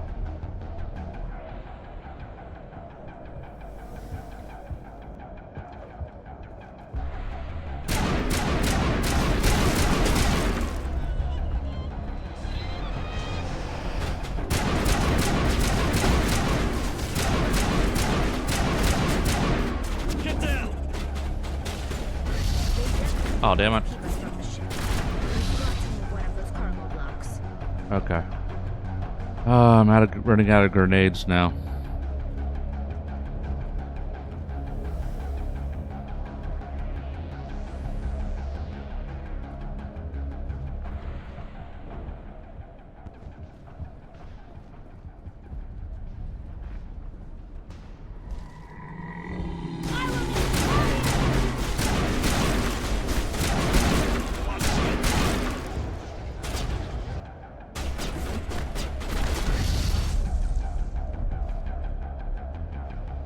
Whoa, got a raid. Samurai. Leo with the raid. Welcome in. Welcome in, everyone. Thank you for the raid, Leo. Hello, hello. I feel so special. You've raided me twice in a row.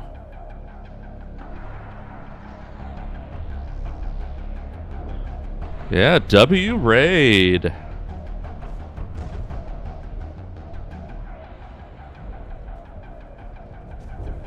I am out of grenades. More Mass Effect, yes. Trying to save the colonists, but I may have no choice because I'm out of the grenades.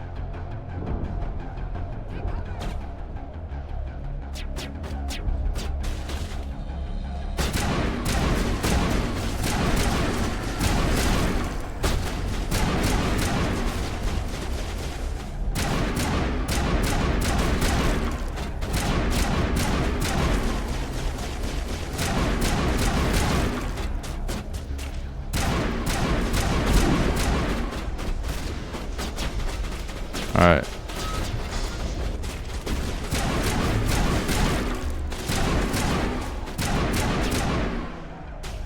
Alright, let's see if I can knock them out.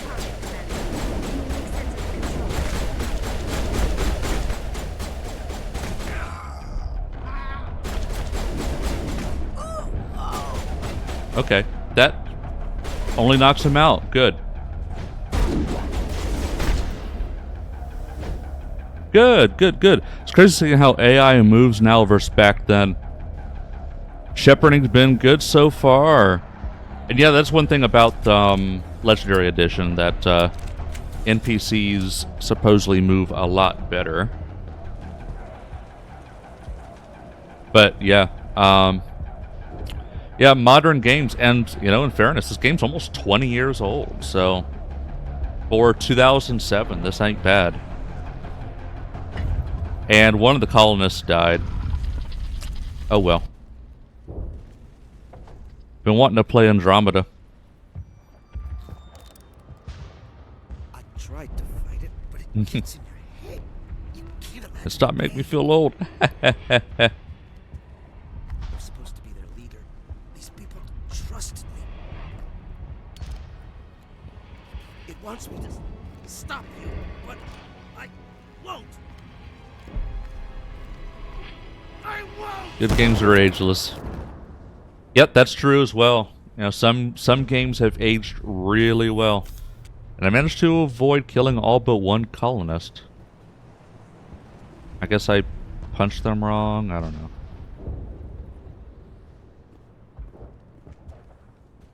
Anyway, where am I now?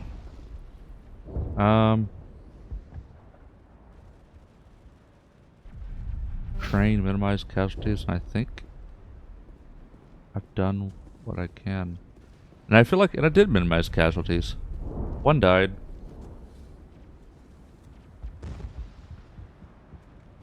And I think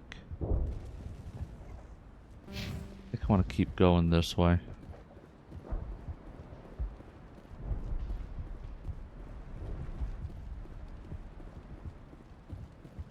Not sure what I'm doing or why.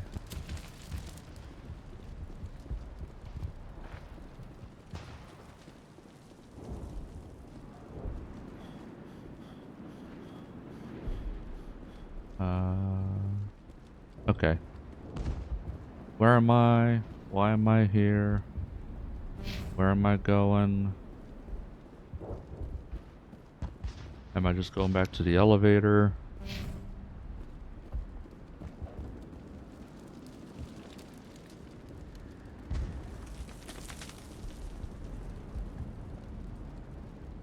Questions I ask myself ever.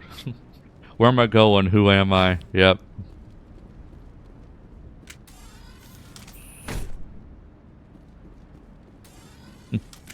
It's like The Sims.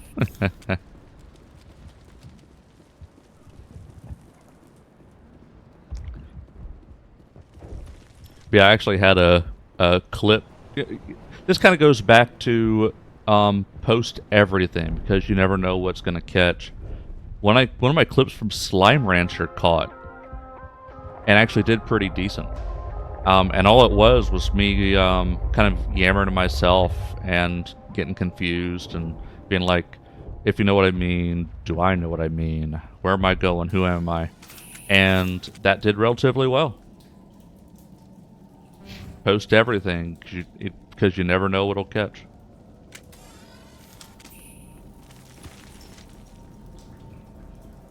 I assume this want to go. There was a little bit of a cutscene at the transition.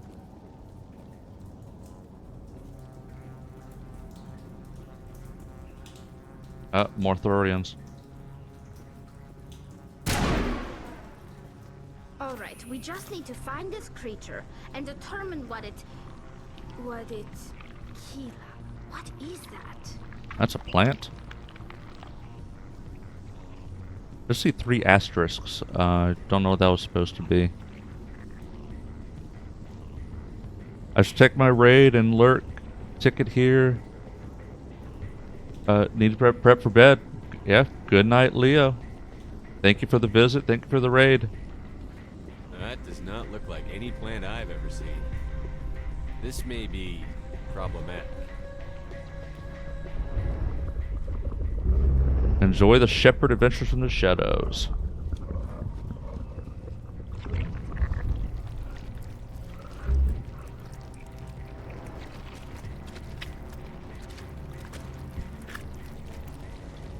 That's a plant?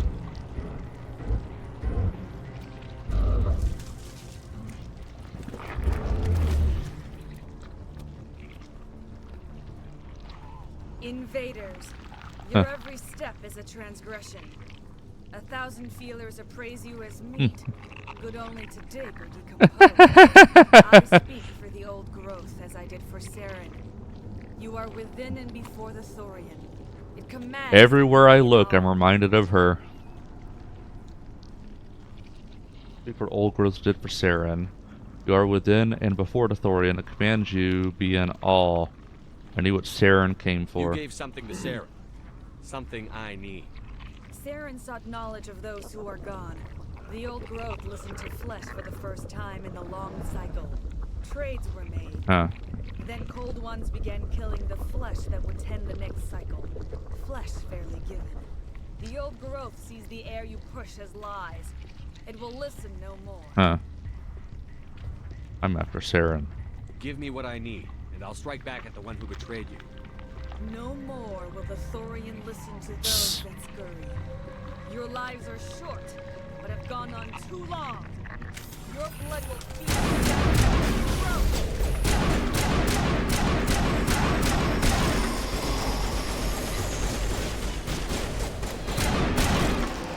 Is that everybody? Oh, there's more. Fuck.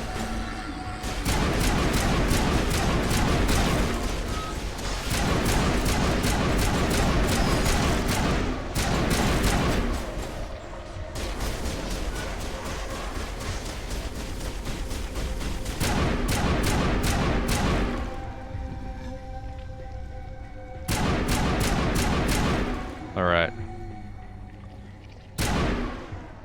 How do I kill you? Over here, Commander. Definitely something different in this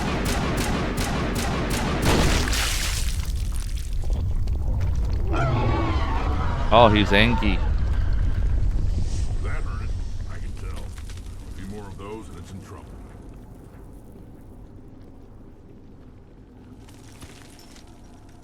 So irritating me I can't just shoot these guys. They have to stand up first. See, look at this. What the fuck? You gotta stand up first before I can damage them.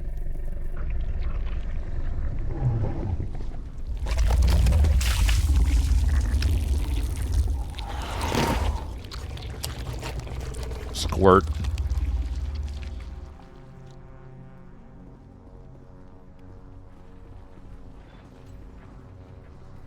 See.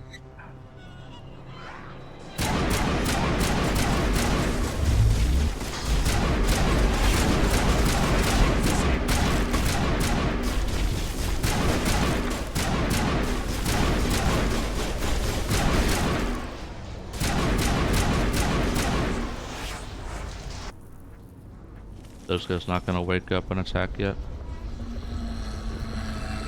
Roar.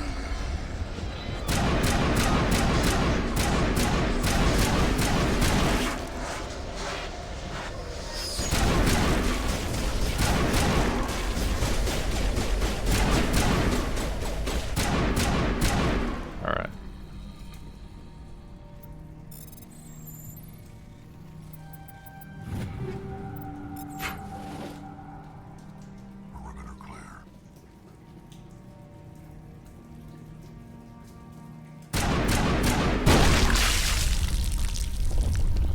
Up. These guys woke up now.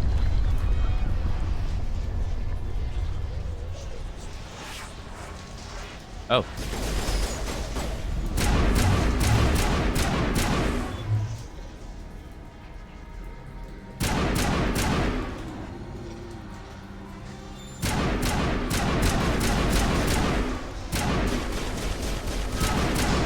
That guy's just running around in circles. Come on. Alright. There we go. Alright.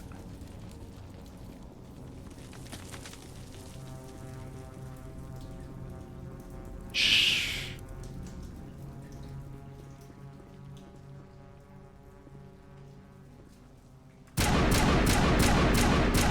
guys are all gonna wake up as soon as I do this. Already.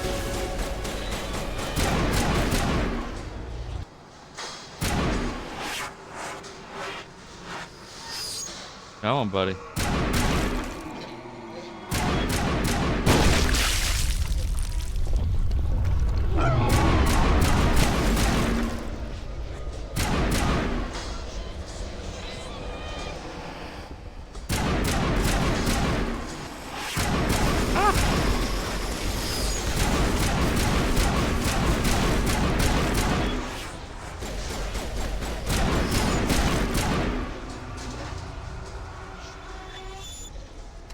All right.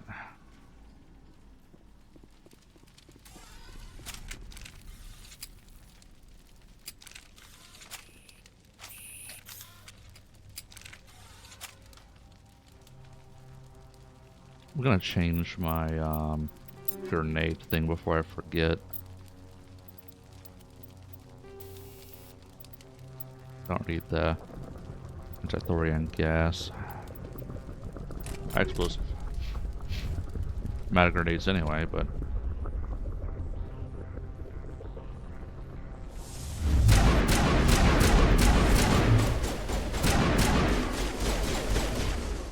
how do I?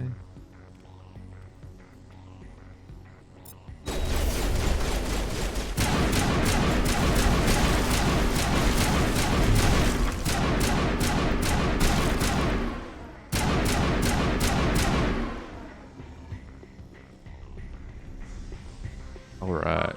All clear? Good. Hey there, buddy.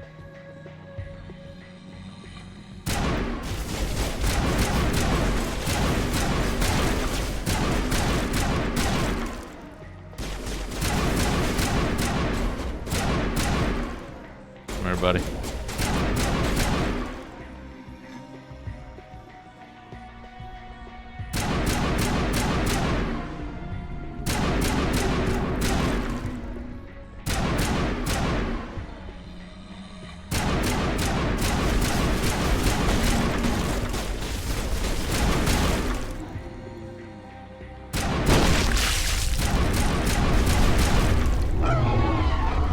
Oh, the Angie.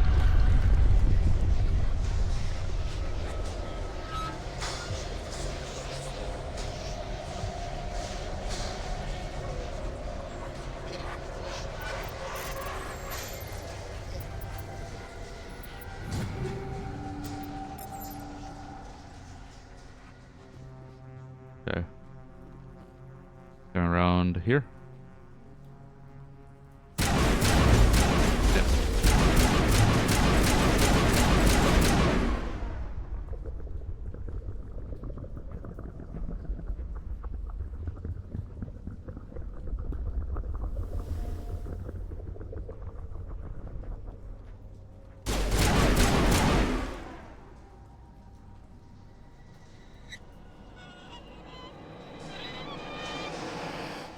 That was kind of creepy sounding.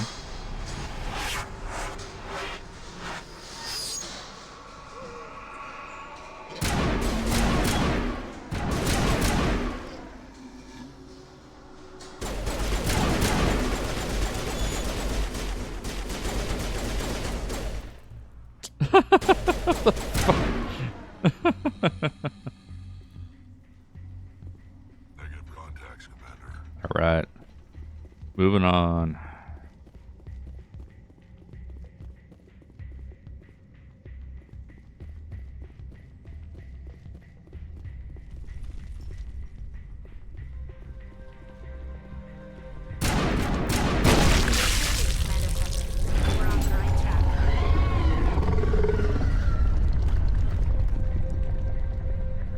Okay.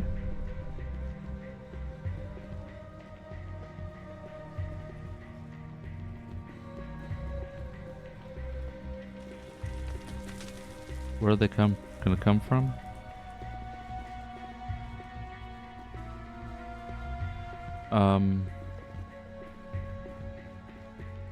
Oh, this is where I want to go, I think.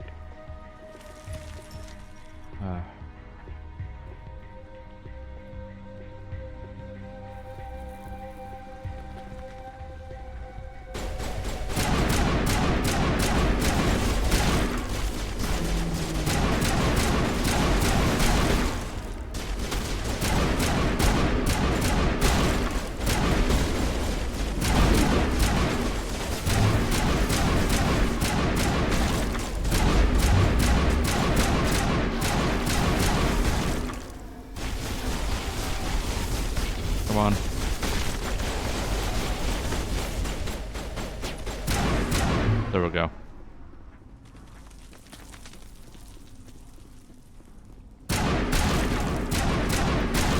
Okay. More?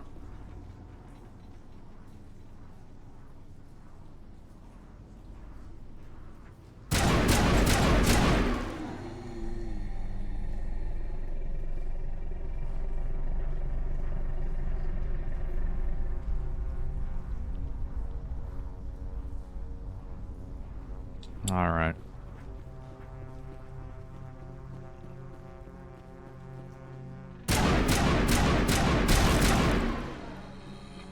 Okay, so this is the way I want to go.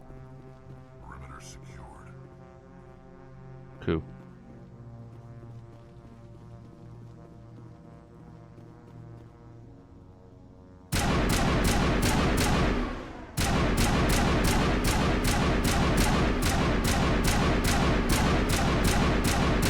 Wow. This one is taking a lot of damage.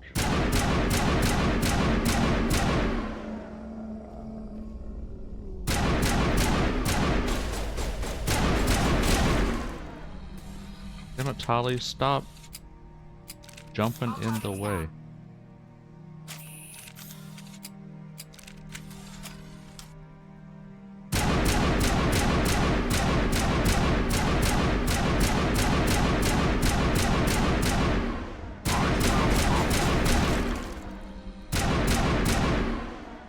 Get a little bit closer.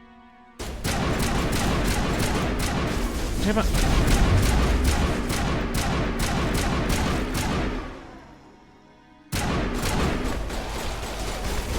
Damn it, Rex.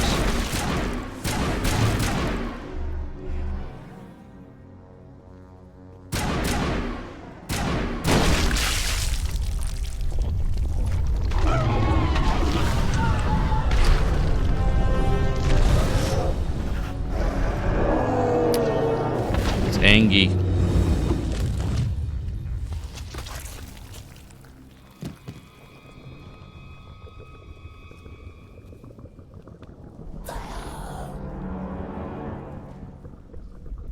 I'm free. Oh. I suppose I should thank you for releasing me. Who are you? How did you end up inside that thing? My name is Shiala. I served Matriarch Benezia. When she allied herself with Saren, so did I. Benezia foresaw the influence Saren would have. She joined him to guide him down a gentler path. But Saren is compelling. Benezia lost her way.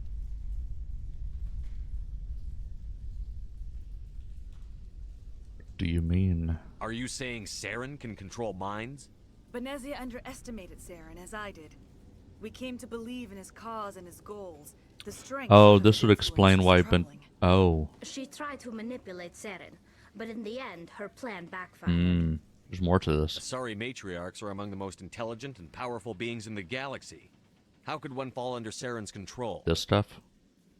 Saren has a vessel, an enormous warship unlike anything I've ever seen. Oh. He calls it Sovereign. It can dominate the minds of his followers. They become indoctrinated to Saren's will. The process is subtle. It can take How do you know days, this? weeks, but in the end, it is absolute. I was a willing slave when Saren brought me to this world. He needed my biotics to communicate with the Thorian to learn its secrets. Saren offered me in trade. I was sacrificed to secure an alliance between Saren and the Thorian. Then why were the Geth trying to destroy the Thorian? After Saren had what he needed, the Thorian became a liability. Saren knows you are searching for the conduit. He knows you are following his steps. He attacked the Thorian so you could not gain the cipher. What does it do? What's the cipher? And why did Saren need it?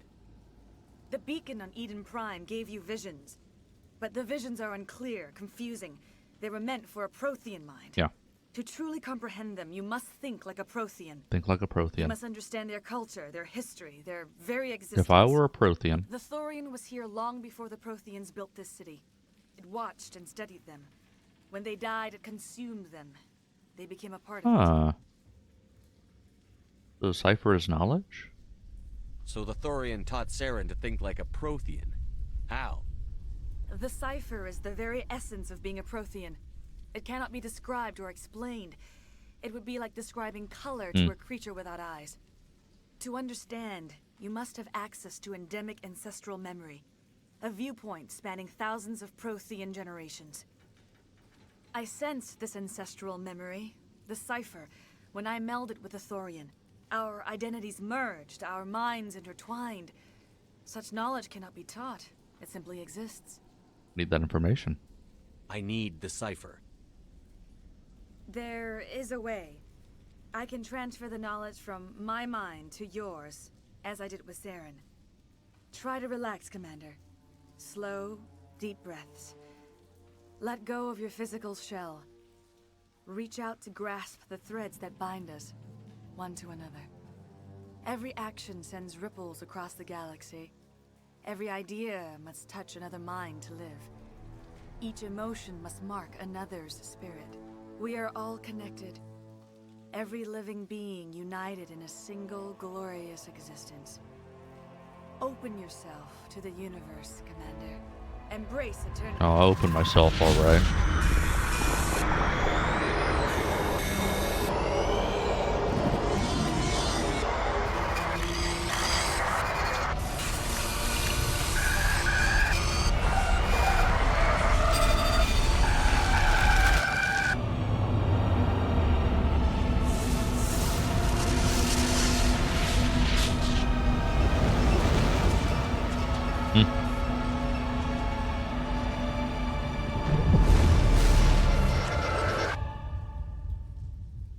I am thinking like a Prothean now.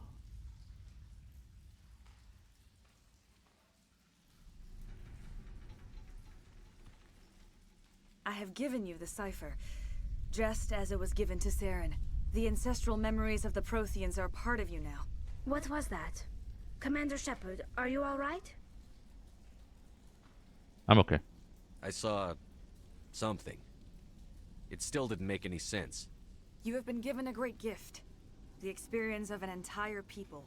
It will take time for your mind to process this information.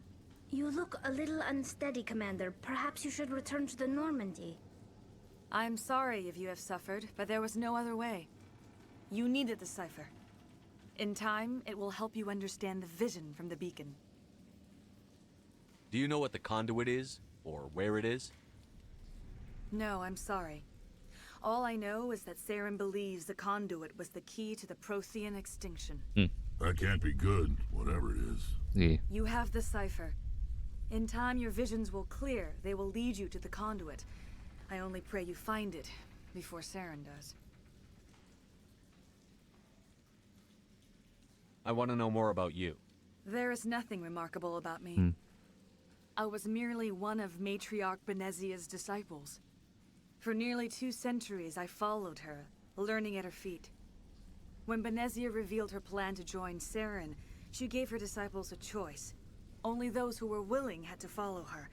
Many felt her plan was too dangerous, but I believed in her. I thought she could turn Saren away from his insanity. Instead, we joined him in it. What should I do with you? Now that you're free of the Thorian, what are you planning to do next? If you allow it, I would like to stay here with the colonists. They have suffered greatly, and I played a role in their suffering. I would like to make amends. Noble idea. The colonists will need all the help they can get. They'll be happy to have you on their side. Thank you, Commander. May fortune smile upon you. You did it. All right. With the Thorian gone, we can start rebuilding for ourselves again. And we're free of Exogenes' threats. Yeah. We're back to being just a little nowhere colony. Yay. Thank you, Commander. Okay, well, my dog is asking probably to go out, so I'm going to hit the BRB, do that, and I'll be right back.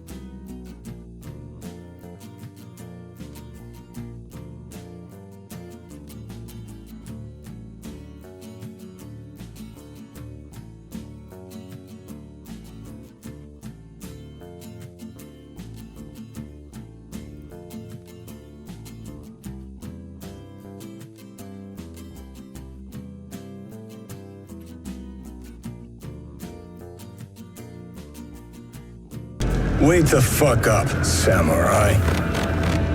We have a city to burn.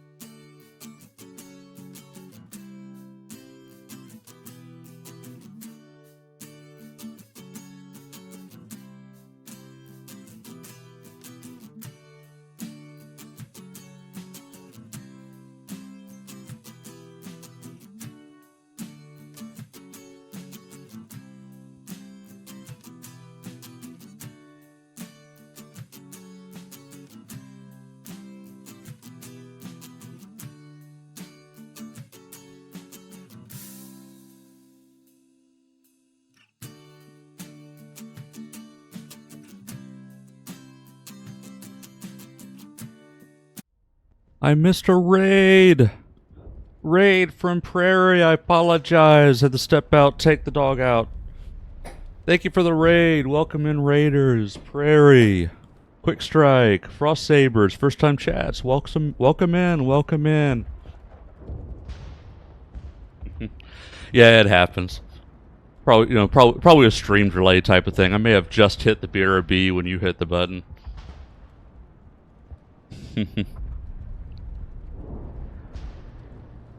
Yeah, the doggo walk. Yeah, she was just staring at me, and I know she hadn't been out for a while. It's like, alright, I'll take her out.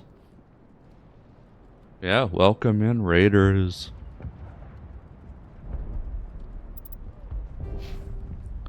So I had just finished a mission. I believe I finished the mission.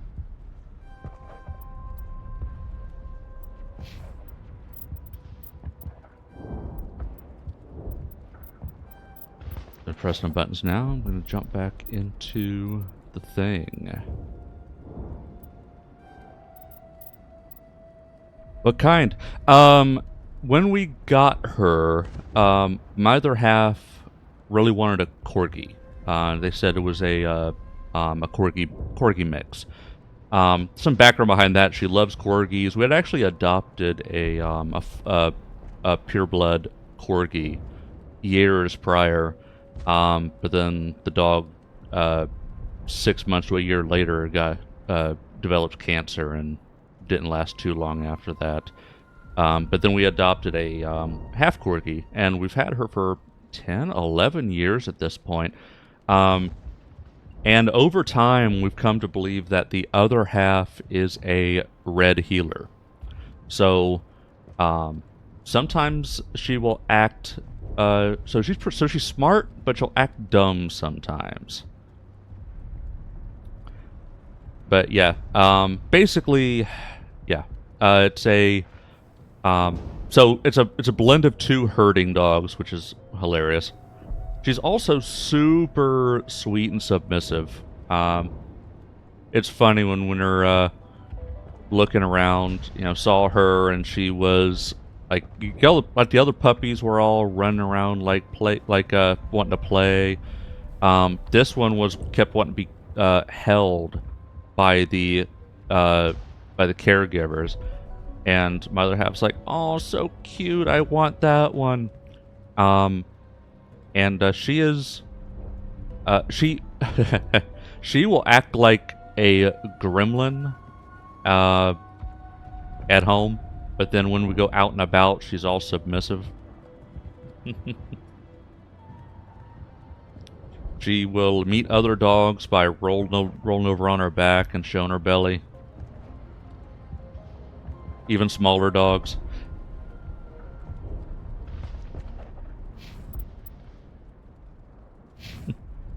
Oh yeah. She is a baby. And we still call her a puppy. Permanently puppy-sized. Where am I going now? I think I'm done. I think I'm done here. They're in search for the conduit, so yeah.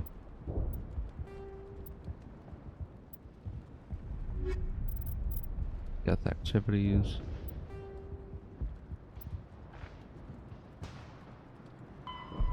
Go to system, the Maroon Sea cluster. Maroon Sea cluster. Okay. That's not what I wanted. I think I need to get back to the vehicle. Oh, Normandy. Here we go. That's what I want. That's what I want. That's what I want. Here we go. Get back to the Normandy and set off for the next system.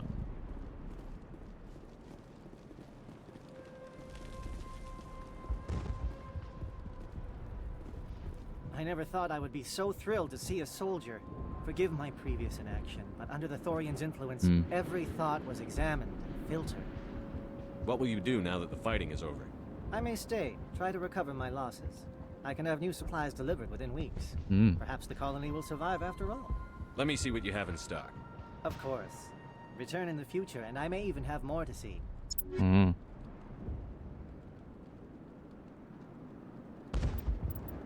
What is this? Armory license for Normandy Quarter. Huh? Interesting. I've got plenty of money. What the hell am I gonna spend my money? Even after spending this, I'll still have 55k. I don't even know what this is, but let's just do that. That's hilarious. Yeah, let's just go ahead and do that.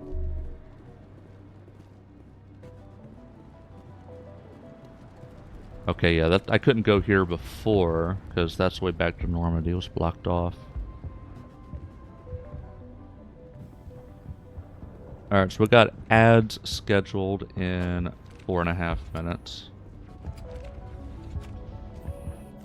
So I'm gonna run off back to the ship for now. When I get to the ship, I'm gonna go ahead and hit the BRB and trigger the ads so that we can jump straight into action when I get back.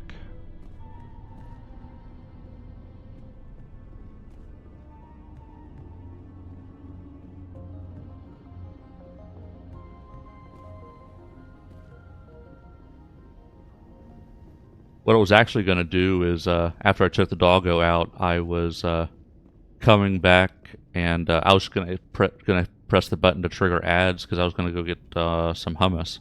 And I was like, wait, I got raided!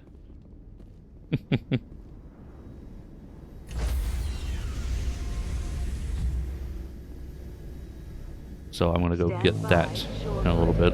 Decontamination in progress. Commander. Oh, gotta go through this cutscene first. Pale. Are you suffering any ill effects from the cipher? I'm fine. I just need some time to let this cipher do its thing. I might be able to help you. I am an expert on the Protheans. If I join my consciousness to yours, maybe we can make some sense of it. We can combine more than that if you'd like. Do it. Hurry. We don't have much time.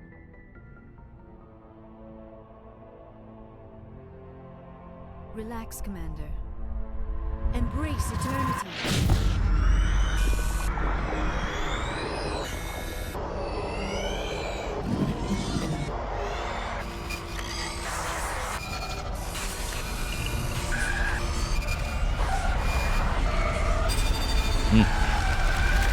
That was incredible. All this time, all my research, yet I never dreamed. I am sorry. The images were so vivid. I never imagined the experience would be so intense. You are remarkably strong-willed, Commander. What you have been through, what you have seen, would have destroyed a lesser mind. Come on, get to the point. What did you see? The beacon on Eden Prime must have been badly damaged. Large parts of the vision are missing. The data transferred into the Commander's mind is incomplete. You sure you didn't come across any kind of clue or hint? Something we might have missed? Everything I saw, you already know. You were right about the Reapers. The Protheans were destroyed by a race of sentient machines. I think it is obvious there is a connection between the Reapers, the Prothean extinction, and the Conduit, but I did not see anything that would help us find it. What's our next move? I was able to interpret the data relayed through your vision, what was there at least, but something was missing. Saren must have the missing information. Maybe he found another beacon.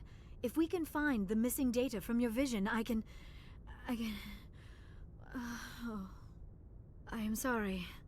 The joining is exhausting. Joining can be exhausting. I should go to the medical bay and lie down for a moment. It didn't tire me out. Round 2. Dr. Chakwas should take a look at you. That will not be necessary. I just need some rest. Somewhere quiet. We're done here. Dismissed. I've sent off the Pharos report, Commander. You want me to patch you through to the Council? Yeah. Patch him through, Joker. Setting up the link now, Commander. Commander, Exogeny should have told us about the Thorian. It would have made your job much easier. Yeah. You might have been able to capture it for study instead of destroying it.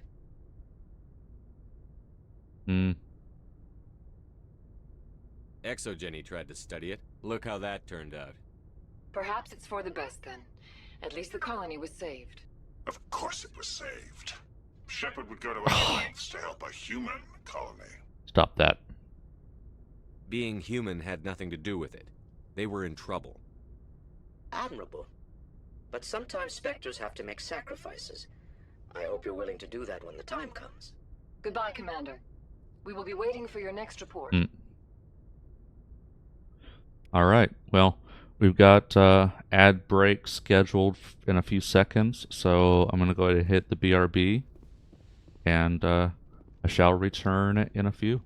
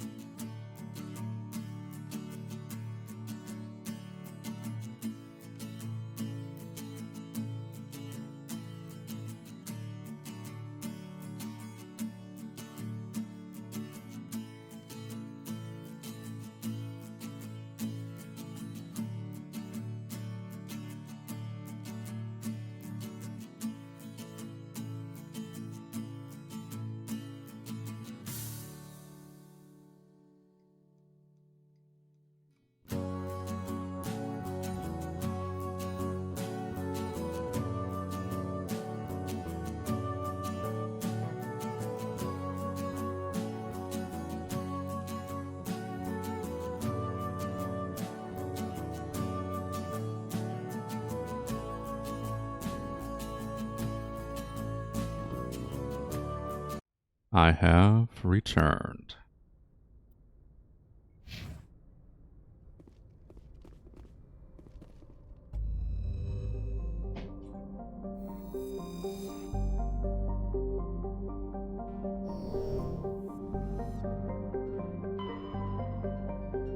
Alright. Hello, CO. Welcome in. The stream is going well so far. Thank you.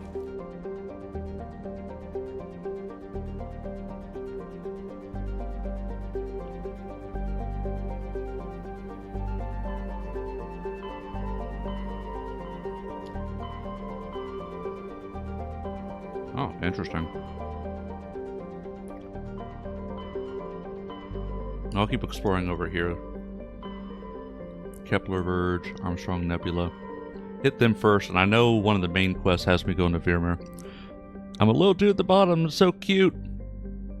Yeah, you can actually change a variety of there's old Final Fantasy sprites and Marvel sprites in here, so you can actually change it to anything you want. It should be I can't remember if I made it an overlay or a panel. I can't remember. Might be a panel. Thank you for the check-in. Good. Yeah, it's called Stream Avatars. I think it's $10 or $15 on Steam. The main reason I did this is so I can see who is supporting me without them having to say something, because I know how sometimes I want to tab you up and support you, but I'm busy, don't say hi, don't have time to say hi, and I'm cool with the passive support, but I do want to know. I want to know who to thank, so that's why I have Stream Avatars running. Yep. Yeah, it's like I saw your name down here, and so I knew you've been sitting here for a while, quietly lurking me, and I'm totally cool with that. I'm a big lurker too. Prefer to watch people silently or leave a tab. First time chat, Monica. Hello, welcome in. But yeah, prefer to watch people silently or leave a tab than chat. Exactly. So this allows people to just hit that tab and support me, and I'll know you're supporting me without you having to say something. So that was my reason for doing it. But yeah, hello, Monica. Welcome in. So I'm just gonna hit these two first. I know Vermeer has to do with a primary quest. Newton system. What games do you usually play on stream? I only have ever caught like 3 of them. I'll do a variety of things, usually story-based. Right now, I'm actually going through the Mass Effect series. Valengo's a very chill guy. I think you'd love his streams. Plus, you get a cute little sprite. But yeah, I will do story-based games, sometimes action, sometimes violence, sometimes stealth. Right now, and role-playing games. Patching it through. Right now, it's the Mass Effect series. I have the Legendary Edition, so I've got, right now it's the first game, and I'm going to follow it up with the second and third, so Mass Effect is going to keep me entertained for quite a while. I was hoping to continue the Mass Effect journey on my own, too. Yeah, how far have you gone on Mass Effect, Monica? Have you done the original trilogy? And because I think was it Andromeda's the 4th? I've actually never played any Mass Effect game, which is amazing to say. Do they still make games? Never played them, but I know they're pretty popular. Yeah, there was that Andromeda the 4th game, but I don't know much more than that. But yeah, I know Mass Effect's been very popular. I just never got around to it. I did play the Dragon Age series, made by BioWare, so very similar gameplay. By that I mean like from an RPG perspective. If you never played the Dragon Age games, I do recommend those. Especially Origins is a fantastic RPG. I'm on my second playthrough in Legendary Edition, but I'm enjoying it. I want to try Andromeda or Dragon Age someday. Yeah, I love the Dragon Age series. At least primarily, so the first game, Origins, is considered a classic. The story is fantastic. Dragon Age 2 gets a lot of flack, I think a bit unfairly. I feel like you'd be into Expedition 33. I've seen people talking about it. I've not seen much about it. But yeah, the second Dragon Age game, I liked it. It gets been playing. I haven't gotten too far, but it's super good. Won't be surprised if it won Game of the Year. Oh, very cool. Me personally, I'm kind of a patient gamer. I will wait for stuff to go on sale and be, cheap. That's the reason I'm gone ahead and jumped into this, because Legendary Edition was $6 the trilogy for $6. It's like, okay, time to play Mass Effect. But yeah, the second Dragon Age game, I did enjoy it. It just doesn't live up to the first, but it doesn't make it bad. I did enjoy it. And the third game, Inquisition, it was okay. Just essentially about a being that counts down from 100, whatever age it's on, it kills everyone that age, and people are trying to kill it before it wipes everyone out. Interesting. I wait until games are on sale too. I don't like paying full price. Yep. And like I was working through other games that I had picked up on the previous Steam sale. I got 5 games in that sale. I got Mirror's Edge Catalyst, which I played most recently. I got Bayonetta, which I played before that. I got Doom. Got Doom, and I got on a blank. I got Vanquish, which I've not played yet. That's the 5th of those 5 that I haven't played. What was the other one I played? I'm drawing a blank. I did Doom. Wolfenstein 2. Doom, Wolfenstein 2, Bayonetta, Mirror's Edge Catalyst, and Vanquish, what I haven't played yet. I put that on the back burner to jump into Mass Effect. I did my first playthrough with Female Shepherd on Insanity. So, I will play games primarily for the story, so I don't do like the high level difficulty. Like this is on normal.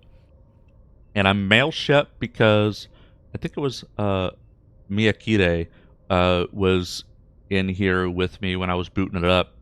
And I was like, male or female? She's like, well, I've seen female. I want to see male. I'm like, okay. I want to try to 100% the game trophies-wise.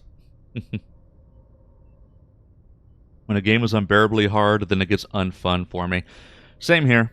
Absolutely the same here. But before streaming, I would do actually like the story mode easiest difficulty just because I care more about the story itself. But when I started streaming, it's like, people don't want to see me like OP stomping through everything. I want to sweat just a little bit. So I've been doing normal difficulty. I don't want to spend 5 hours trying to kill one boss, but yeah. And I do hear you, Sifo, Sia. It was kind of like that one did Ghost Runner. Fights that, if I knew what I was doing, would only been like 5 minutes, but it took me an hour and died like 100 times. That's why I prefer Elden Ring gameplay ways. I just use magic. Bloodborne's my favorite in terms of aesthetic-wise. I've actually not played any of those games. I've seen a little bit of Elden Ring. I don't think I've seen Bloodborne. But yeah, there's a lot that I haven't touched.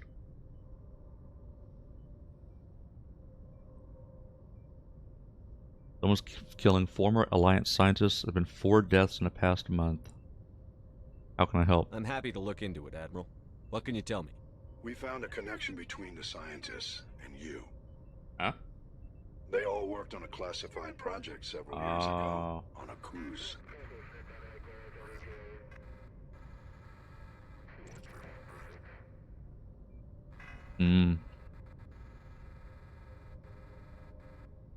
Oh, yeah. Magic like easy mode. Kills things from afar. So basically, just like any gameplay of like, say, Skyrim, where it's like, I'm going to be a stealth archer. It's like, wow, being brave, are we? Side of the massacre. A Kuz. I lost my whole unit there. You're saying that our scientists were involved? I can't get any information on what they were working on. The project records were sealed. Commander, Shepard, what you do with this is up to you. I just thought you'd want to know. There was one other scientist on the project, Dr. Wayne. I'm transmitting his last known coordinates. Good luck. 5th Fleet out.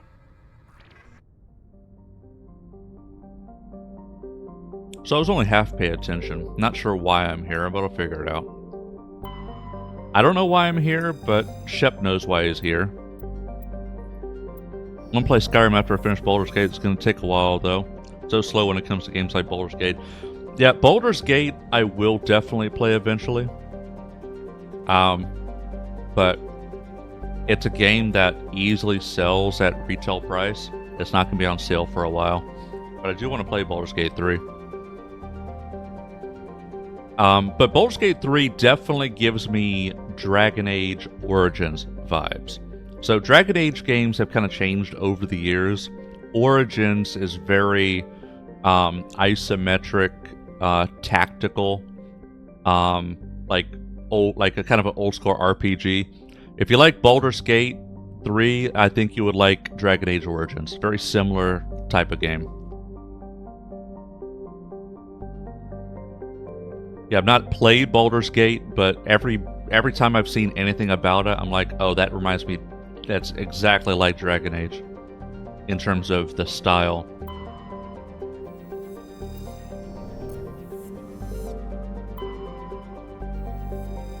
Okay, I'm gonna land there, but I want to check this first. Okay. And yeah, cheapest you saw for $40. Yep, that's what same thing I saw. Like, special deal, it's only $40. I'm like, I'll wait. There's tons of fantastic games at under $10. I don't have to play Baldur's Gate 3 right now.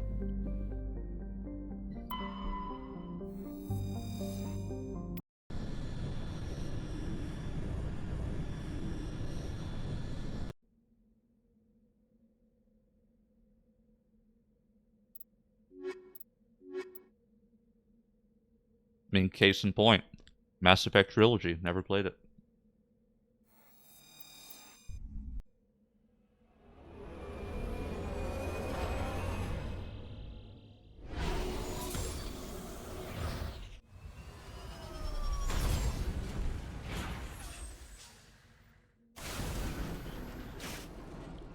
All right.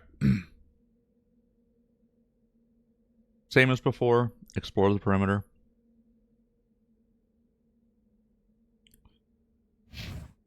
Gonna kind of loop around here, then loop back around this way.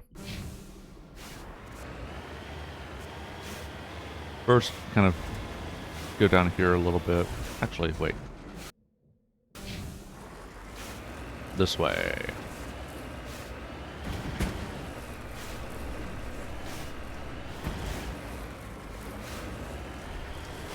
Exploring the map.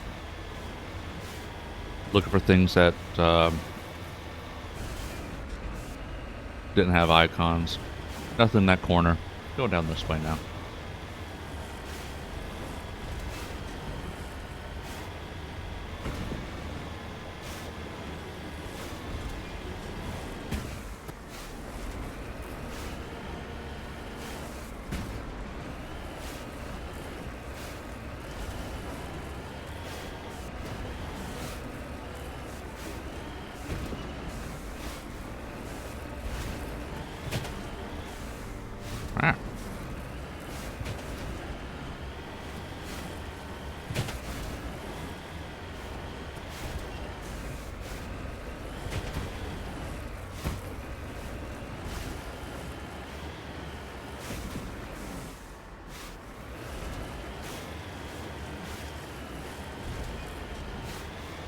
I do have to say, this is probably the one part of Mass Effect that I find very tedious. These six-wheeling across bizarre mountain ranges.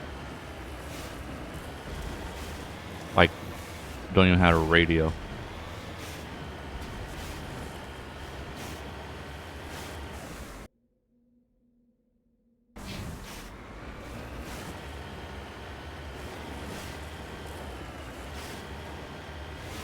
Like, I went into Mass Effect not knowing that this was going to be a big part of it.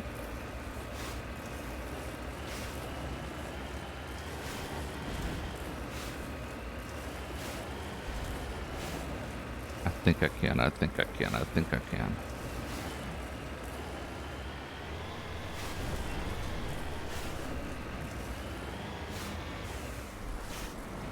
Oh. Are these things... Okay. Now to play some Frogger. Still can't get over this. Every little thing we do is a Frogger minigame. Alright, let's head over this way.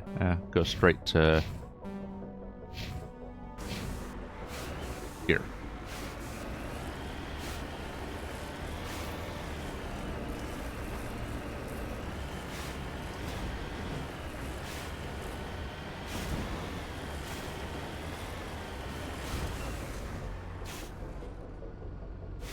Brody, I'm going to call it a night. Leave it with the lurky turkey.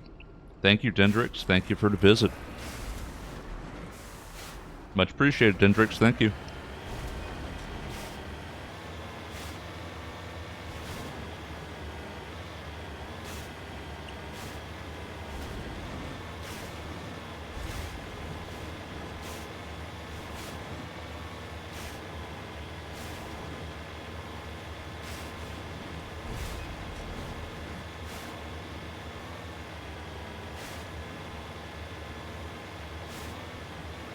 Another mineral deposit here.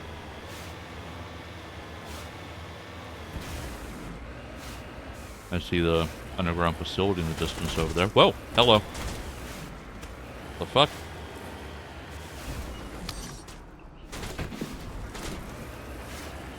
Hey, don't shoot me. I gotta do this.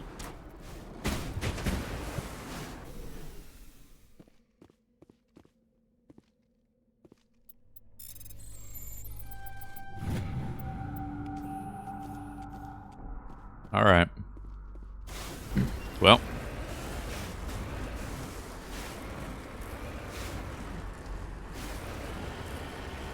Alright.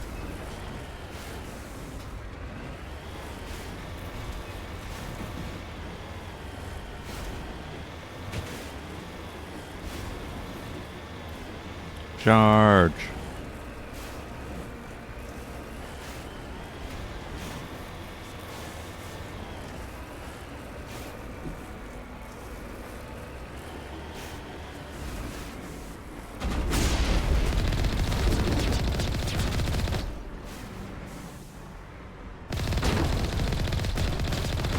Oh, I can destroy those things.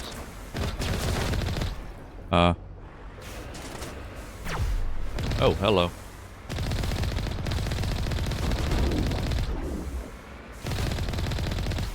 There we go.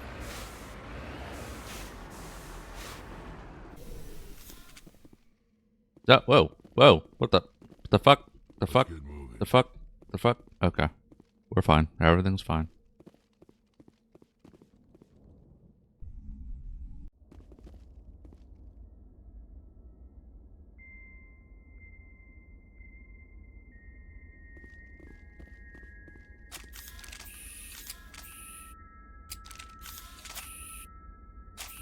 Given the warm welcome we just received.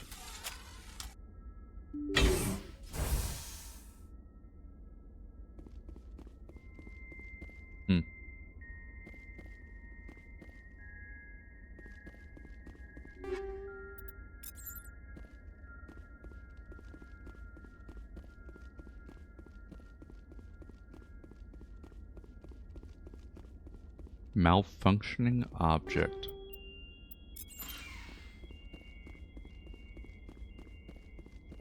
There's been a few of those.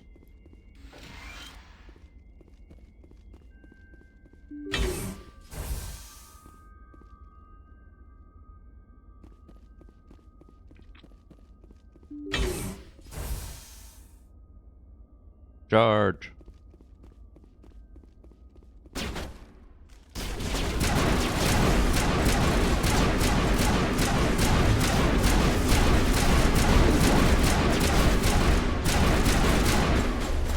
Damn it.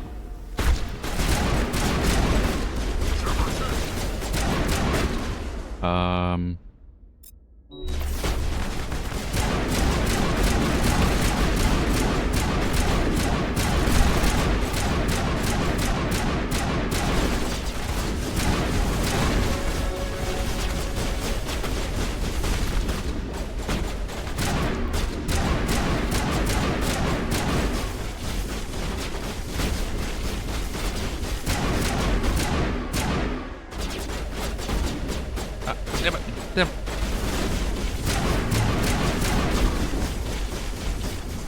Come on, buddy. There we go.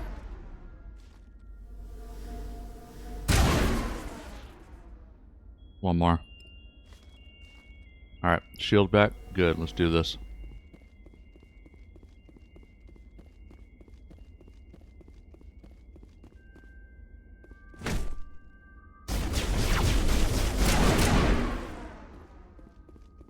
You shrugged off my punch.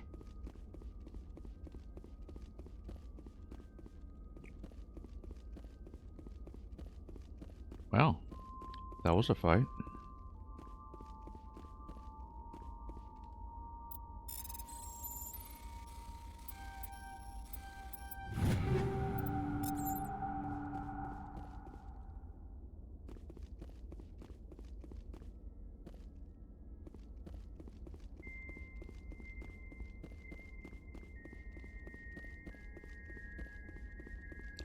That music's a little bit creepy.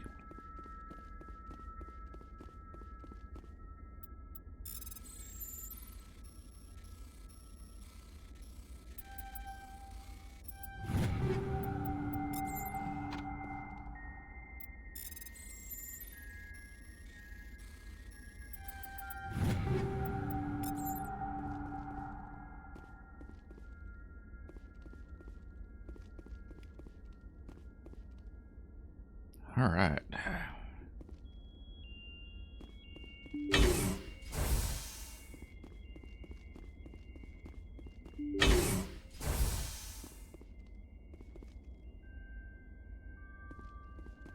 Clear. Stay back! I've got no grief with you. All I want is this bastard. Please! He's a madman! Mr. Toombs, you're insane! You need help! Shut up! You don't get to lie. You don't... Shepard? My God. Shepard, is that you? Toombs? Corporal Toombs? But I saw you die on a cruise. How did you get here? They took me, Shepard. The scientists. You can't prove any of this. This man is delusional. See, they were running tests on the Thresher Maws. They let those things hit us just to watch and study. I woke up in a holding cell. The scientists were delighted I'd survived. Now they had someone to run tests on.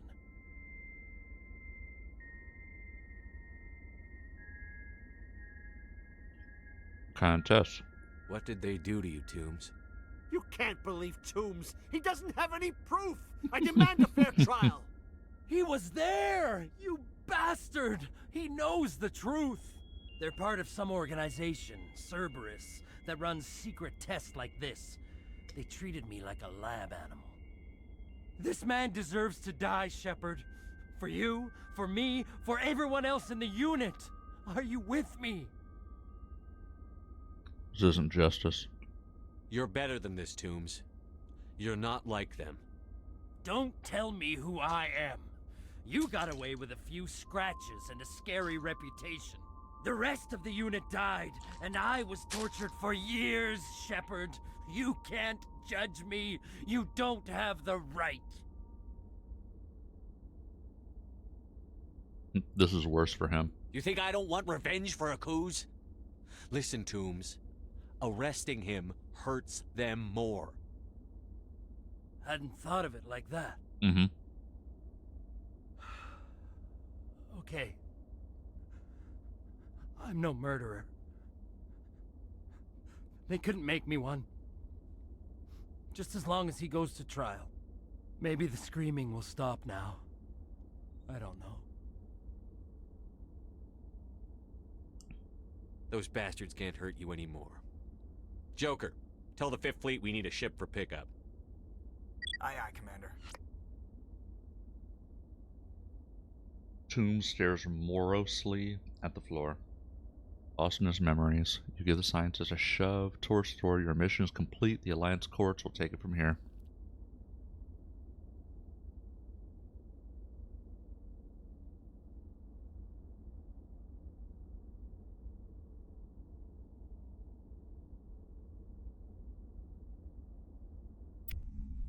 Exit the bunker.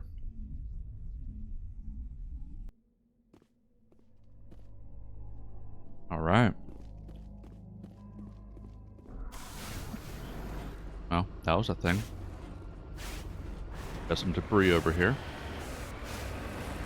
Up in the mountains.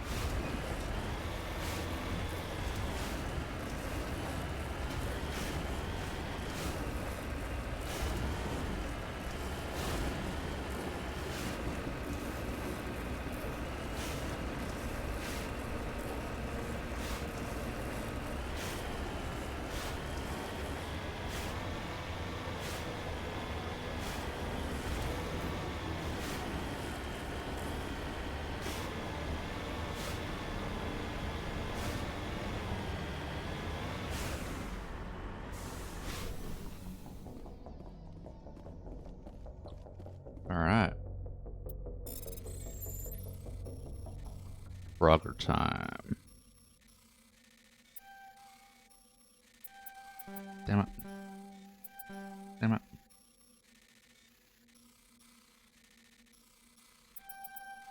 Oh! That was gonna give me the failure. Hey bro, hello ATX. Welcome in. Now that's... Oh, I'm out already. And then I'm gonna head to this corner up here. Hello ATX, how has your day been? I believe, looks like think you streamed earlier, huh? If I recall correctly. Passing out, dude. Well, have a good night, ATX. Thank you for the visit.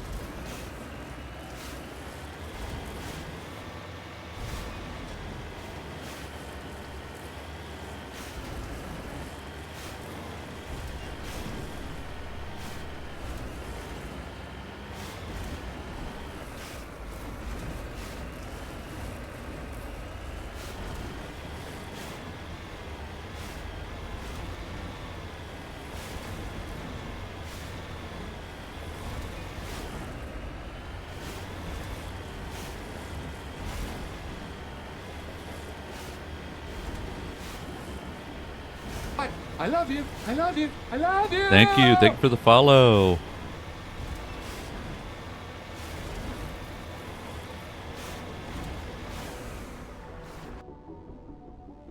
All right.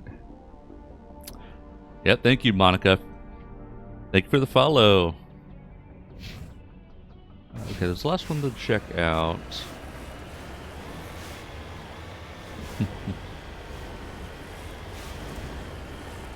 I think that was the exploration took a while in this game. Yep. I think that little ring was actually the Switch alert being delayed. Man, everything is delayed these days. All the alerts are scuffed.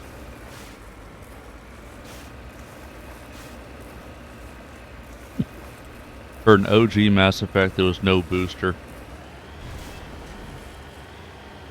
There's a booster?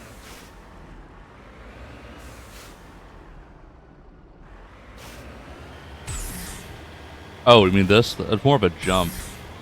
But it's a useless jump anyway.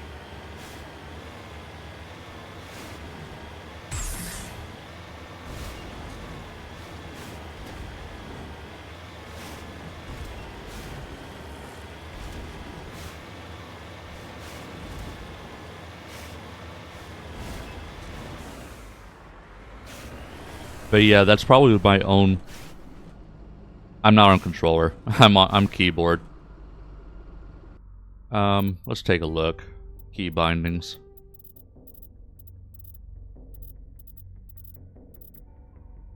Vehicle. We've got jump. Oh, left shift boosters.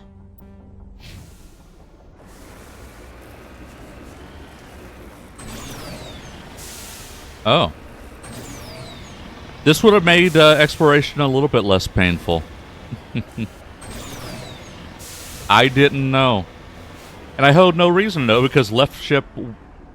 That's the thing, is space when you're on foot is to run faster. Space in the car is a jump. Left shift on foot is selecting weapons and abilities. Left shift in the vehicle is a booster. Make it make sense. Like, at least make the controls similar, right?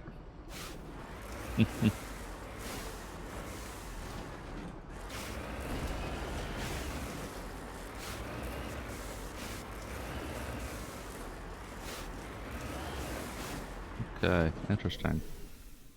These things seem to be... Everything's fine. Turian corpse.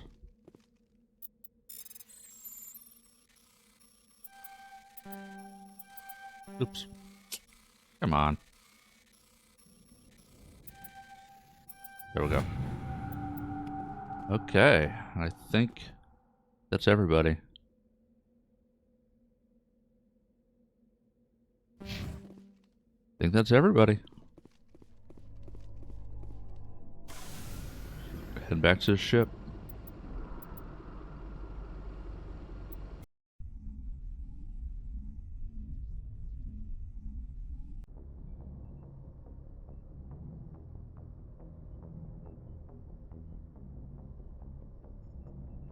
Yeah, I don't need to apologize about, controller versus keyboard. It is my first playthrough. Yep, my first playthrough. I never played any Mass Effect games. So I'm seeing all this for the first time. Yeah, I don't need to apologize about the controller keyboard thing. It's more of a... It's like, okay, that's what it is on controller. I need to find how it is on keyboard. But it is what it is, and it's all good. Message coming in. Patching it through. I reviewed your report on the situation, Commander. I'm glad to see you were able to take Dr. Wayne in alive. Now we can put him on trial and get some answers. Corporal Toombs seems to have found some closure. Hopefully with therapy, he'll have a normal life again someday. I hope this helped you find some peace, Commander. Thank you. Fifth Fleet out. There's a few things I'm somewhat aware of, because it's hard to avoid. For a game as old as this, it's hard to avoid, like, all spoilers. But yeah, I like to go in blind, at least on a first playthrough, going completely blind.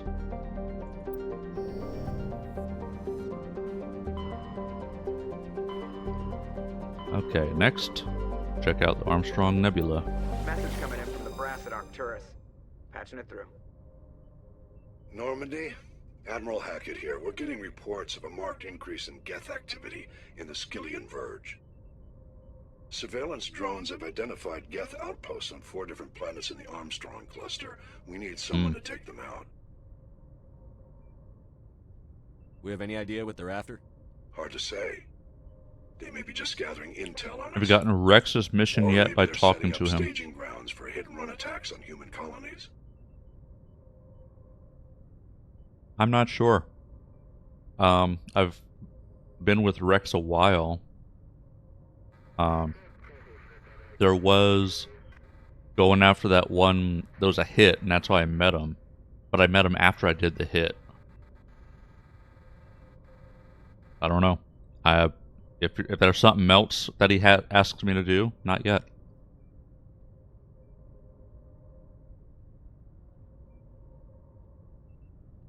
And whenever I talk to him, he has that same canned response. So I don't know.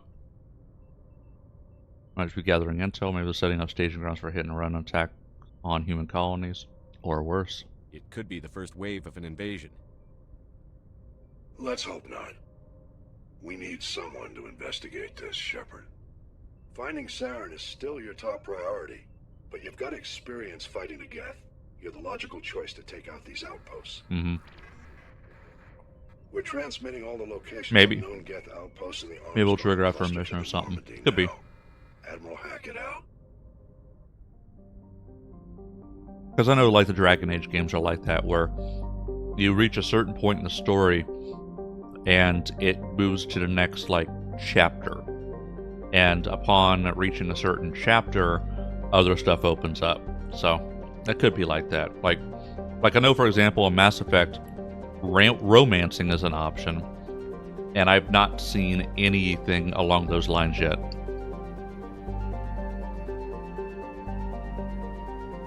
Yeah, I enjoy story-based games as well. So we got 4 planets here. Each of them is going to have something going on.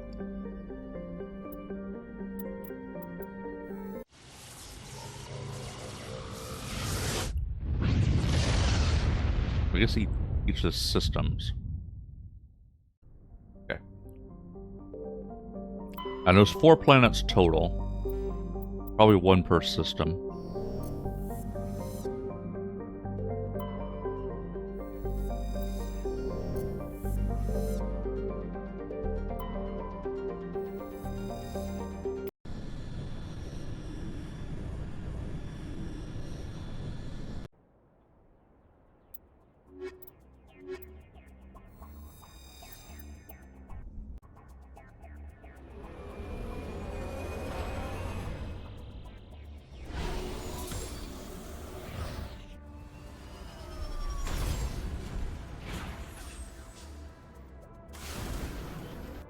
Okay.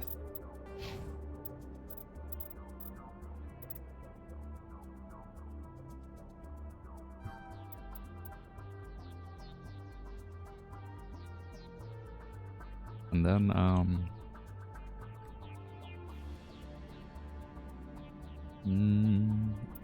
do this.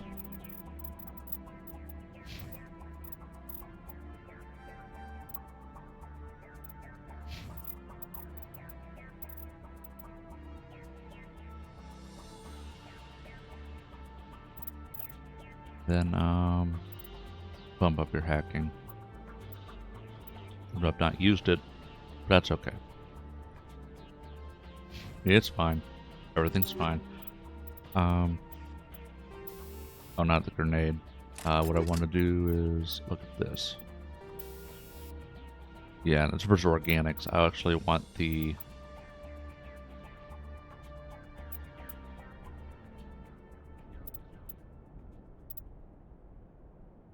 tungsten, I think. 37% versus synthetics. Or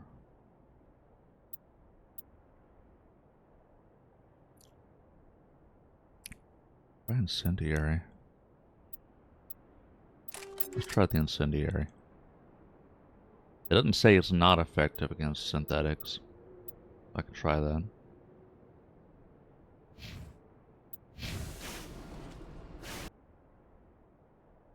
Alright.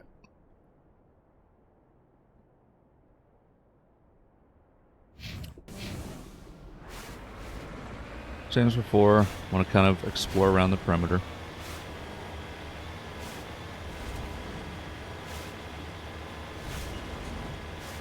And there's a mineral deposit.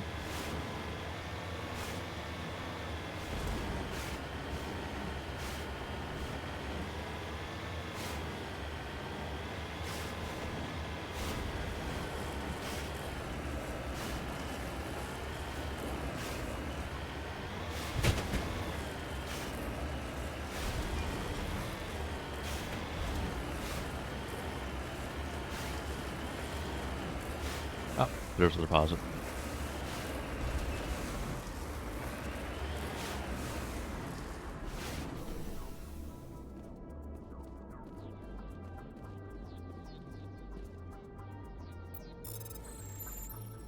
Looks like a giant dung pile.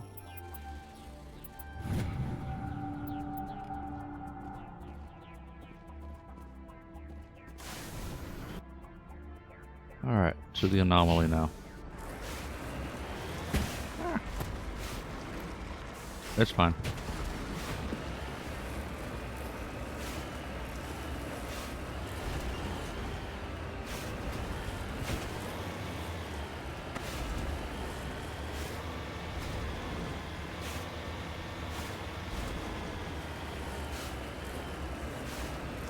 Wait the Whoa, fuck raid. up, samurai.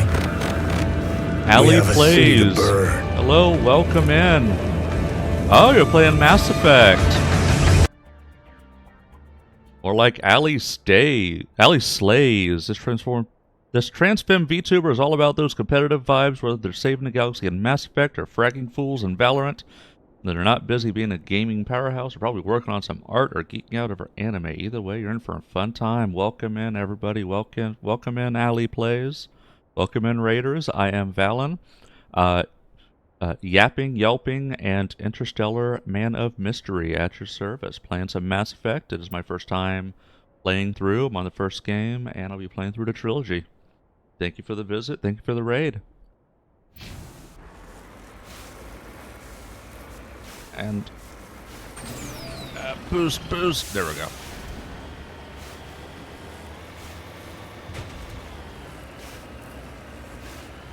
How was your stream, Ali Plays? Dude, finally someone gets my name right. Yeah, I admittedly, I first started reading this as Ally. I was like, no, it's probably Ali.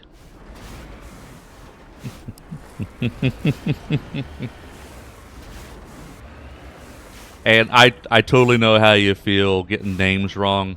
IRL, people always get my name wrong. People keep getting my name wrong on here. It was good. I'm at the point where I have to get access to the garage. Are you at the like early on in the game? Yeah. Okay. Yeah. You're early on. You're fairly early on in the game where you need access to get into this vehicle. Yeah, that's about how far I got my first stream playing this game. In fact, I think that was the first thing I did on my second stream. Where's the debris? Oh, there it is. It just got signed on as Spectre. Yep. Yep, sounds about right. First playthrough. Yep, same for me.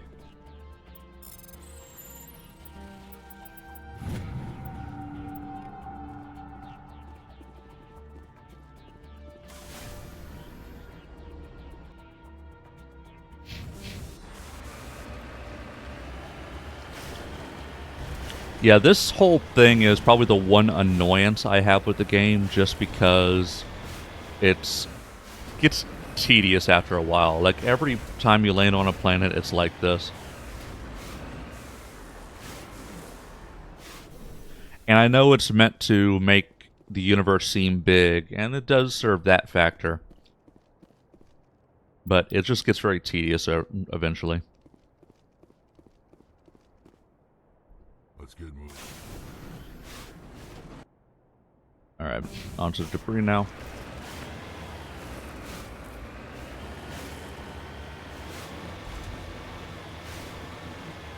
But other than that, I do enjoy the game. I did play the Dragon Age series, so I'm already familiar with how BioWare does their RPGs. So really it's just Dragon Age with guns.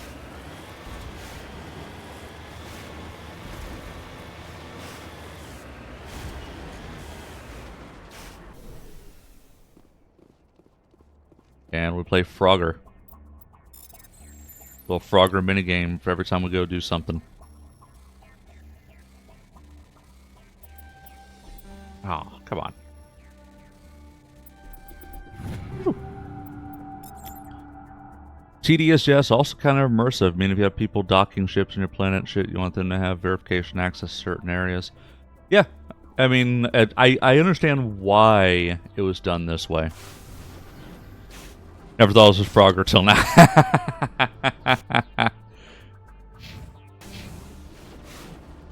Fi. Yes, Frogger is Fi. Frogger is Slay. Hello, Starry.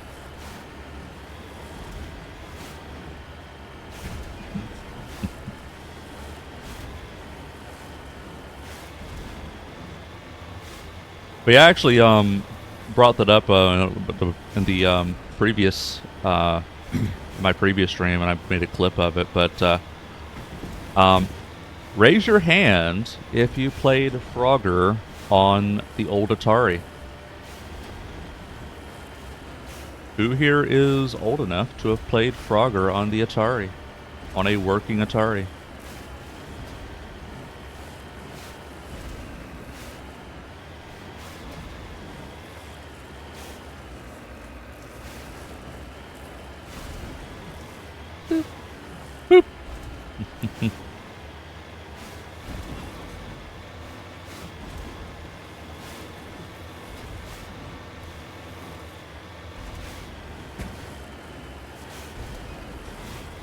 Oh, okay.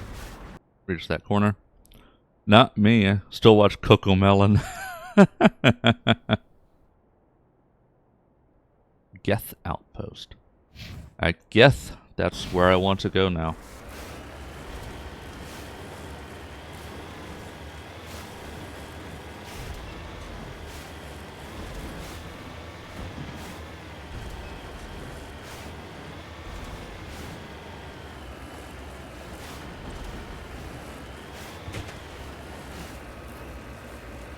But yeah, I've been gaming since back when you had to blow into a cartridge to make it work.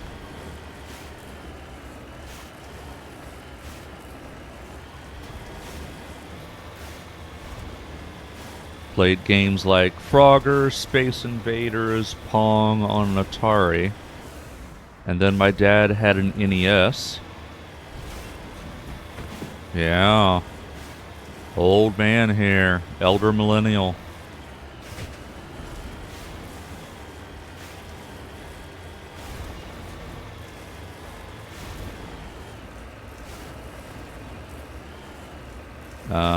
I think I'll take out the baddies before I worry about the minerals.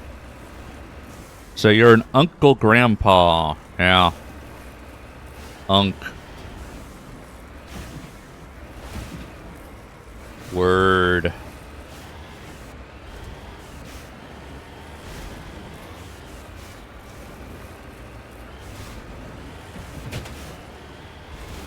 Alright. Let's save here. Used to love that show.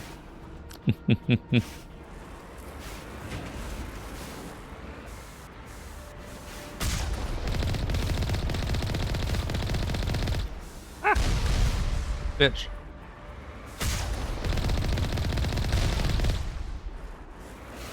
Ow. Hey.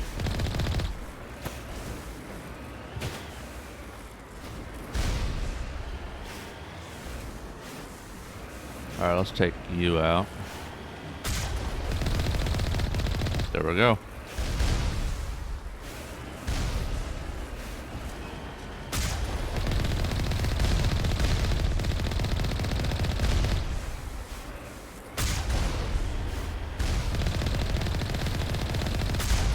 There we go.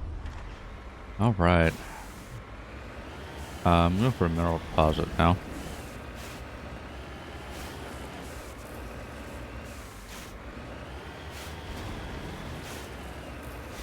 Oh, come on.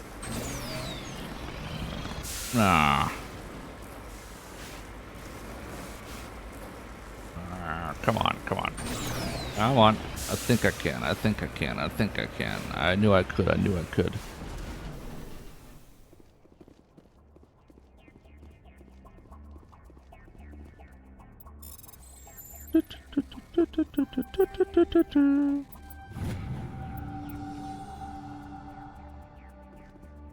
Boop, boop.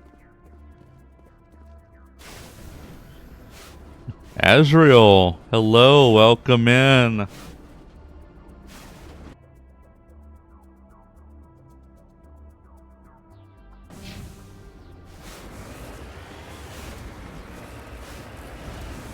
How's the stream going? Well, thank you.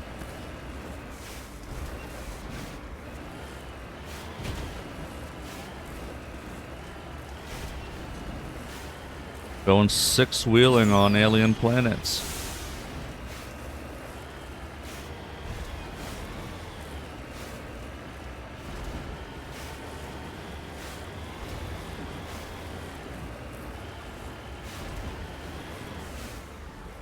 Jammed. Oh shit.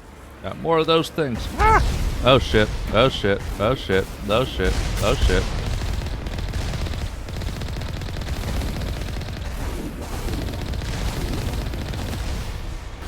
Wow, I can't even see.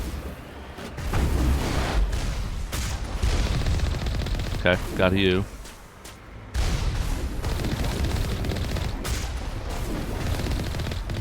Okay, got you. Got you? Oh. Ah!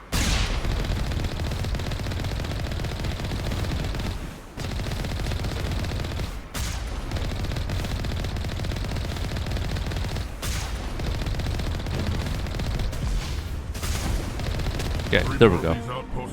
These are nice aliens. Yeah. 3 more of these outposts to clear out. Should be fun. Yeah. Just finished up mine and figured I'll pop in and say, hey, well, thank you for the visit. Appreciate it.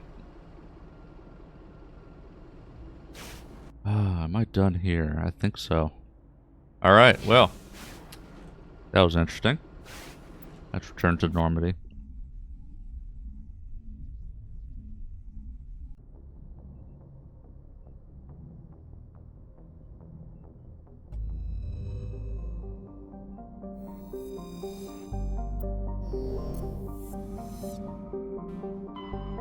Alright, that was the first one. Do this one next.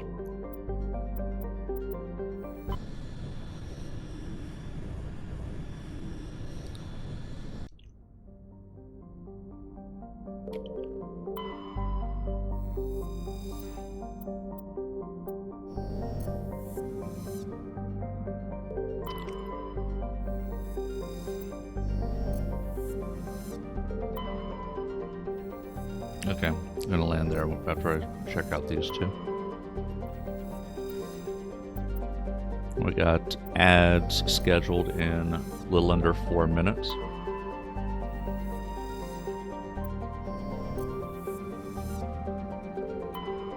Just a heads up.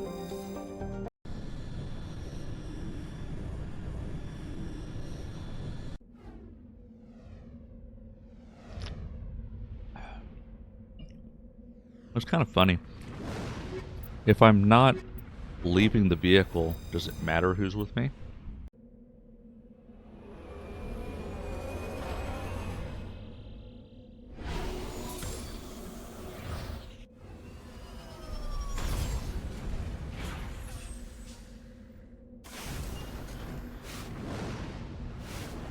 Hmm.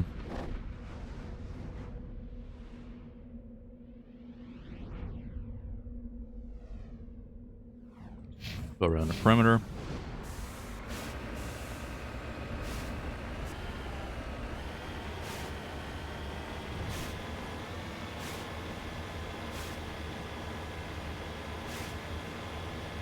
It was like that sometimes in Dragon Age as well, where you have something very brief, and technically you bring a party with you, even though it doesn't really matter.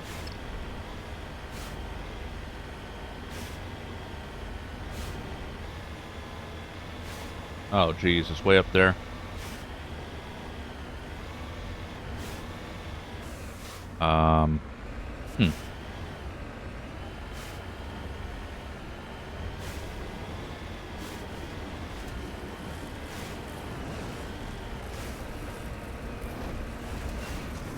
I think I can, I think I can, I think I can, I think I can, I think I can, I think I can, I think I can, I think I can, I think I can, I think I can, I think I can, I think I can, I think I can.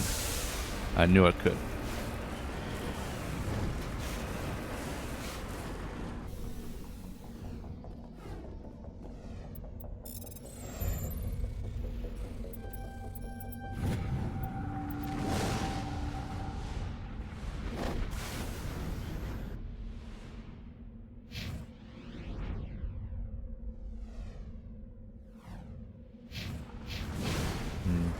Alright. So I don't know about that. I think the mountain range kind of prevents too much exploration.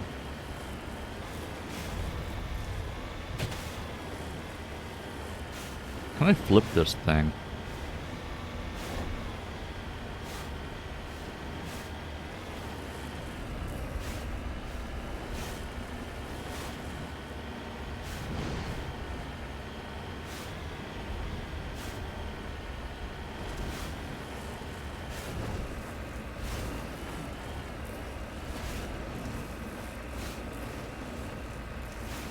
I think I can, I think I can, I think I can, I think I can, I think I can, I think I can, I think I can, I think I can.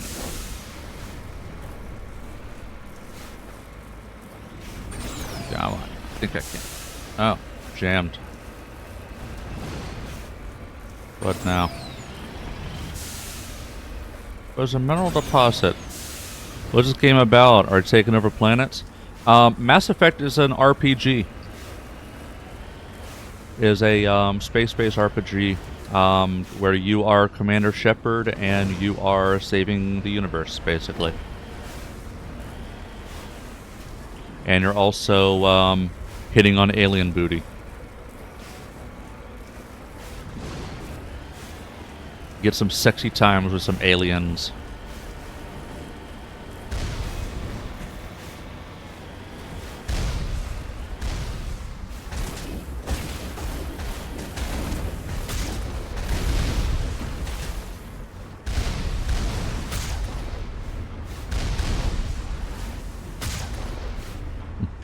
And I'm actually going to pause here because we got ads now.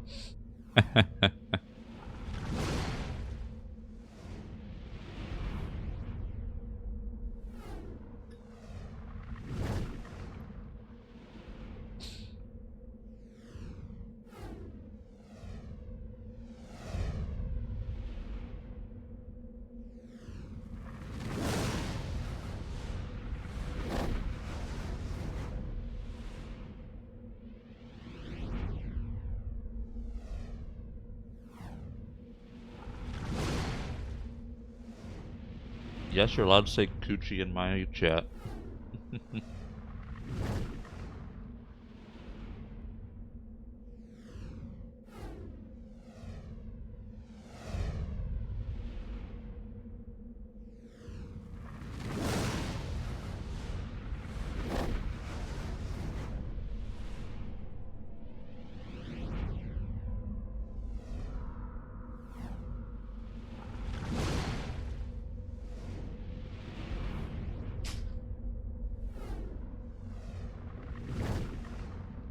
Have you heard of Sexy Red before? Don't know if you hear me. Don't know if you're stuck in ad jail. But no, I'm not familiar with Sexy Red.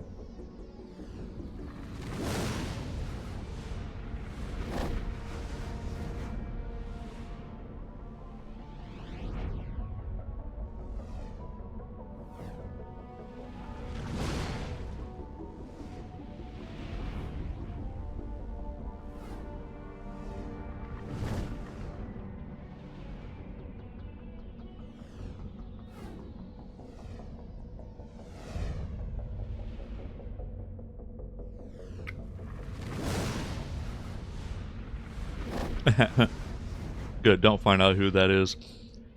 So, speaking of talking about Mass Effect, so this goes back to what is been on the internet for a long time. Are you familiar with gamer poop? Manslayer's Gamer Poop series. The crown jewel of the Gamer Poop series is the Mass Effect. Basically what they do is mod the game and do some silly things with it.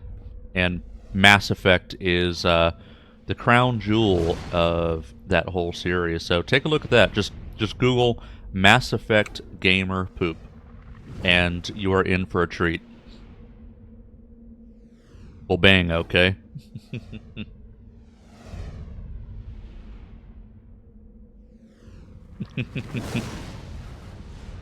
My name is Garrus Vakarian, and this is my rectum.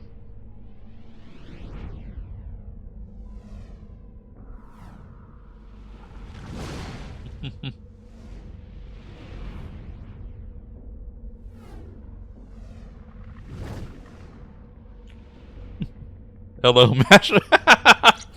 That's the first thing you hear when you come in here. Welcome in, welcome in.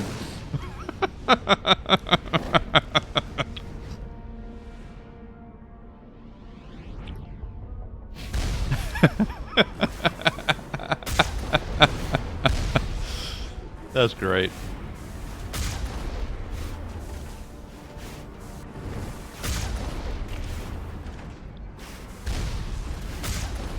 Coming from ass than that.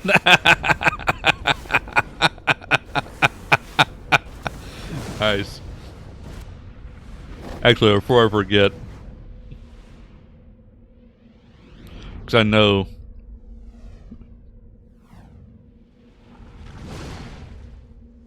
I know I'm definitely want to clip that one.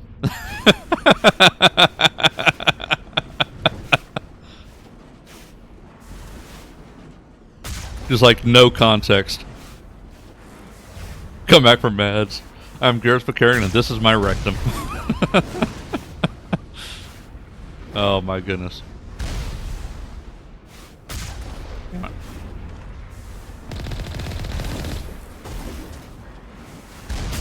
There we go. Got him.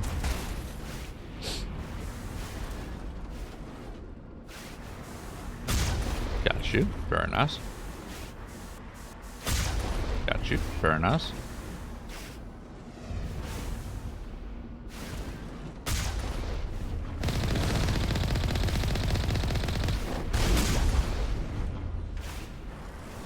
I got most of them now.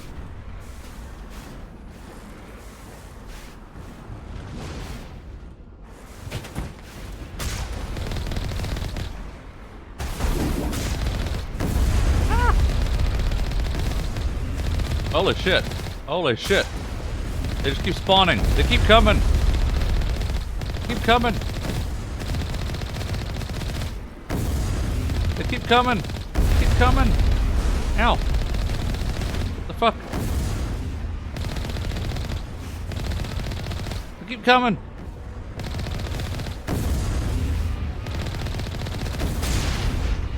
I love you. Whoa, thank you. Thank you for the follow. Let's get to the next base. Is that it? God damn.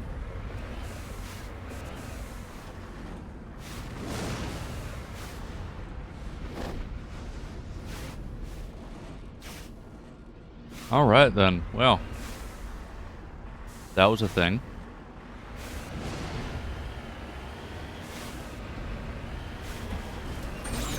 Since we're around when YouTube was created, what was it like? It was nothing like it is today. Basically, people kind of posted their own silly things. You didn't have, it's like, I don't know, it's hard to describe because, honestly, I wasn't on YouTube I wouldn't use YouTube for a while when it first came out. But definitely it was nothing like it is today. Of course, because back in my day, YouTube sucked at first. Yeah, that's kind of it. It's like it really wasn't really relevant for a long time either. Like I knew it was a thing, but it wasn't really relevant for a while. You know, back in my day, the viral videos were things on like Newgrounds and things like that. Like, who here remembers Newgrounds? Oh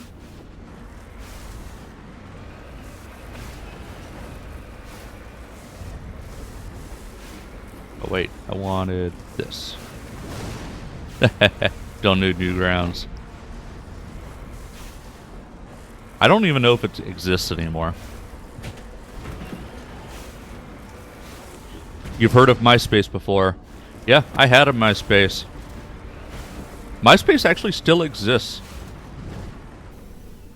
Like, there's actually people running MySpace. Like, yeah, it was so bizarre because, I don't know what happened, but, you know, one of those times where you Google your name just to see where your name pops up, and my real name was linked to my old MySpace, which I never put my real name into.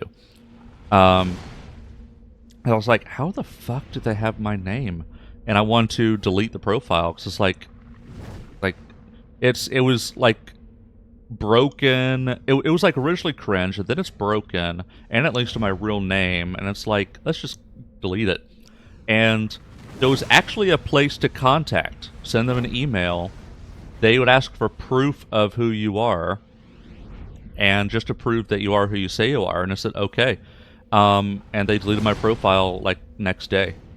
Like they were responsive. Like I emailed, they responded next day. Prove you are who you say you are. I prove it. They go okay, and then profile deleted. I was like, damn.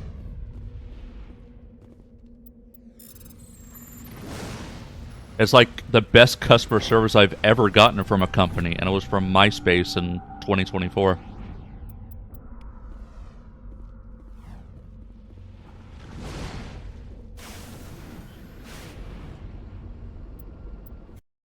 You've heard of typewriters. So typewriters were a little before my time. I did use a typewriter more as a curiosity. Like my parents had a typewriter. My dad did have a word processing machine. So imagine how today you have Microsoft Word on a computer. Well, there was a word processing machine. Basically, it was a dedicated computer just for word processing. And it allowed... Here's the amazing part, though. And here's the amazing part. It allowed... So here's why it was so amazing, right?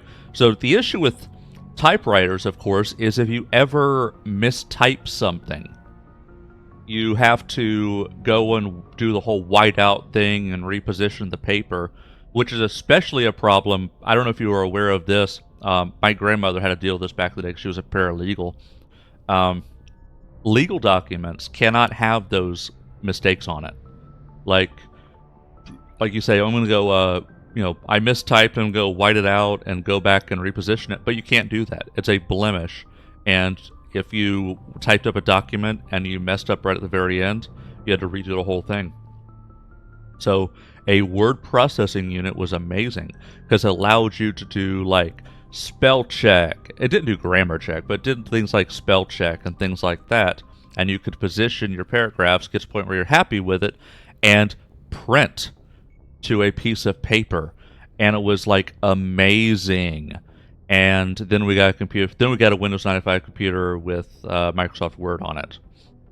Glad I went around during that time. Makes it kind of cool to force people to listen to your music when they visited your page. I actually saw somebody going. What they should really add to Twitter is to where you could put a your favorite music on there, so people go to your profile to hear your music, and somebody goes, "Oh, great, kids today are rediscovering MySpace." But yeah, I do remember that, putting like a song on there, and specifically the song I had on there was "Your Love" by Outfield. I had on my MySpace.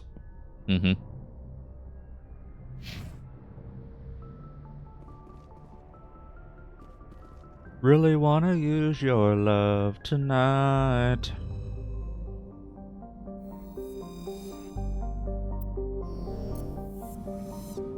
Josie's on a vacation far away. Come around and talk it over. Apparently Netflix was created in 1997. We actually had a Netflix subscription. And we paid for... We got the 2 DVDs per month deal.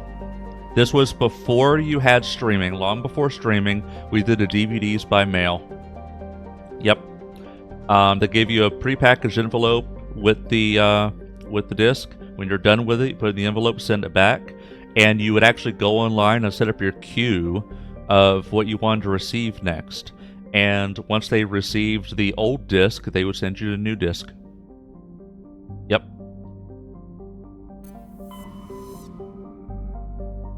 We have the vending machine ones here. We've got... I've seen Redbox as well. Redbox kind of gone away. Pool's basically like a library. And in fact, even when streaming was available for a while, it actually may still be a thing. Because the thing is, streaming rights are different from DVD by mail. Like, they can have a huge library of DVDs, but be limited on streaming. So there's actually still reason to do DVD by mail for the stuff that they don't stream. Like, because they could actually have everything, but they can't stream everything. So there is actually still some merit to that, just because they don't have the rights to stream it. I think my parents still did that even when they had streaming, and I think it was like a package deal where if you did the streaming and one DVD, it was like less than doing each of them individually. Geolocking comes into play with streaming, yeah. But yeah, it was the shit, because it was a huge library, like everything. Basically everything. And of course, the stuff that just came out was higher demand, of course, because it came down to that too. It's like they would have, say, 3 copies of something, and while those 3 copies are out, you couldn't get it. So it was limited to inventory. But, you know, an entire catalog was available that was not available, that, you know, you would never be able to get from a streaming library.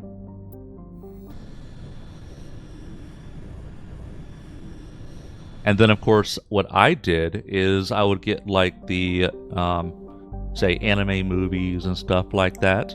And I had a DVD burner. And I would copy. I would make some copies of it, yeah. Used to take a year or so for a movie to go from cinema to DVD.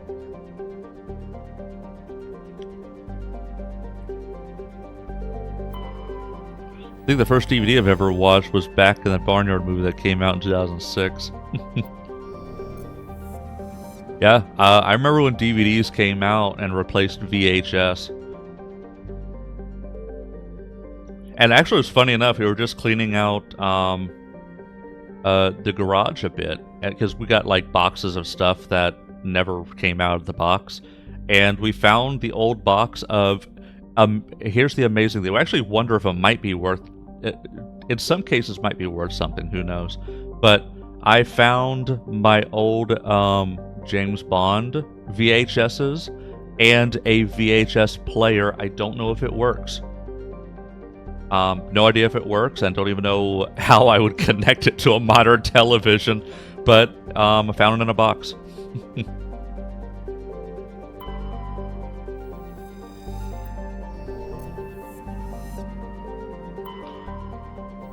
I laughed out loud audibly when I stumbled across that. Gotta update us when we figure that out.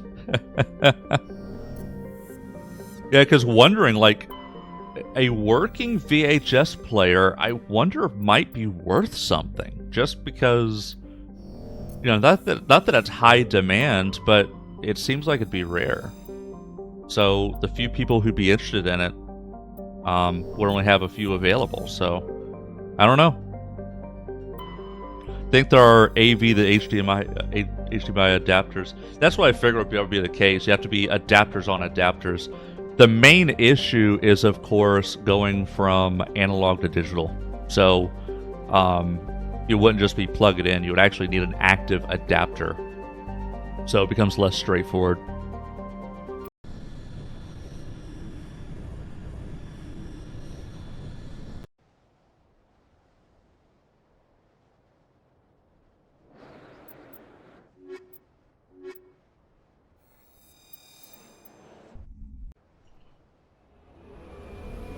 But I have to look to see how much it'd be worth anyway. Because, let's say, okay, a working VHS player is worth $20. Then I have to spend $20 on adapters to check that it works. It's like, what's the point?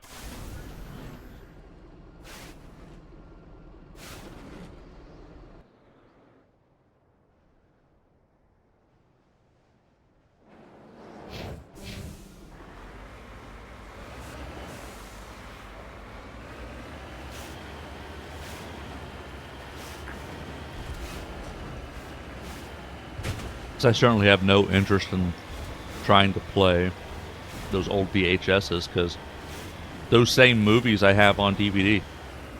And even then, actually what's funny is I don't have a working DVD player. Did you ever have an iPod? I did.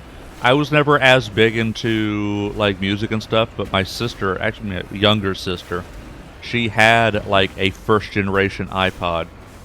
And then when she upgraded, I got it as a hand-me-down. So I did have a first generation iPod where it was had the tactile feel wheel, and it'll go click, click, click, very satisfying, and black and white screen, and it only did music.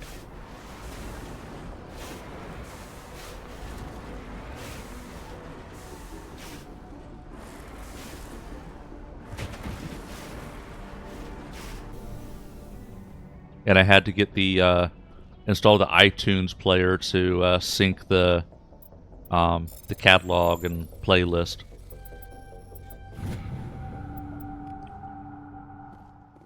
And what's funny is I have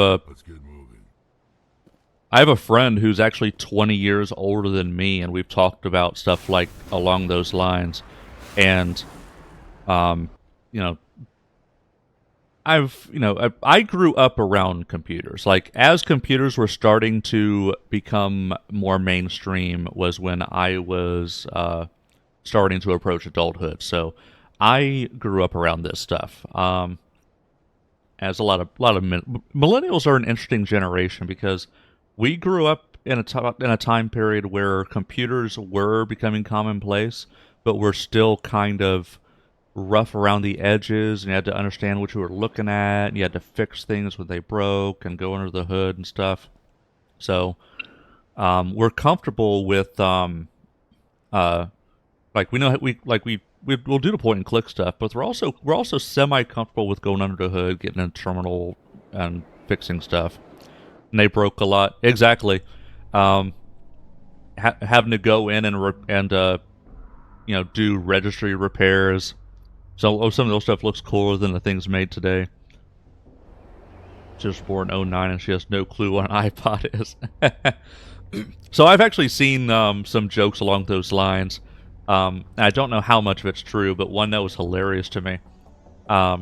Somebody had a floppy disk, and a kid pointed to it and said, "Oh, look, you 3D printed the save icon."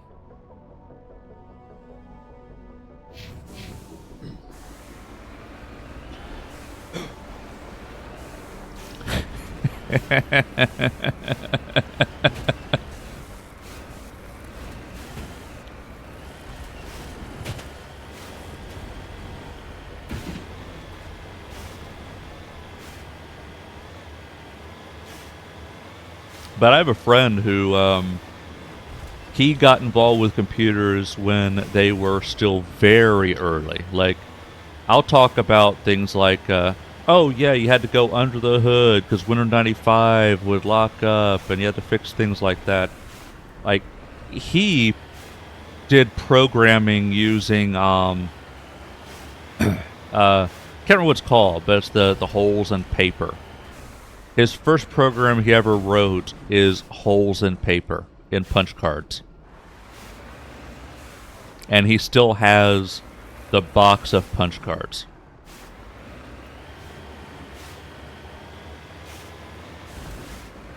He has no hardware that'll run it, but he has the punch cards. Ah, one of these things. Oh, fuck. I had a feeling.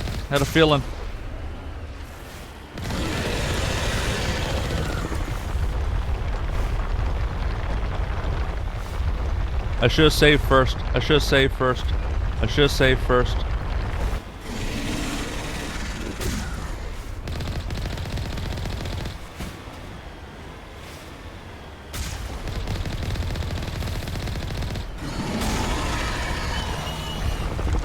It was too calm, I know.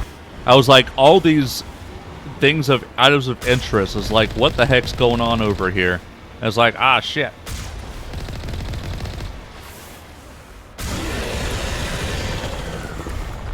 They even did say something about a Thresher Mall. I just wasn't paying attention. There we go. Got it.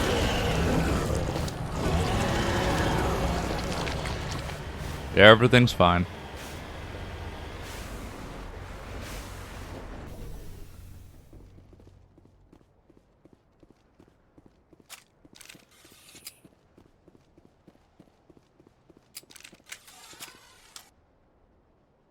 Also signs a Geth weapons fire. Geth been mangled by the Thresher Mall. At least they got the coming to him.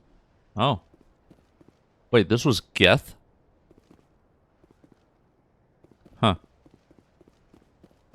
Oh, there's the Geth. Okay.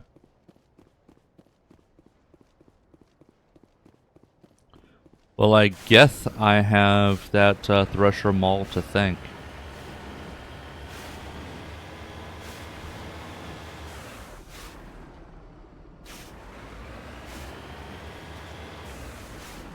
Oh, was this the stronghold? Ah. Huh? Oh. Okay.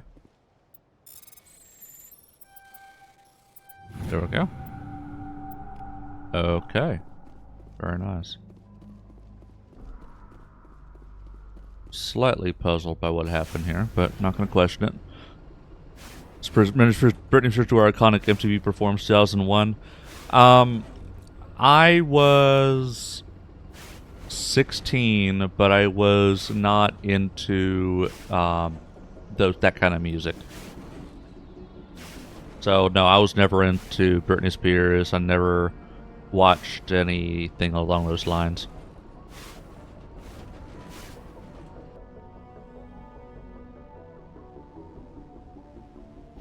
Yeah.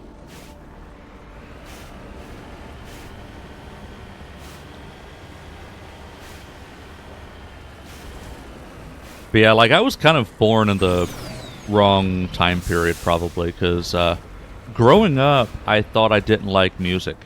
Like seriously, I thought I didn't like music because I hated everything that was on the radio, you know. And then I heard "Come Sail Away" by Styx, and I was like, oh wow, music I actually like. Then I go down that rabbit hole, and turns out I liked 80s rock.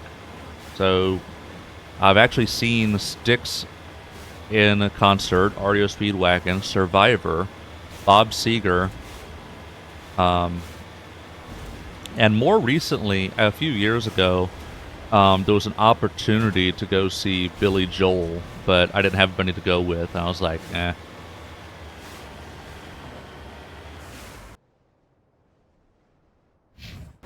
But yeah, I never cared for the music that I grew up with. Born at a time, yeah.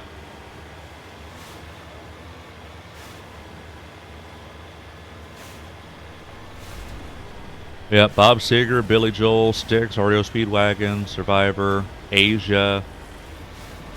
It was the heat of the moment.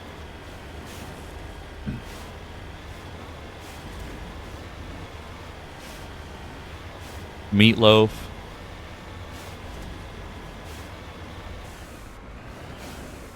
Like, I can sing Bat Out of Hell by heart. And Paradise almost by heart, not quite.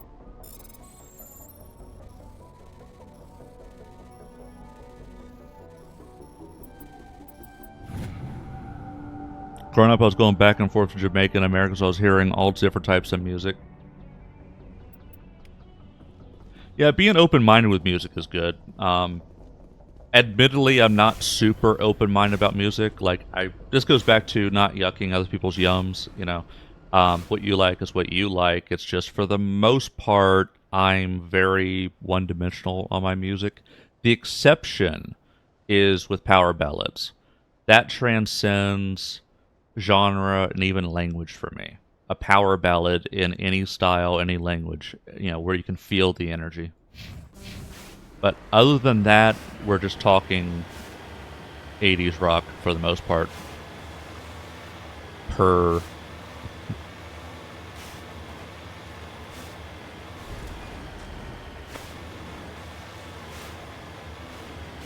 Like, for example, like, I'm not into hip-hop, but Gangsta's Paradise.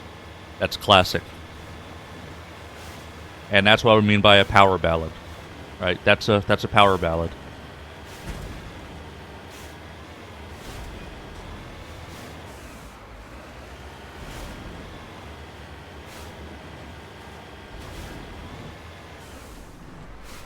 Alright, that song's a classic and scary.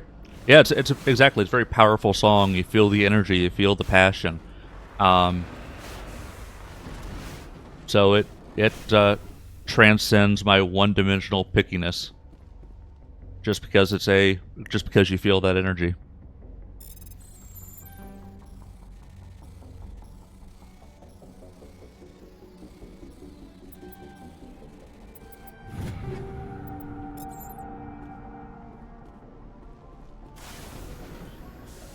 All right, save here. And I think Return of the Mac. I'm not familiar with that. I'm sorry. I'm not familiar with Return of the Mac.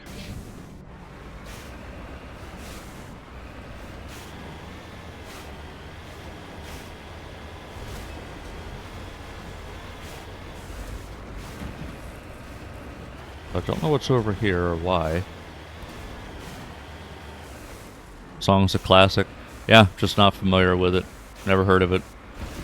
It's possible I may recognize a tune, but I'm not familiar with the name.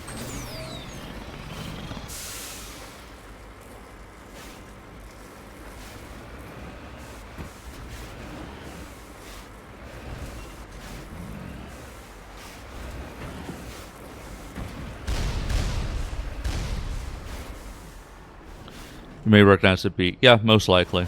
Wouldn't surprise me if I recognized the beat. So it's like that,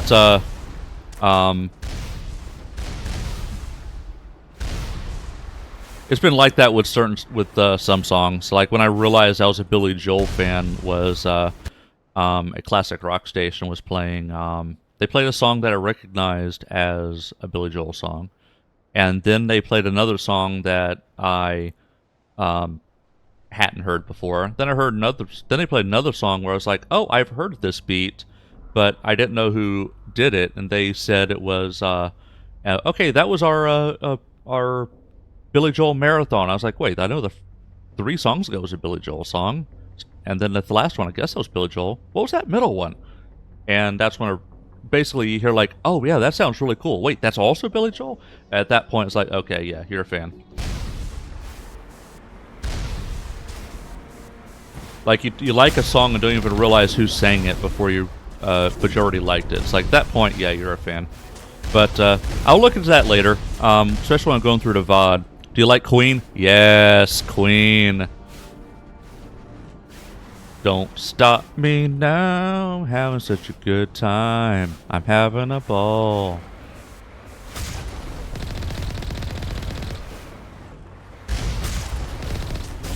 Need to take out these snipers.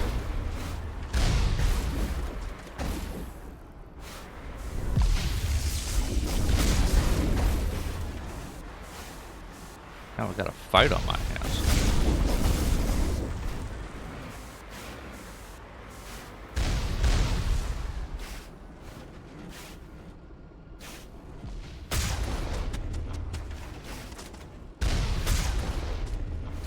Valango vocals.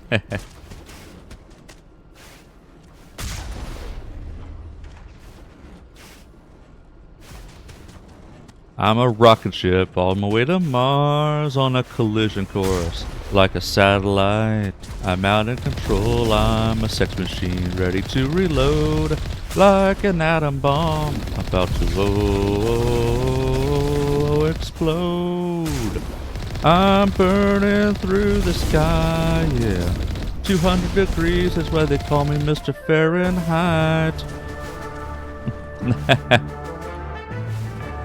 For a while, I didn't know Freddie Mercury was a part of Queen, so I looked it up. Yeah, hit that join, Starry.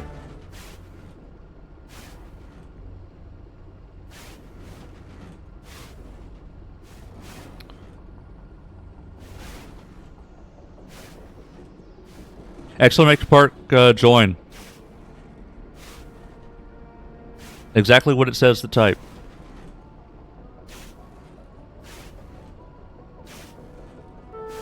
There you go.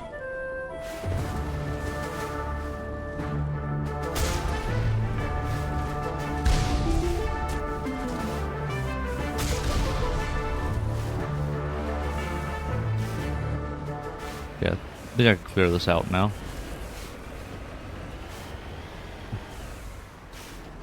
There we go. Oh shit, more. Oh shit, oh shit, oh shit.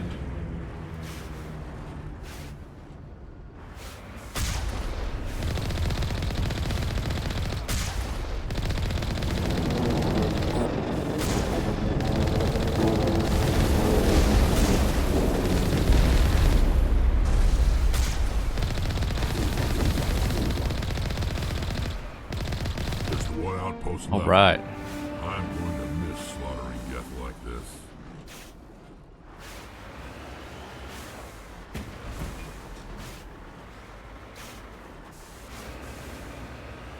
MASH is OP.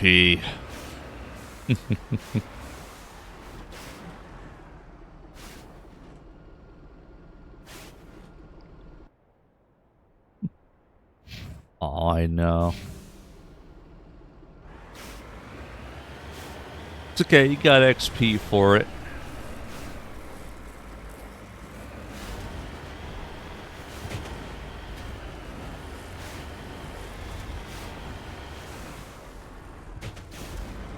Better luck next time. I have been defeated.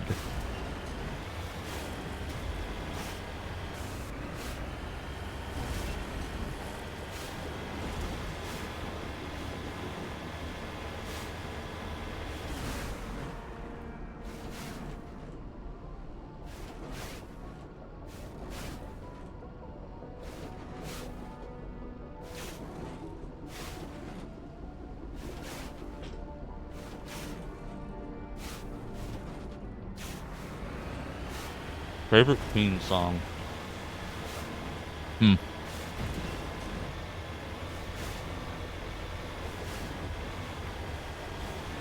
Well, Bohemian Rhapsody is a classic. Don't Stop Me Now, of course. Probably a toss-up there.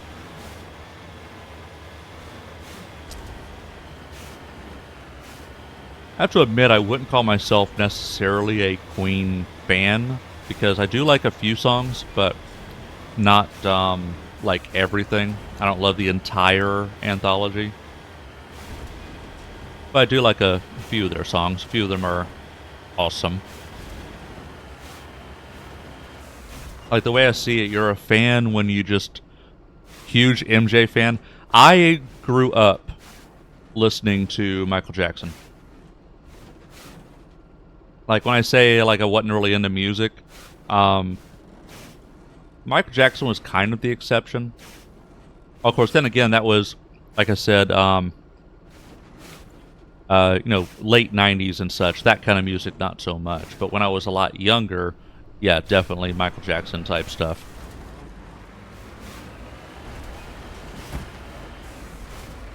Had, like, almost all of his albums on CD.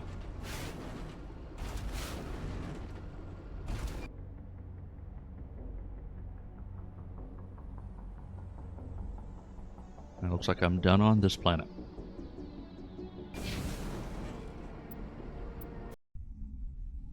Fave album is Thriller. Yep.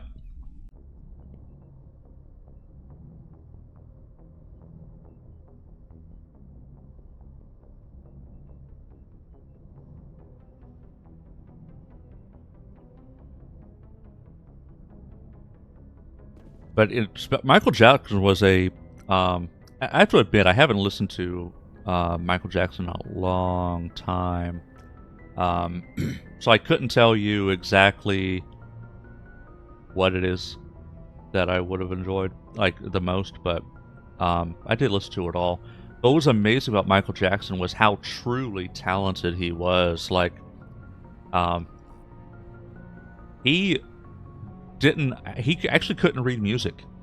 He could not read music. He legit would beatbox a tune in front of, like, he would go to his band and say, and he would just beatbox a tune and be like, do something like that. And they would do that, and he's like, no, like this. And then they would do that, and he's like, all right. And then, like, he would just straight up just do the whole, like, he could basically a cappella the entire thing. Yeah. It was like, I don't remember specifics, but there was one point where Michael Jackson was accused of ripping someone off on terms of tune, and he actually showed at the court and showed how he came up with the tune, and he just right there on the bench on the witness stand, he just beatboxed the whole tune. He just beatboxed the tune, and he's like, "That's what it was. I just did this to my band and told them to do that." Yeah, he was just a special talent. He had really, and he was really, he was definitely abused, and there was all sorts of issues with that family. So it's really a shame how bad he was treated. His Super Bowl performance was iconic. I don't remember the Super. Was this? It's been a long time since I've seen it. A long time since I've seen that stuff.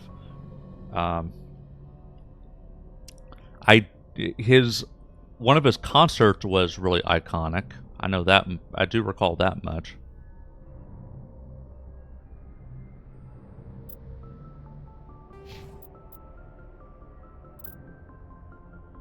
He was standing there for like a few minutes and people were fainting. Oh yes, I remember that. He just stood there, didn't move.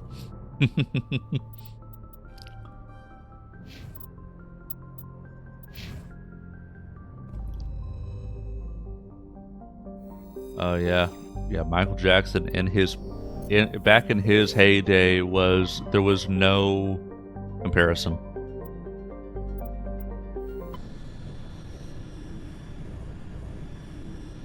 And that's why it was called the King of Pop, because it's less about talent and more the impact he had. Like Elvis Presley, just standing there would make people faint. Still isn't, to be honest. Yeah, I would agree with you. I'll definitely argue that as well. There's just nobody before or since did what Michael Jackson did. Like, there's been a lot of other talented individuals, but nobody like Michael Jackson. Like, Freddie Mercury was pretty special too. Did you ever so there's Champagne Sea Bubbles, really? Wow. But did you ever see, so there's another, talking about, go back to Queen a little bit. Are you familiar with the song One Vision? It's in my opinion, a little bit underrated, but I enjoyed One Vision. But there's a making of video for it. Basically going into listen to it now though. Yeah. But especially the making of One Vision. It goes through the creative process of how Freddie Mercury and his team worked together. And sort of like Michael Jackson, not the same, because Michael Jackson was just straight up like beatbox. But Freddie Mercury would have a tune in his head, and again, he couldn't read music, but he would go up to the drummer and he'd be like, "Okay, I want a beat like a bum," and he's like, "No, like this, bum," and it's like, "No, a little bit more, like more tang," and the drummer kind of looks at him quizzically, and he'll put a little bit more tang. And then Freddie be like, "Yes, perfect, do that."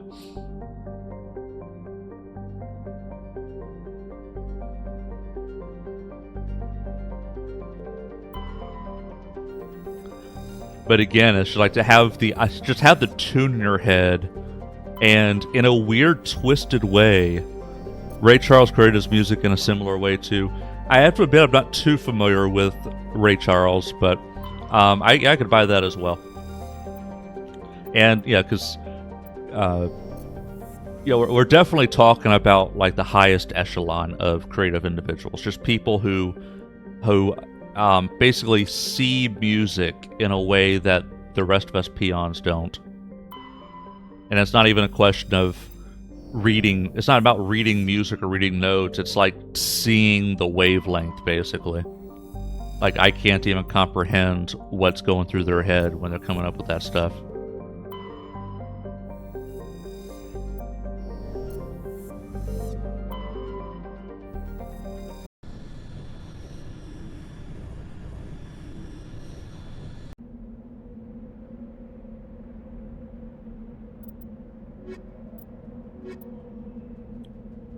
Real the World project will always be iconic. MJ was annoyed the whole recording process. I actually wasn't aware of that. I've never seen any of the makings of that.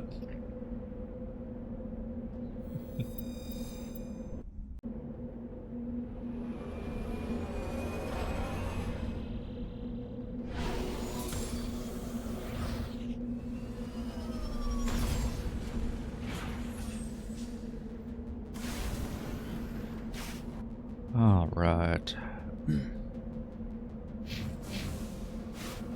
Need to start learning to quick save more often. There's footage of it with everyone singing their solo parts.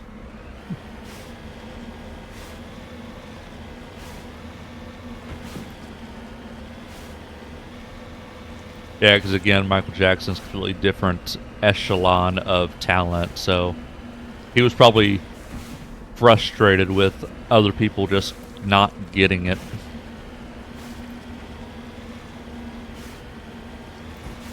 Prince just didn't want to show up.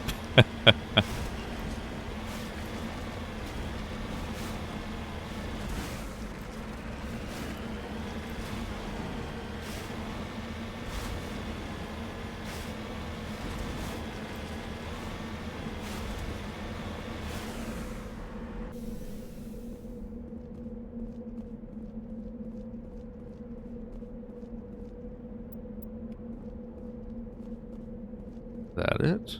Alright, I guess that's it. Did you hear that Prince almost ran over MJ with a car? I did not hear that.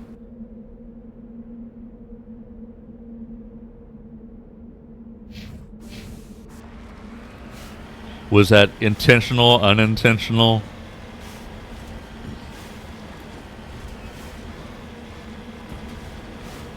It was after one of James Brown's shows. It was intentional, goddamn.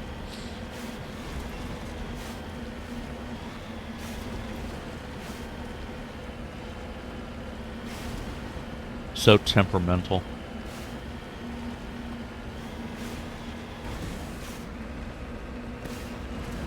It's like you could disagree with somebody, but come on.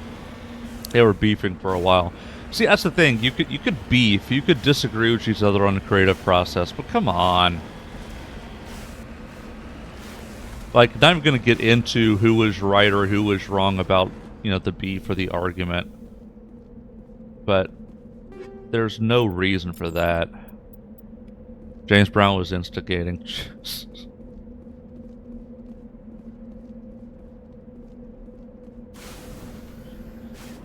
Wild. It's like, come on, why can't we all get along? We are the world and all that.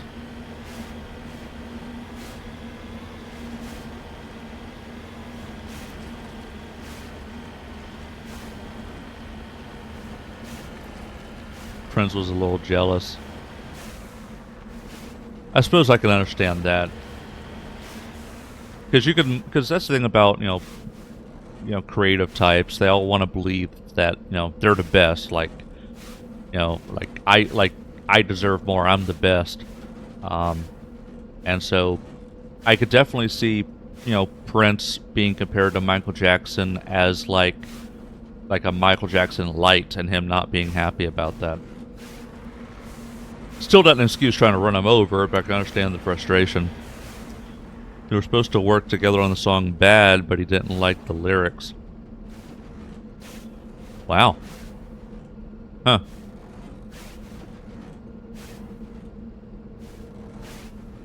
It's like, come on, put aside petty differences.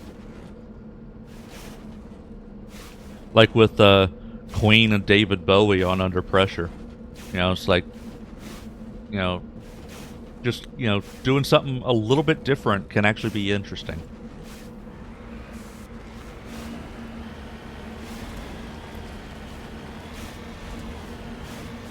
Prince said, who's gonna say your butt is mine, and who am I saying it to? Sounds a little insecure.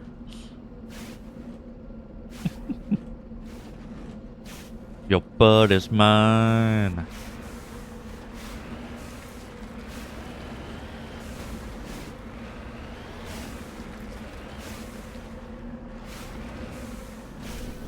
I'm fat. I'm fat. Shaman.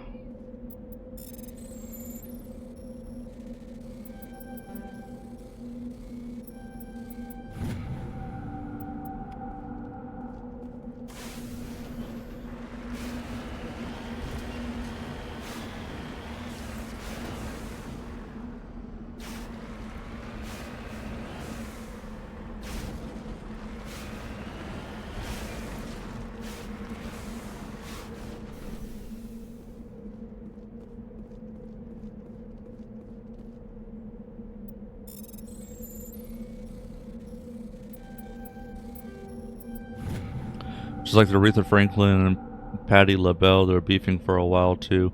I don't have any background on that one either. Patti LaBelle, don't even recognize that name.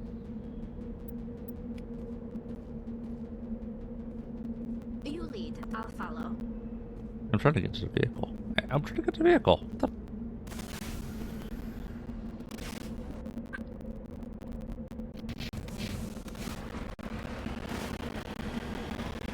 Aretha Franklin was funny as hell.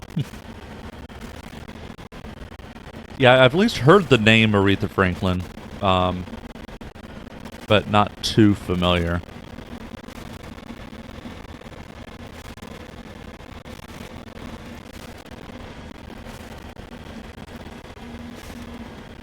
Pardon me just a moment. I still have my little bit of hummus, and I'm gonna go put it in the fridge. I'll be right back.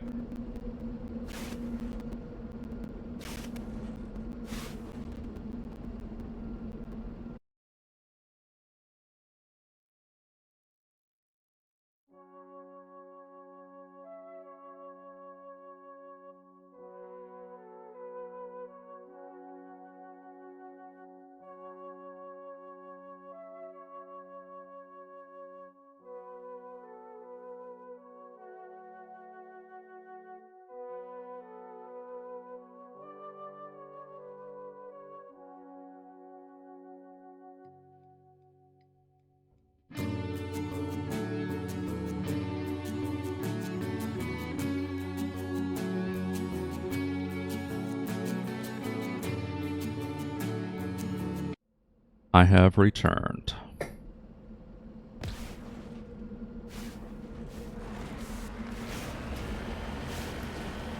Yeah, so what did Aretha Franklin do? She made the song called Respect. Oh, yeah. I knew I'd heard the name. Probably recognized me here. Yep, I've heard Respect.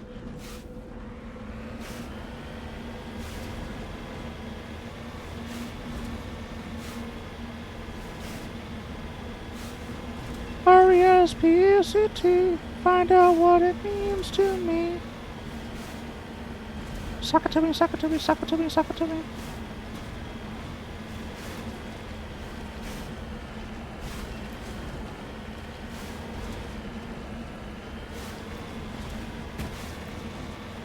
Valango sings.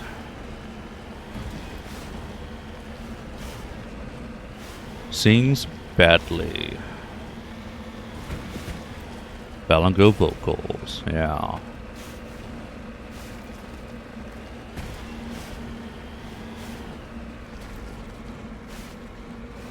Yeah, that's the issue. I can't hit any high notes without doing a falsetto.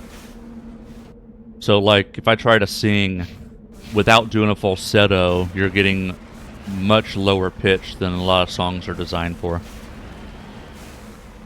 Valentunes while I eat dinner.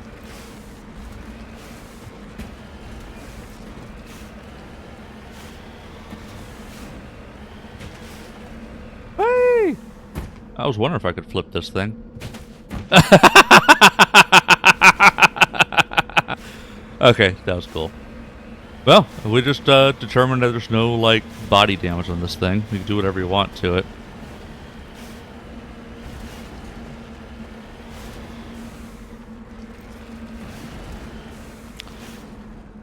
I don't think Freddie Mercury had any beefs with anyone. Yeah, Freddie Mercury, despite his faults, was relatively chill for a creative.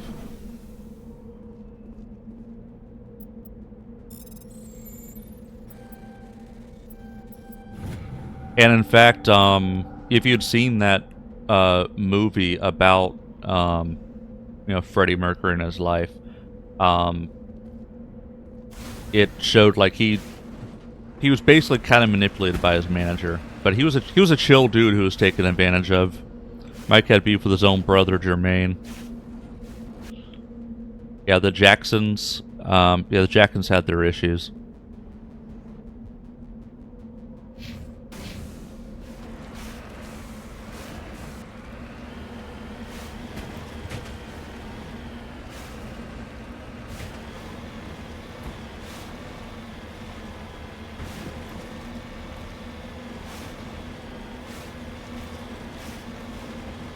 So heads up, we got ads scheduled in 4 minutes.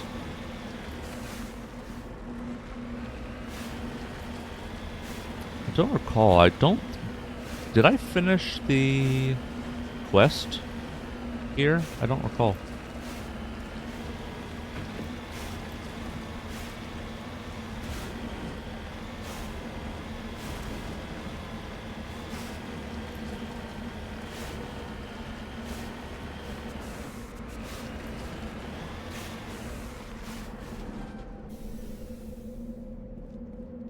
Maybe I did.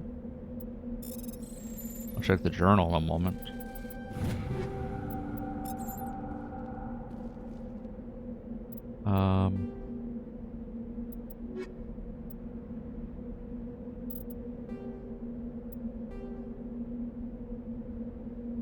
Okay, Earth's moon. Entered Sparta systems. You encountered a distress beacon when you entered the Sparta system. Someone there may need assistance.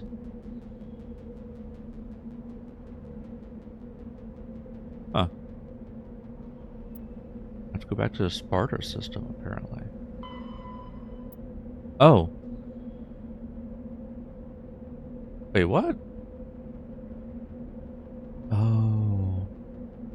Okay. Oh, I remember that. Okay.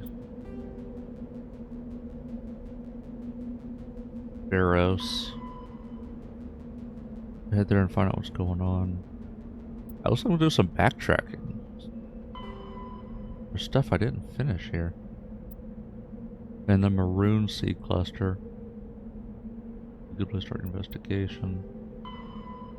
Geth Outpost. All 4 outposts. Yeah, I think I didn't finish. Yeah, I think there's still an outpost on this planet that I haven't taken out yet.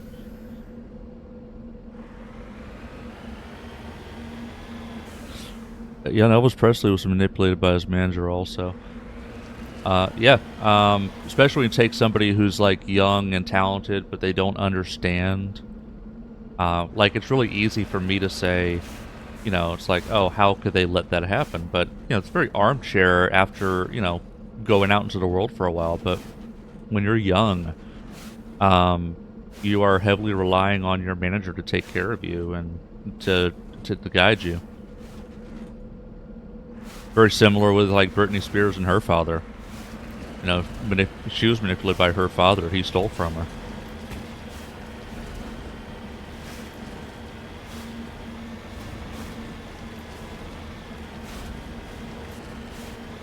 There's people being greedy.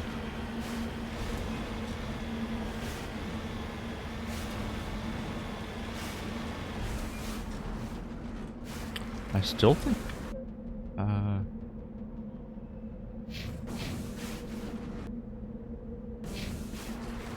I think I didn't find the command post yet on this planet.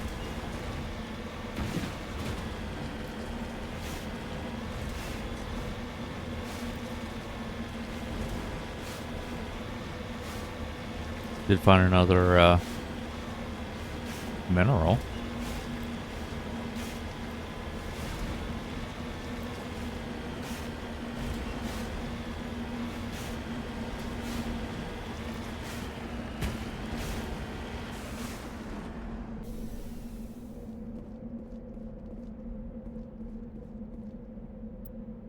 So we'll have ads soon.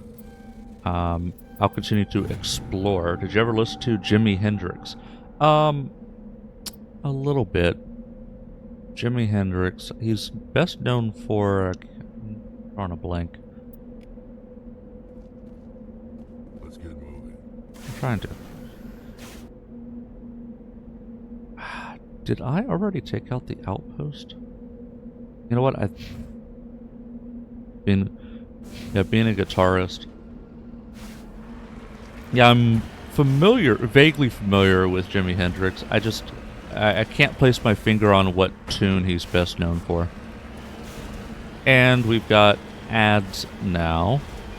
If you're stuck behind ad gel, then you don't hear me apologize.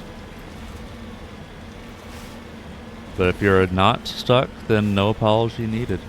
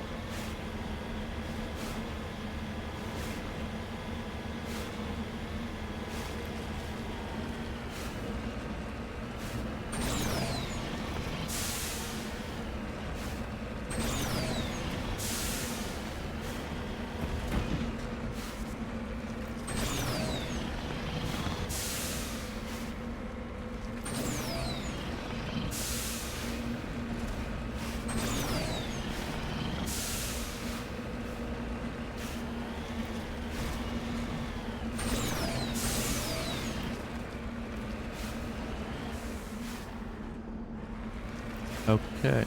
Oh, wait a minute. Oh, I have to go inside. Okay, I found it. I found it.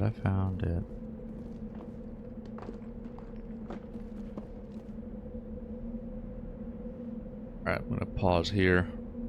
Let the ad break play through.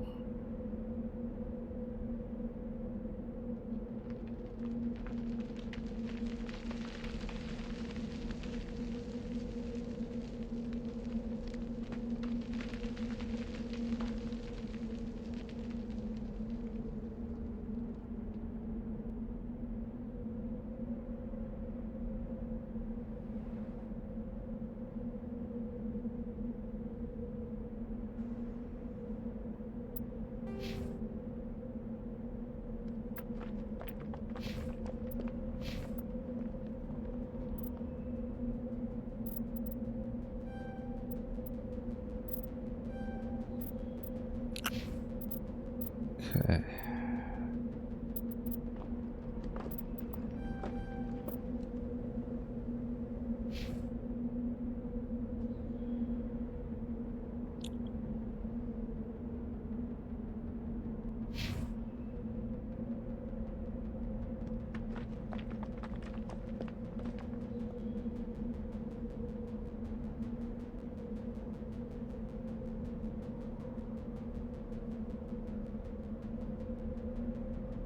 Welcome back. So I think this is the last outpost, and it involves an underground facility. Welcome back.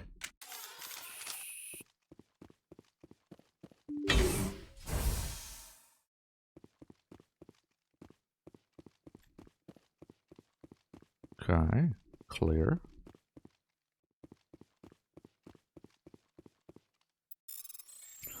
So do you believe conspiracy theories? If there's evidence to support it, then it's not a conspiracy theory. But I don't get into wild things like would it be like speculation, like Bigfoot. No. Things like, oh, there's this mystical creature that nobody knows exists, and it's like, no. Now that being said, sometimes, like for example, like the giant squid was thought to be folklore for a long time until they discovered that, oh wow, it's actually a thing. But you know, the ocean is huge. But the idea of this ape-like creature that had not been discovered, and the only evidence we have is a grainy video of an ape-like creature walking like a human. It's like, no. So no, nothing bizarre like that.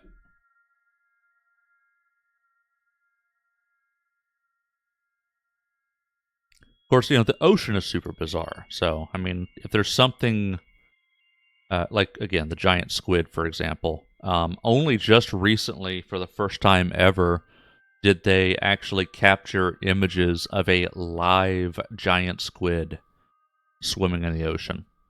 Until that moment, we'd only seen carcasses. What do you think about the space theories? When you say space theories, what do you mean by that? Because this can go in a variety of different directions.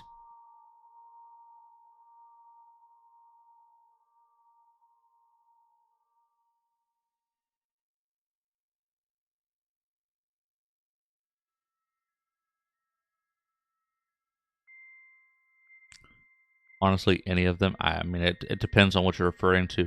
I will say, though, that one thought exercise that I really enjoy playing around with is the Fermi paradox. Are you familiar with the Fermi paradox? Like, we're the only living... Yeah, this is getting to the Fermi paradox. So, it's really interesting, because if you say, okay, we've got life on a planet is 1 out of a billion odds, right? 1 out of a billion odds. Well, there's hundreds of billions of stars in this galaxy, and each star has multiple planets. There's hundreds and hundreds of billions of planets. And a lot of these systems are much older than ours. Like like our solar system is relatively young. So, if it's a 1 out of a billion odds of life forming on a planet, and there's hundreds of billions of planets, then there should be hundreds of worlds much older than ours that bore life. Where is it? Where are they? Where's this life? Where's evidence of any of this life? That's the paradox.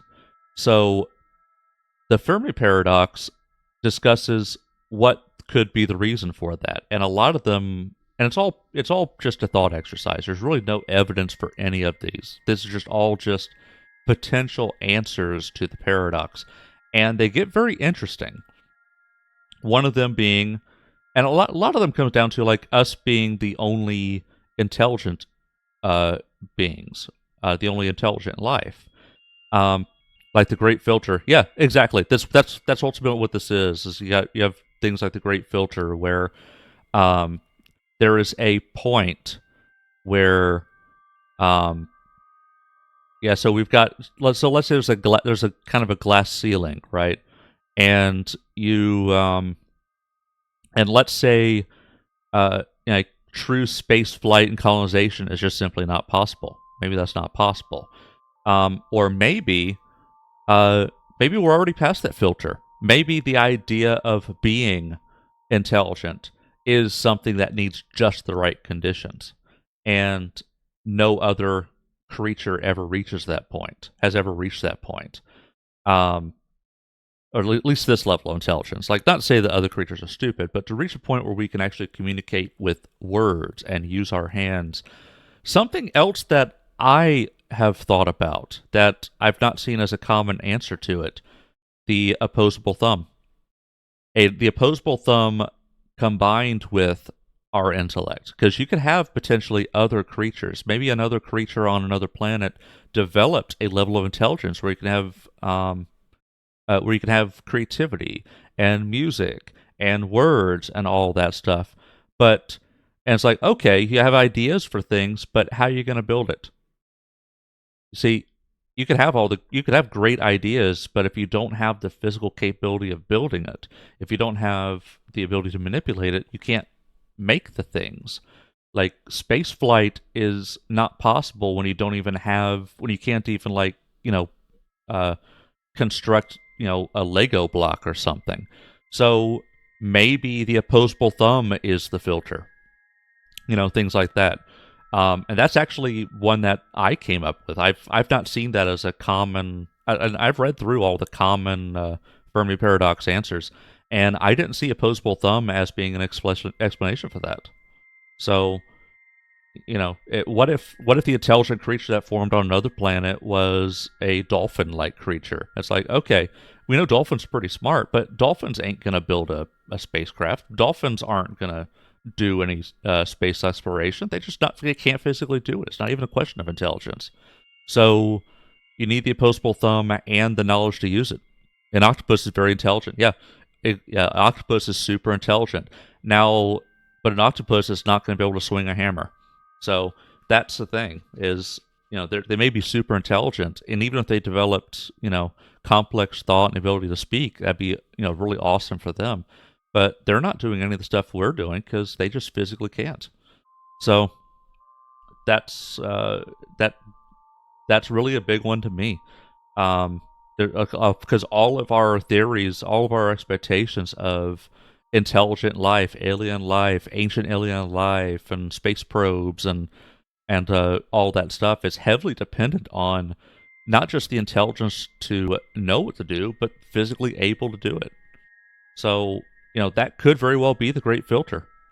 An octopus using a hammer is funny to think about. But yeah, I mean there may be intelligent life out there, and they just can't get off the ground because they can't build anything that'll do it. At least, that's my answer to the Fermi paradox. The great filter is the opposable thumb.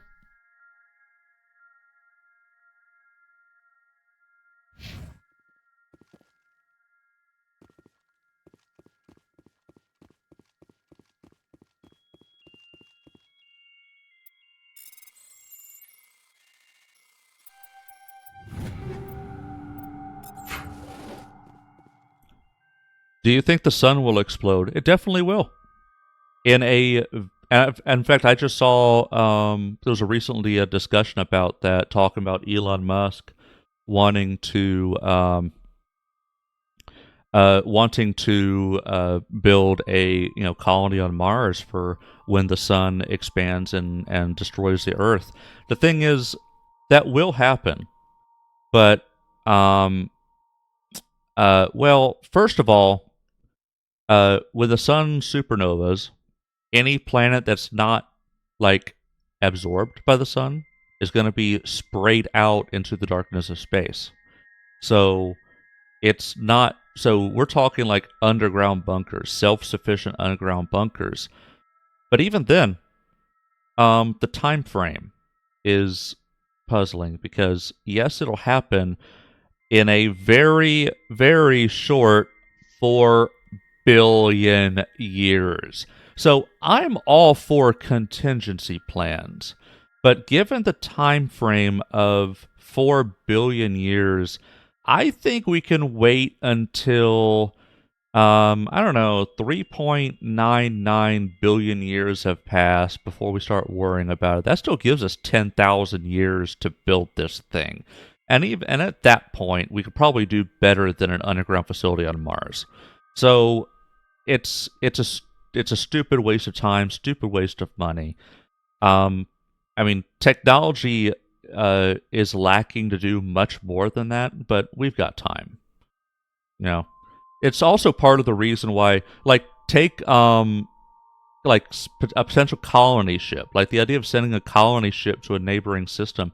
The main reason we've not done that yet is because of the technological advances. If we sent a colony ship now to, let's say we identified a potential habitable planet that we could send a colony to, and we sent a colony ship now, give it 20 years, we'll have more advanced technology, better propulsion technology, and we'll be able to send another colony ship to the same star system 20 years later. And the second colony ship will actually reach that star system first. If we sent a colony ship now and then sent another one 20 years from now, the one we sent now would get there later. That's why we're not doing anything like that. Because we can literally wait and get there faster.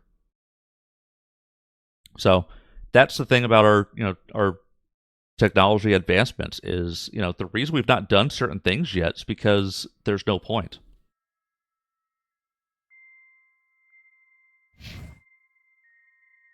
I mean, eventually we'll be going out into the galaxy and trying to explore, but it really just doesn't make sense right now. We're not technologically at a point where it's feasible. And I'm just throwing out like numbers. Like, I don't know that for a fact. I don't know that 20 years is the magic number. But that's the idea behind it, is the rate that we are advancing technology. Like, there's things we're doing today. Basically, got to be patient. Yeah, I mean, there's things we're doing today that 10 years ago was science fiction. There's things we were doing 10 years ago that 10 years prior was science fiction. So, I mean, give it 20 years and we'll be doing things that we didn't even think was possible today. That's just been our rate of advancement. So, yeah, just be patient. I mean, you wait until you reach a point where it's like, you know what? It's actually, you reach a point where it's like, you know what? It actually makes numerical sense. Like, if we sent a colony ship now, it can be there in, 20 years. And we could send another colony ship that might get there faster, but the first ship will already be there. At that point, yeah, we start talking about it. But if we're just going to say, well, it'll take 200 years to get there, but if we wait 20 years, this next ship will only take 100 years, it's like, may as well wait.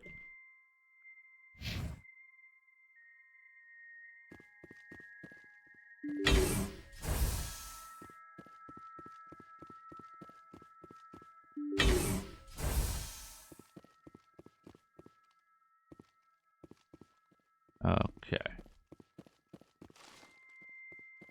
Oh, these games. These husks. Doesn't surprise me. The Geth is here.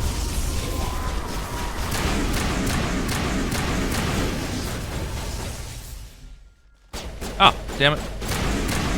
Bitch.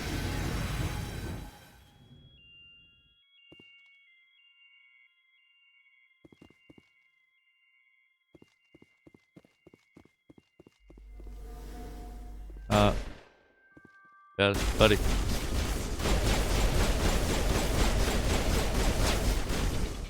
Come on.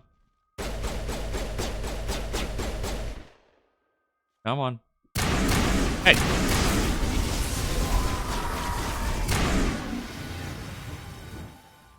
Another big conspiracy, the moon landing.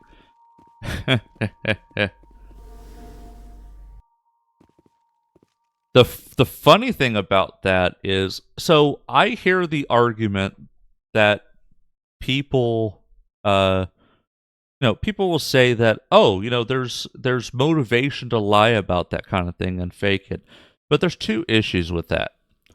First of all, the tech back in the 60s, the technology to fake such a thing was more difficult, would have been more difficult, more costly than just going to the moon and actually doing it.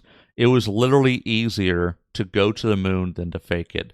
And even if you don't believe that, guess who was watching the whole thing? Russia was watching the whole thing. If we had faked it, Russia would have called bullshit, because we had the whole space race going. They were the first to launch a satellite. They were the first to launch a person into orbit. We were the first, when I say we, the US, was the first to land on the moon. Russia had every motivation to call bullshit, but they were watching it and congratulated the US for successfully in landing. If we had faked it, Russia would have been all over it. The fact that Russia was like, yep, GG. Yeah. Anybody who claims it was a conspiracy and it was faked, they're just, they're not rubbing their two brain cells together fast enough.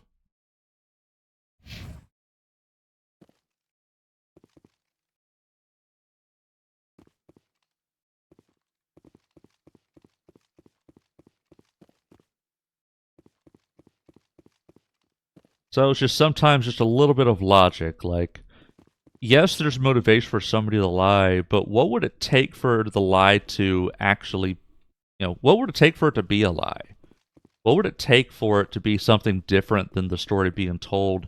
And you start to really, and when people start to make those claims, start to really stretch it. Another fun one is the whole flat Earth thing. There's people that actually believe that. And what's hilarious about that is there have been people who got some expensive equipment out to prove the Earth was flat.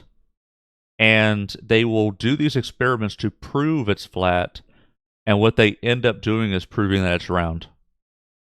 And then they go, well, there must be something wrong with the instruments. It's like, what? You repeat the same expensive experiment over and over and over again, and you get the same result with calibrated instruments, and you just say, well, it's not what I expected, therefore it's wrong. It's like, that's not how science works. You've got to be willing to change your point of view when presented with compelling evidence contrary to what you thought was the case.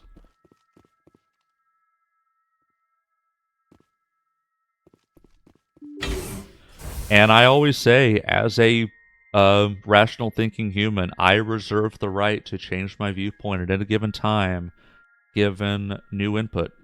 Given data I didn't have before, I reserve the right to change my viewpoint. Another one I've seen is about the Library of Alexandria. What specifically are you referring to? Like, what's the conspiracy theory about that?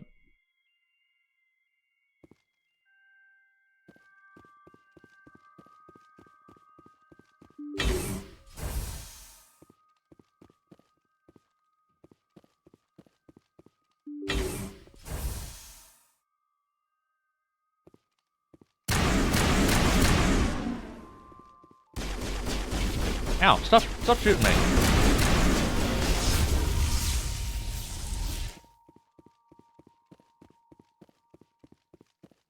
People were saying the society would be more advanced if the library wasn't burned. Now, there was definitely a lot of history lost. Like, a lot of knowledge was lost. But I wouldn't say it was more advanced. They might answer some questions about how things were done for certain things. Some gaps in our history. But, yeah, no. I mean, the old Islamic world is actually responsible for a lot of early math advances.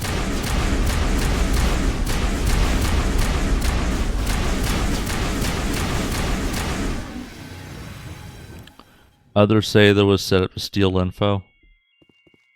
Weird.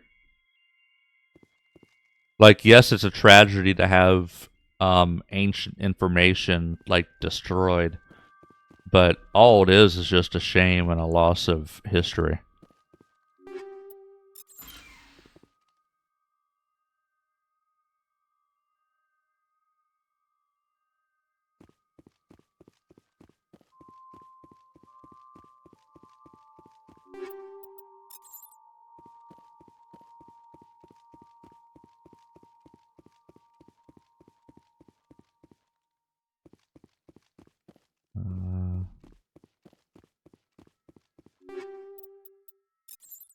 Did enemies spawn? Could have sworn majority of the scrolls in the library were copied.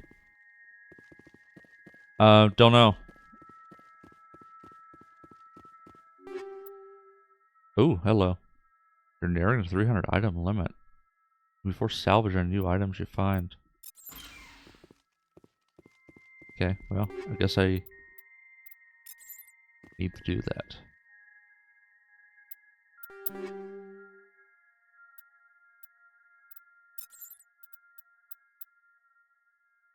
But I have to admit, at a certain point, I'm not, read up on things of that nature. So I'm aware of the historical tragedy of the Library of Alexandria. And that's really everything I know about it.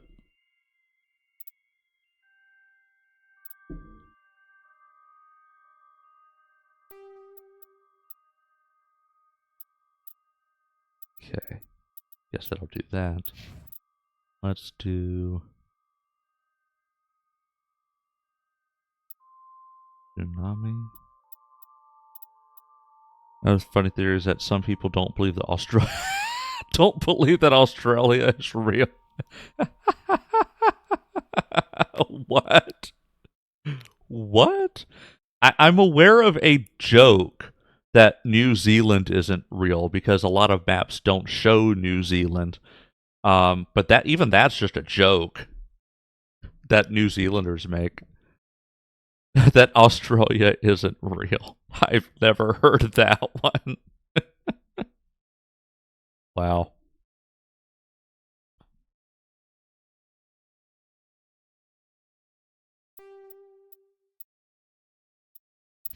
It never ceased to amaze me.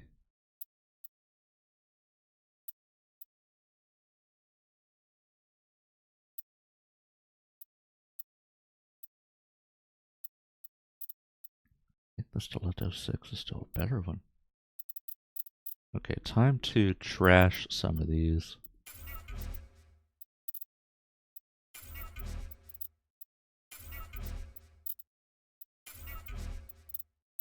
Let's see, that's 8, 7. Get rid of all the 6s.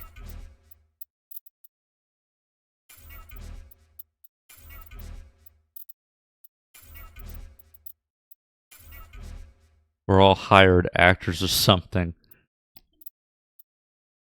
Yeah, anybody who disagrees with the obvious conclusion. The obvious conclusion is this must, it must all be fake, and anybody who arguing for it is a paid actor. Some people don't believe birds are real. I've seen that as a joke, that birds aren't real, that they're... Now, it wouldn't surprise me that there's people who actually believe that, but I've seen that as a joke, that birds aren't real. That they're actually spying. They're like spying machines for the government or something. People believe a lot of things. Yeah. It's...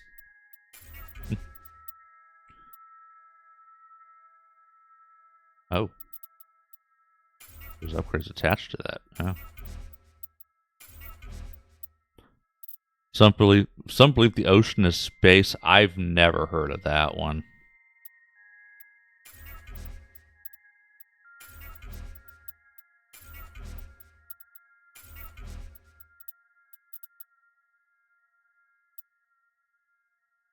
I've seen people try to justify the Earth is flat thing by saying, oh, but aha, if the Earth is round, why are shadows a thing? And then they explain it like like the sun is like a light that kind of swirls around, and that's why you have shadows.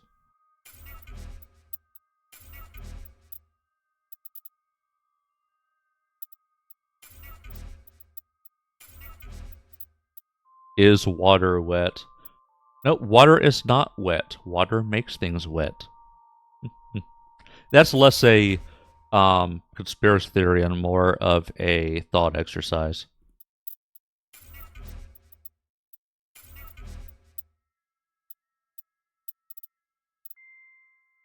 There's a whole argument about it. Something I've seen in mathematical circles is oh, what was it? Oh, I'm drawing a blank.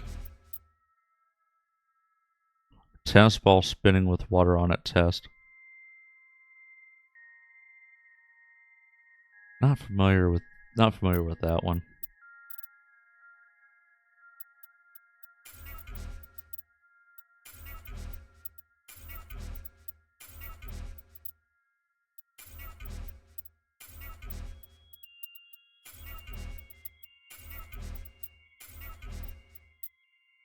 Earth's flat because the water flies off the ball. Not off a plate. Earth's flat because the water flies off the ball. Not off a plate. Huh. Oh, their logic, if the Earth is a ball and it's rotating, then the water would fly off. That's wild. The royal family are reptile people. I've heard that about politicians in general. Yep, they're lizard people. Water flies off a ball, not a plate. So what they're saying is the plate stays still, and it's the sun that moves around it. But if the Earth was spinning around the sun, then the water would fly off, totally disregarding gravity. Yeah, gravity is not a thing. That's the thing. Like, what they're saying makes sense if you ignore gravity.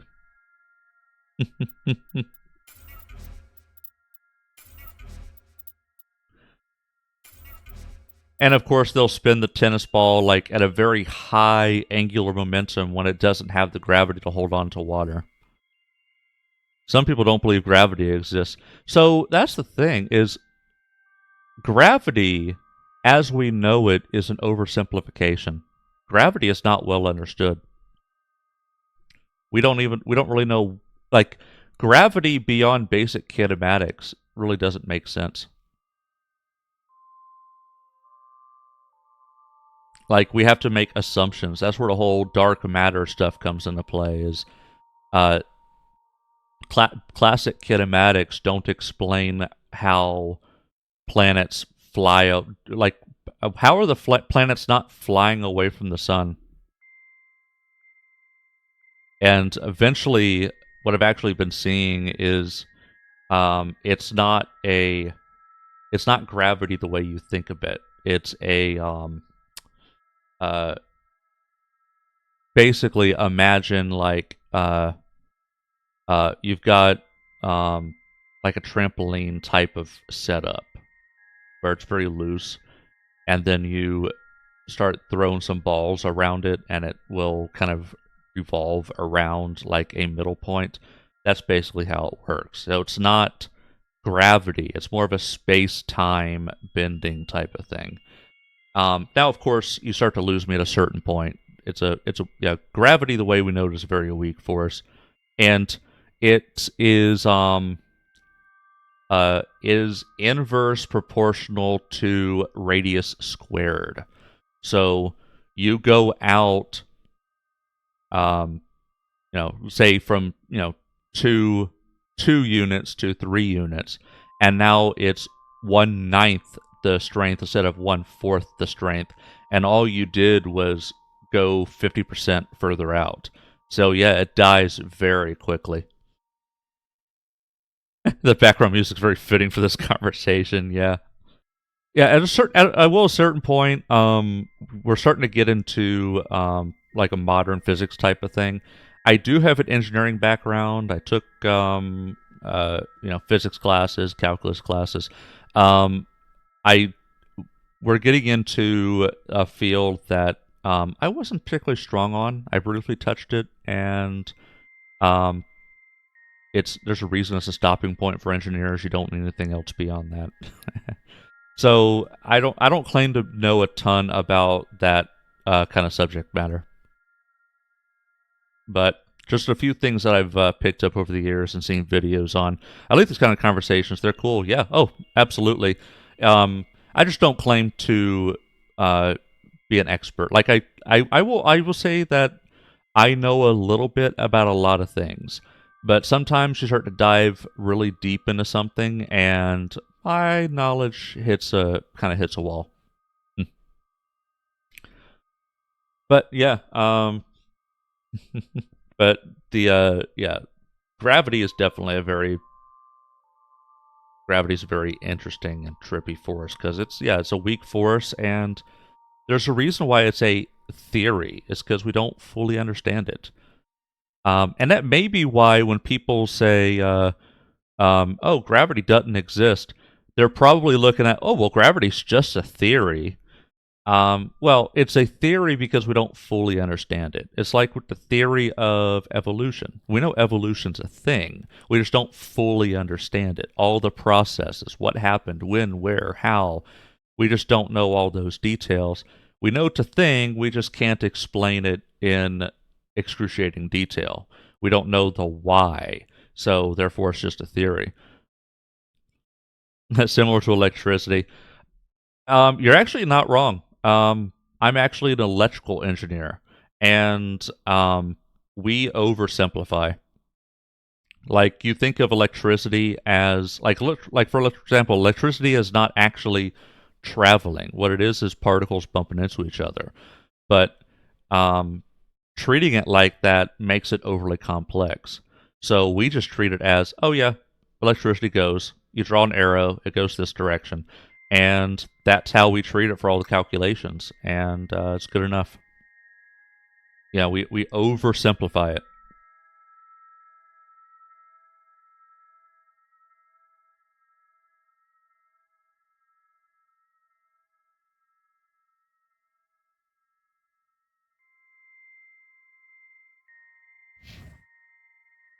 And even then, when you do your calculations on paper to say, oh yeah, we want, say, a resistor here and all this stuff, and we want a certain value, yada yada, you still end up having to tweak it because things don't auto sparky, and that's auto sparky, and that's why I work with it. Yeah.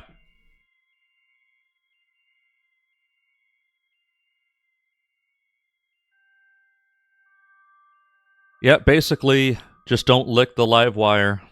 Have you ever looked into historical events? Be so fascinated by them. Yeah, yeah, sometimes. I have to admit, I'm not a huge history buff. I'm more technology, physics, science. The Black Plague is so crazy to me. Oh yeah. Uh, and what's sad about that is there are people today who will say, when say we talk about COVID, it's like, we don't need vaccines. I mean, the Black Plague, died off all on its own. It's like, yeah, it died off after killing like half of Europe. The Dancing Plague. I've heard of that. Not too familiar with it, but yeah, we've had a variety of plagues through history. Like, it's a very common thing, and it used to, wipe out large portions of the population when it happened.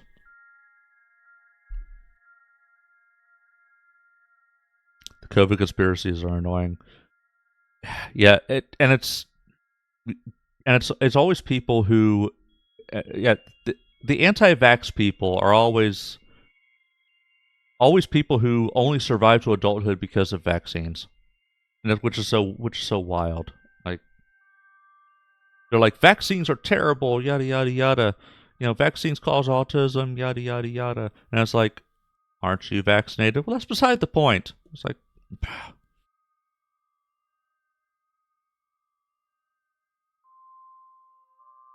but yeah, and COVID was heavily politicized. Now, not to get deep into politics, I'm not. I don't. Not that I'm, anti talking about that kind of thing. I just don't want to talk about it in detail on stream. I don't want to turn stream into a heavy politics thing. But COVID was heavily politicized, and say what you will about the administration, and you're probably not wrong if you say those things. But say what you will about the administration, but it doesn't have to be. Yes, it's survival biased as well in many cases. And I'm referring to the U.S. with the whole political thing. But if say what you will about the administration, but I don't. No rational person would blame the presidential administration for a pandemic existing, right? So it's not about saying like, okay, who was in charge when it happened, because it could have happened at any time, but it was the whole politicizing it and saying like, oh well, we'll have less COVID cases if we stop testing. It's like, what the fuck? Like, if you don't test, it goes away. But yeah, survival biased. And that's the thing is they'll say, oh, well, humanity wouldn't have survived to this point if you needed vaccines to survive. It's like, well, humanity survived at the cost of women literally being baby factories. They would spit out a dozen babies hoping that one would survive to adulthood. You know, it was super common to have like a graveyard where it's got like, you know, 11 children that all died before puberty. Like before the age of 10, they all died. And that's what it was like before vaccines is, you know, the women had to spit out, a bunch of babies because it was the only way to have the species survive. And we just don't need that anymore. And that's vaccines are credited for the fact that we don't need to do that anymore to survive as a species. Most children survive to adulthood now.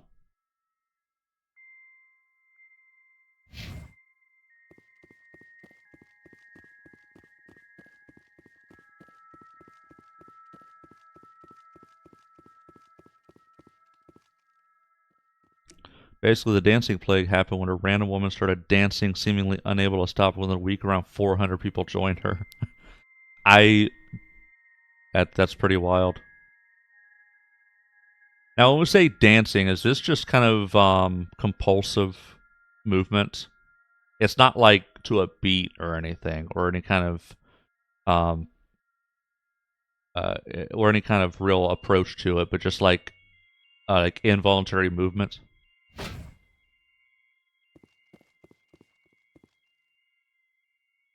People died from heart attack, strokes, exhaustion. Yeah, you definitely would.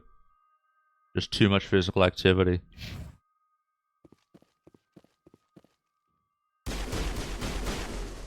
Alright, come on, Geth. Now, why are you? Use that.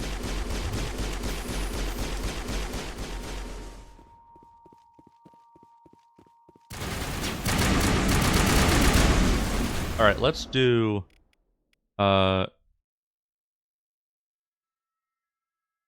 significant reducing health damage in emergencies. Let's go ahead and hit that. And I'll hit that.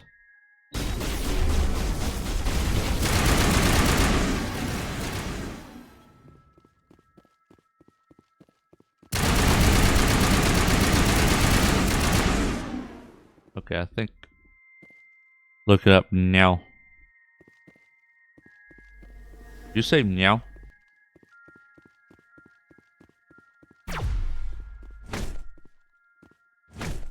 Just punch him. I just punched him.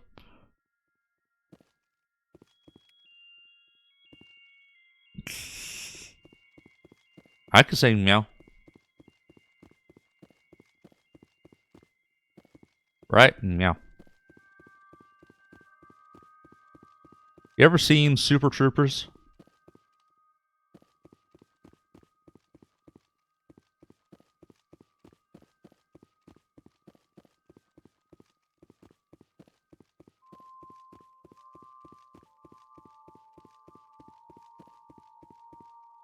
Is this everything?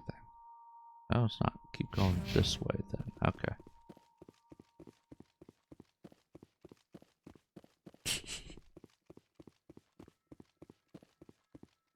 $20, I'll say chicken fucker.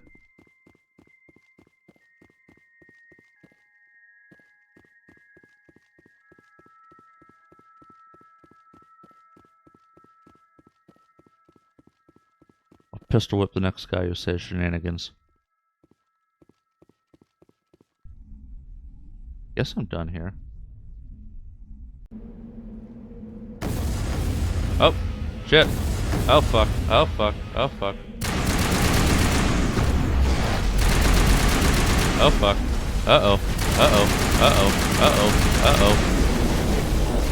Uh-oh. Hey, nope, nope, nope, nope, nope. Let's hit the, this thing.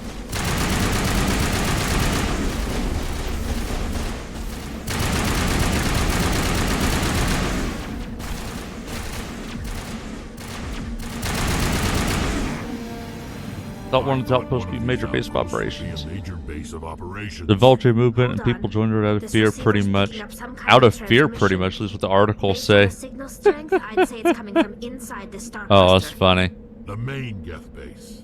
Use the signal to lock onto its location and go take it out. I mean, I could potentially go bullshit, but people are weird.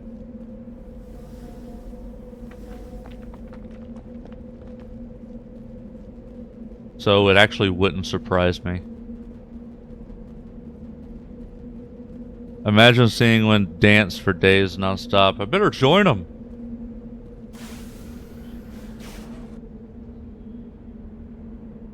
Okay, I think I'm done here.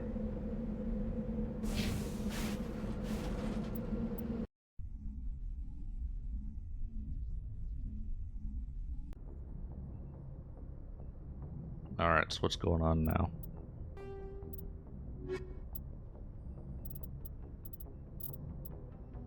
Alright guys, I think this is probably a good stopping point. It's pretty late for me, I'm tired. I'm gonna save here, and I'm gonna raid out. It was a really good stream. Thank you for visiting and chatting me up, keeping me awake. But my body is starting to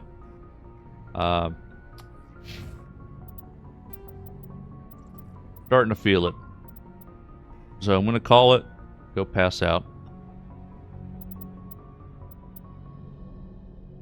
Yep, good night, and thank you for visiting. Enjoyed the conversation, me too.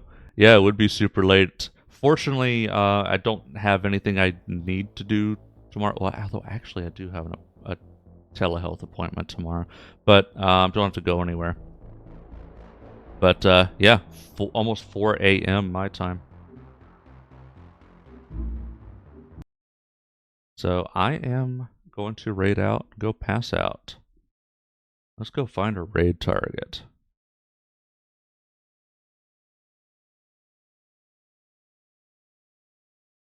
Let's see, who is going right now? Who have I not raided?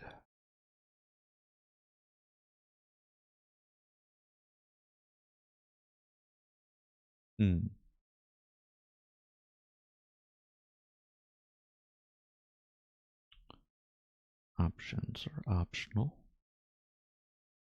Go to raid.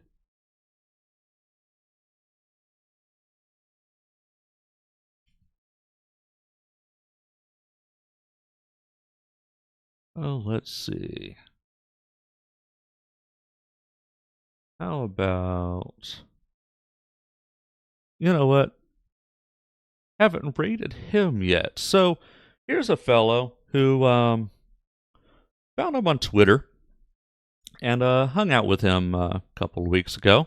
And he is a VTuber who has been, you know, he had, much like myself, had struggled to get a footing and to network, and so I've reached out to him and started to encourage him to network a bit more within our very friendly community. So I figure let's raid him. Which, by the way, he is him and I dual raided Shigagaki a couple weeks ago, and that got him another 10 followers up to like upper 30s. But let's give him a little bit of additional bump and see if we can get him to help him get to affiliate. So, yeah, sounds good. Let's go raid. All right, so a little reminder for everybody: all my VODs make it over to YouTube, and my clips are on YouTube, Instagram, TikTok, and I will post go lives and other goings on to Twitter, Blue Sky, and Threads, and I will post you know, to the Instagram and Twitch stories. And thank you for chilling with me, and I'll catch you next time.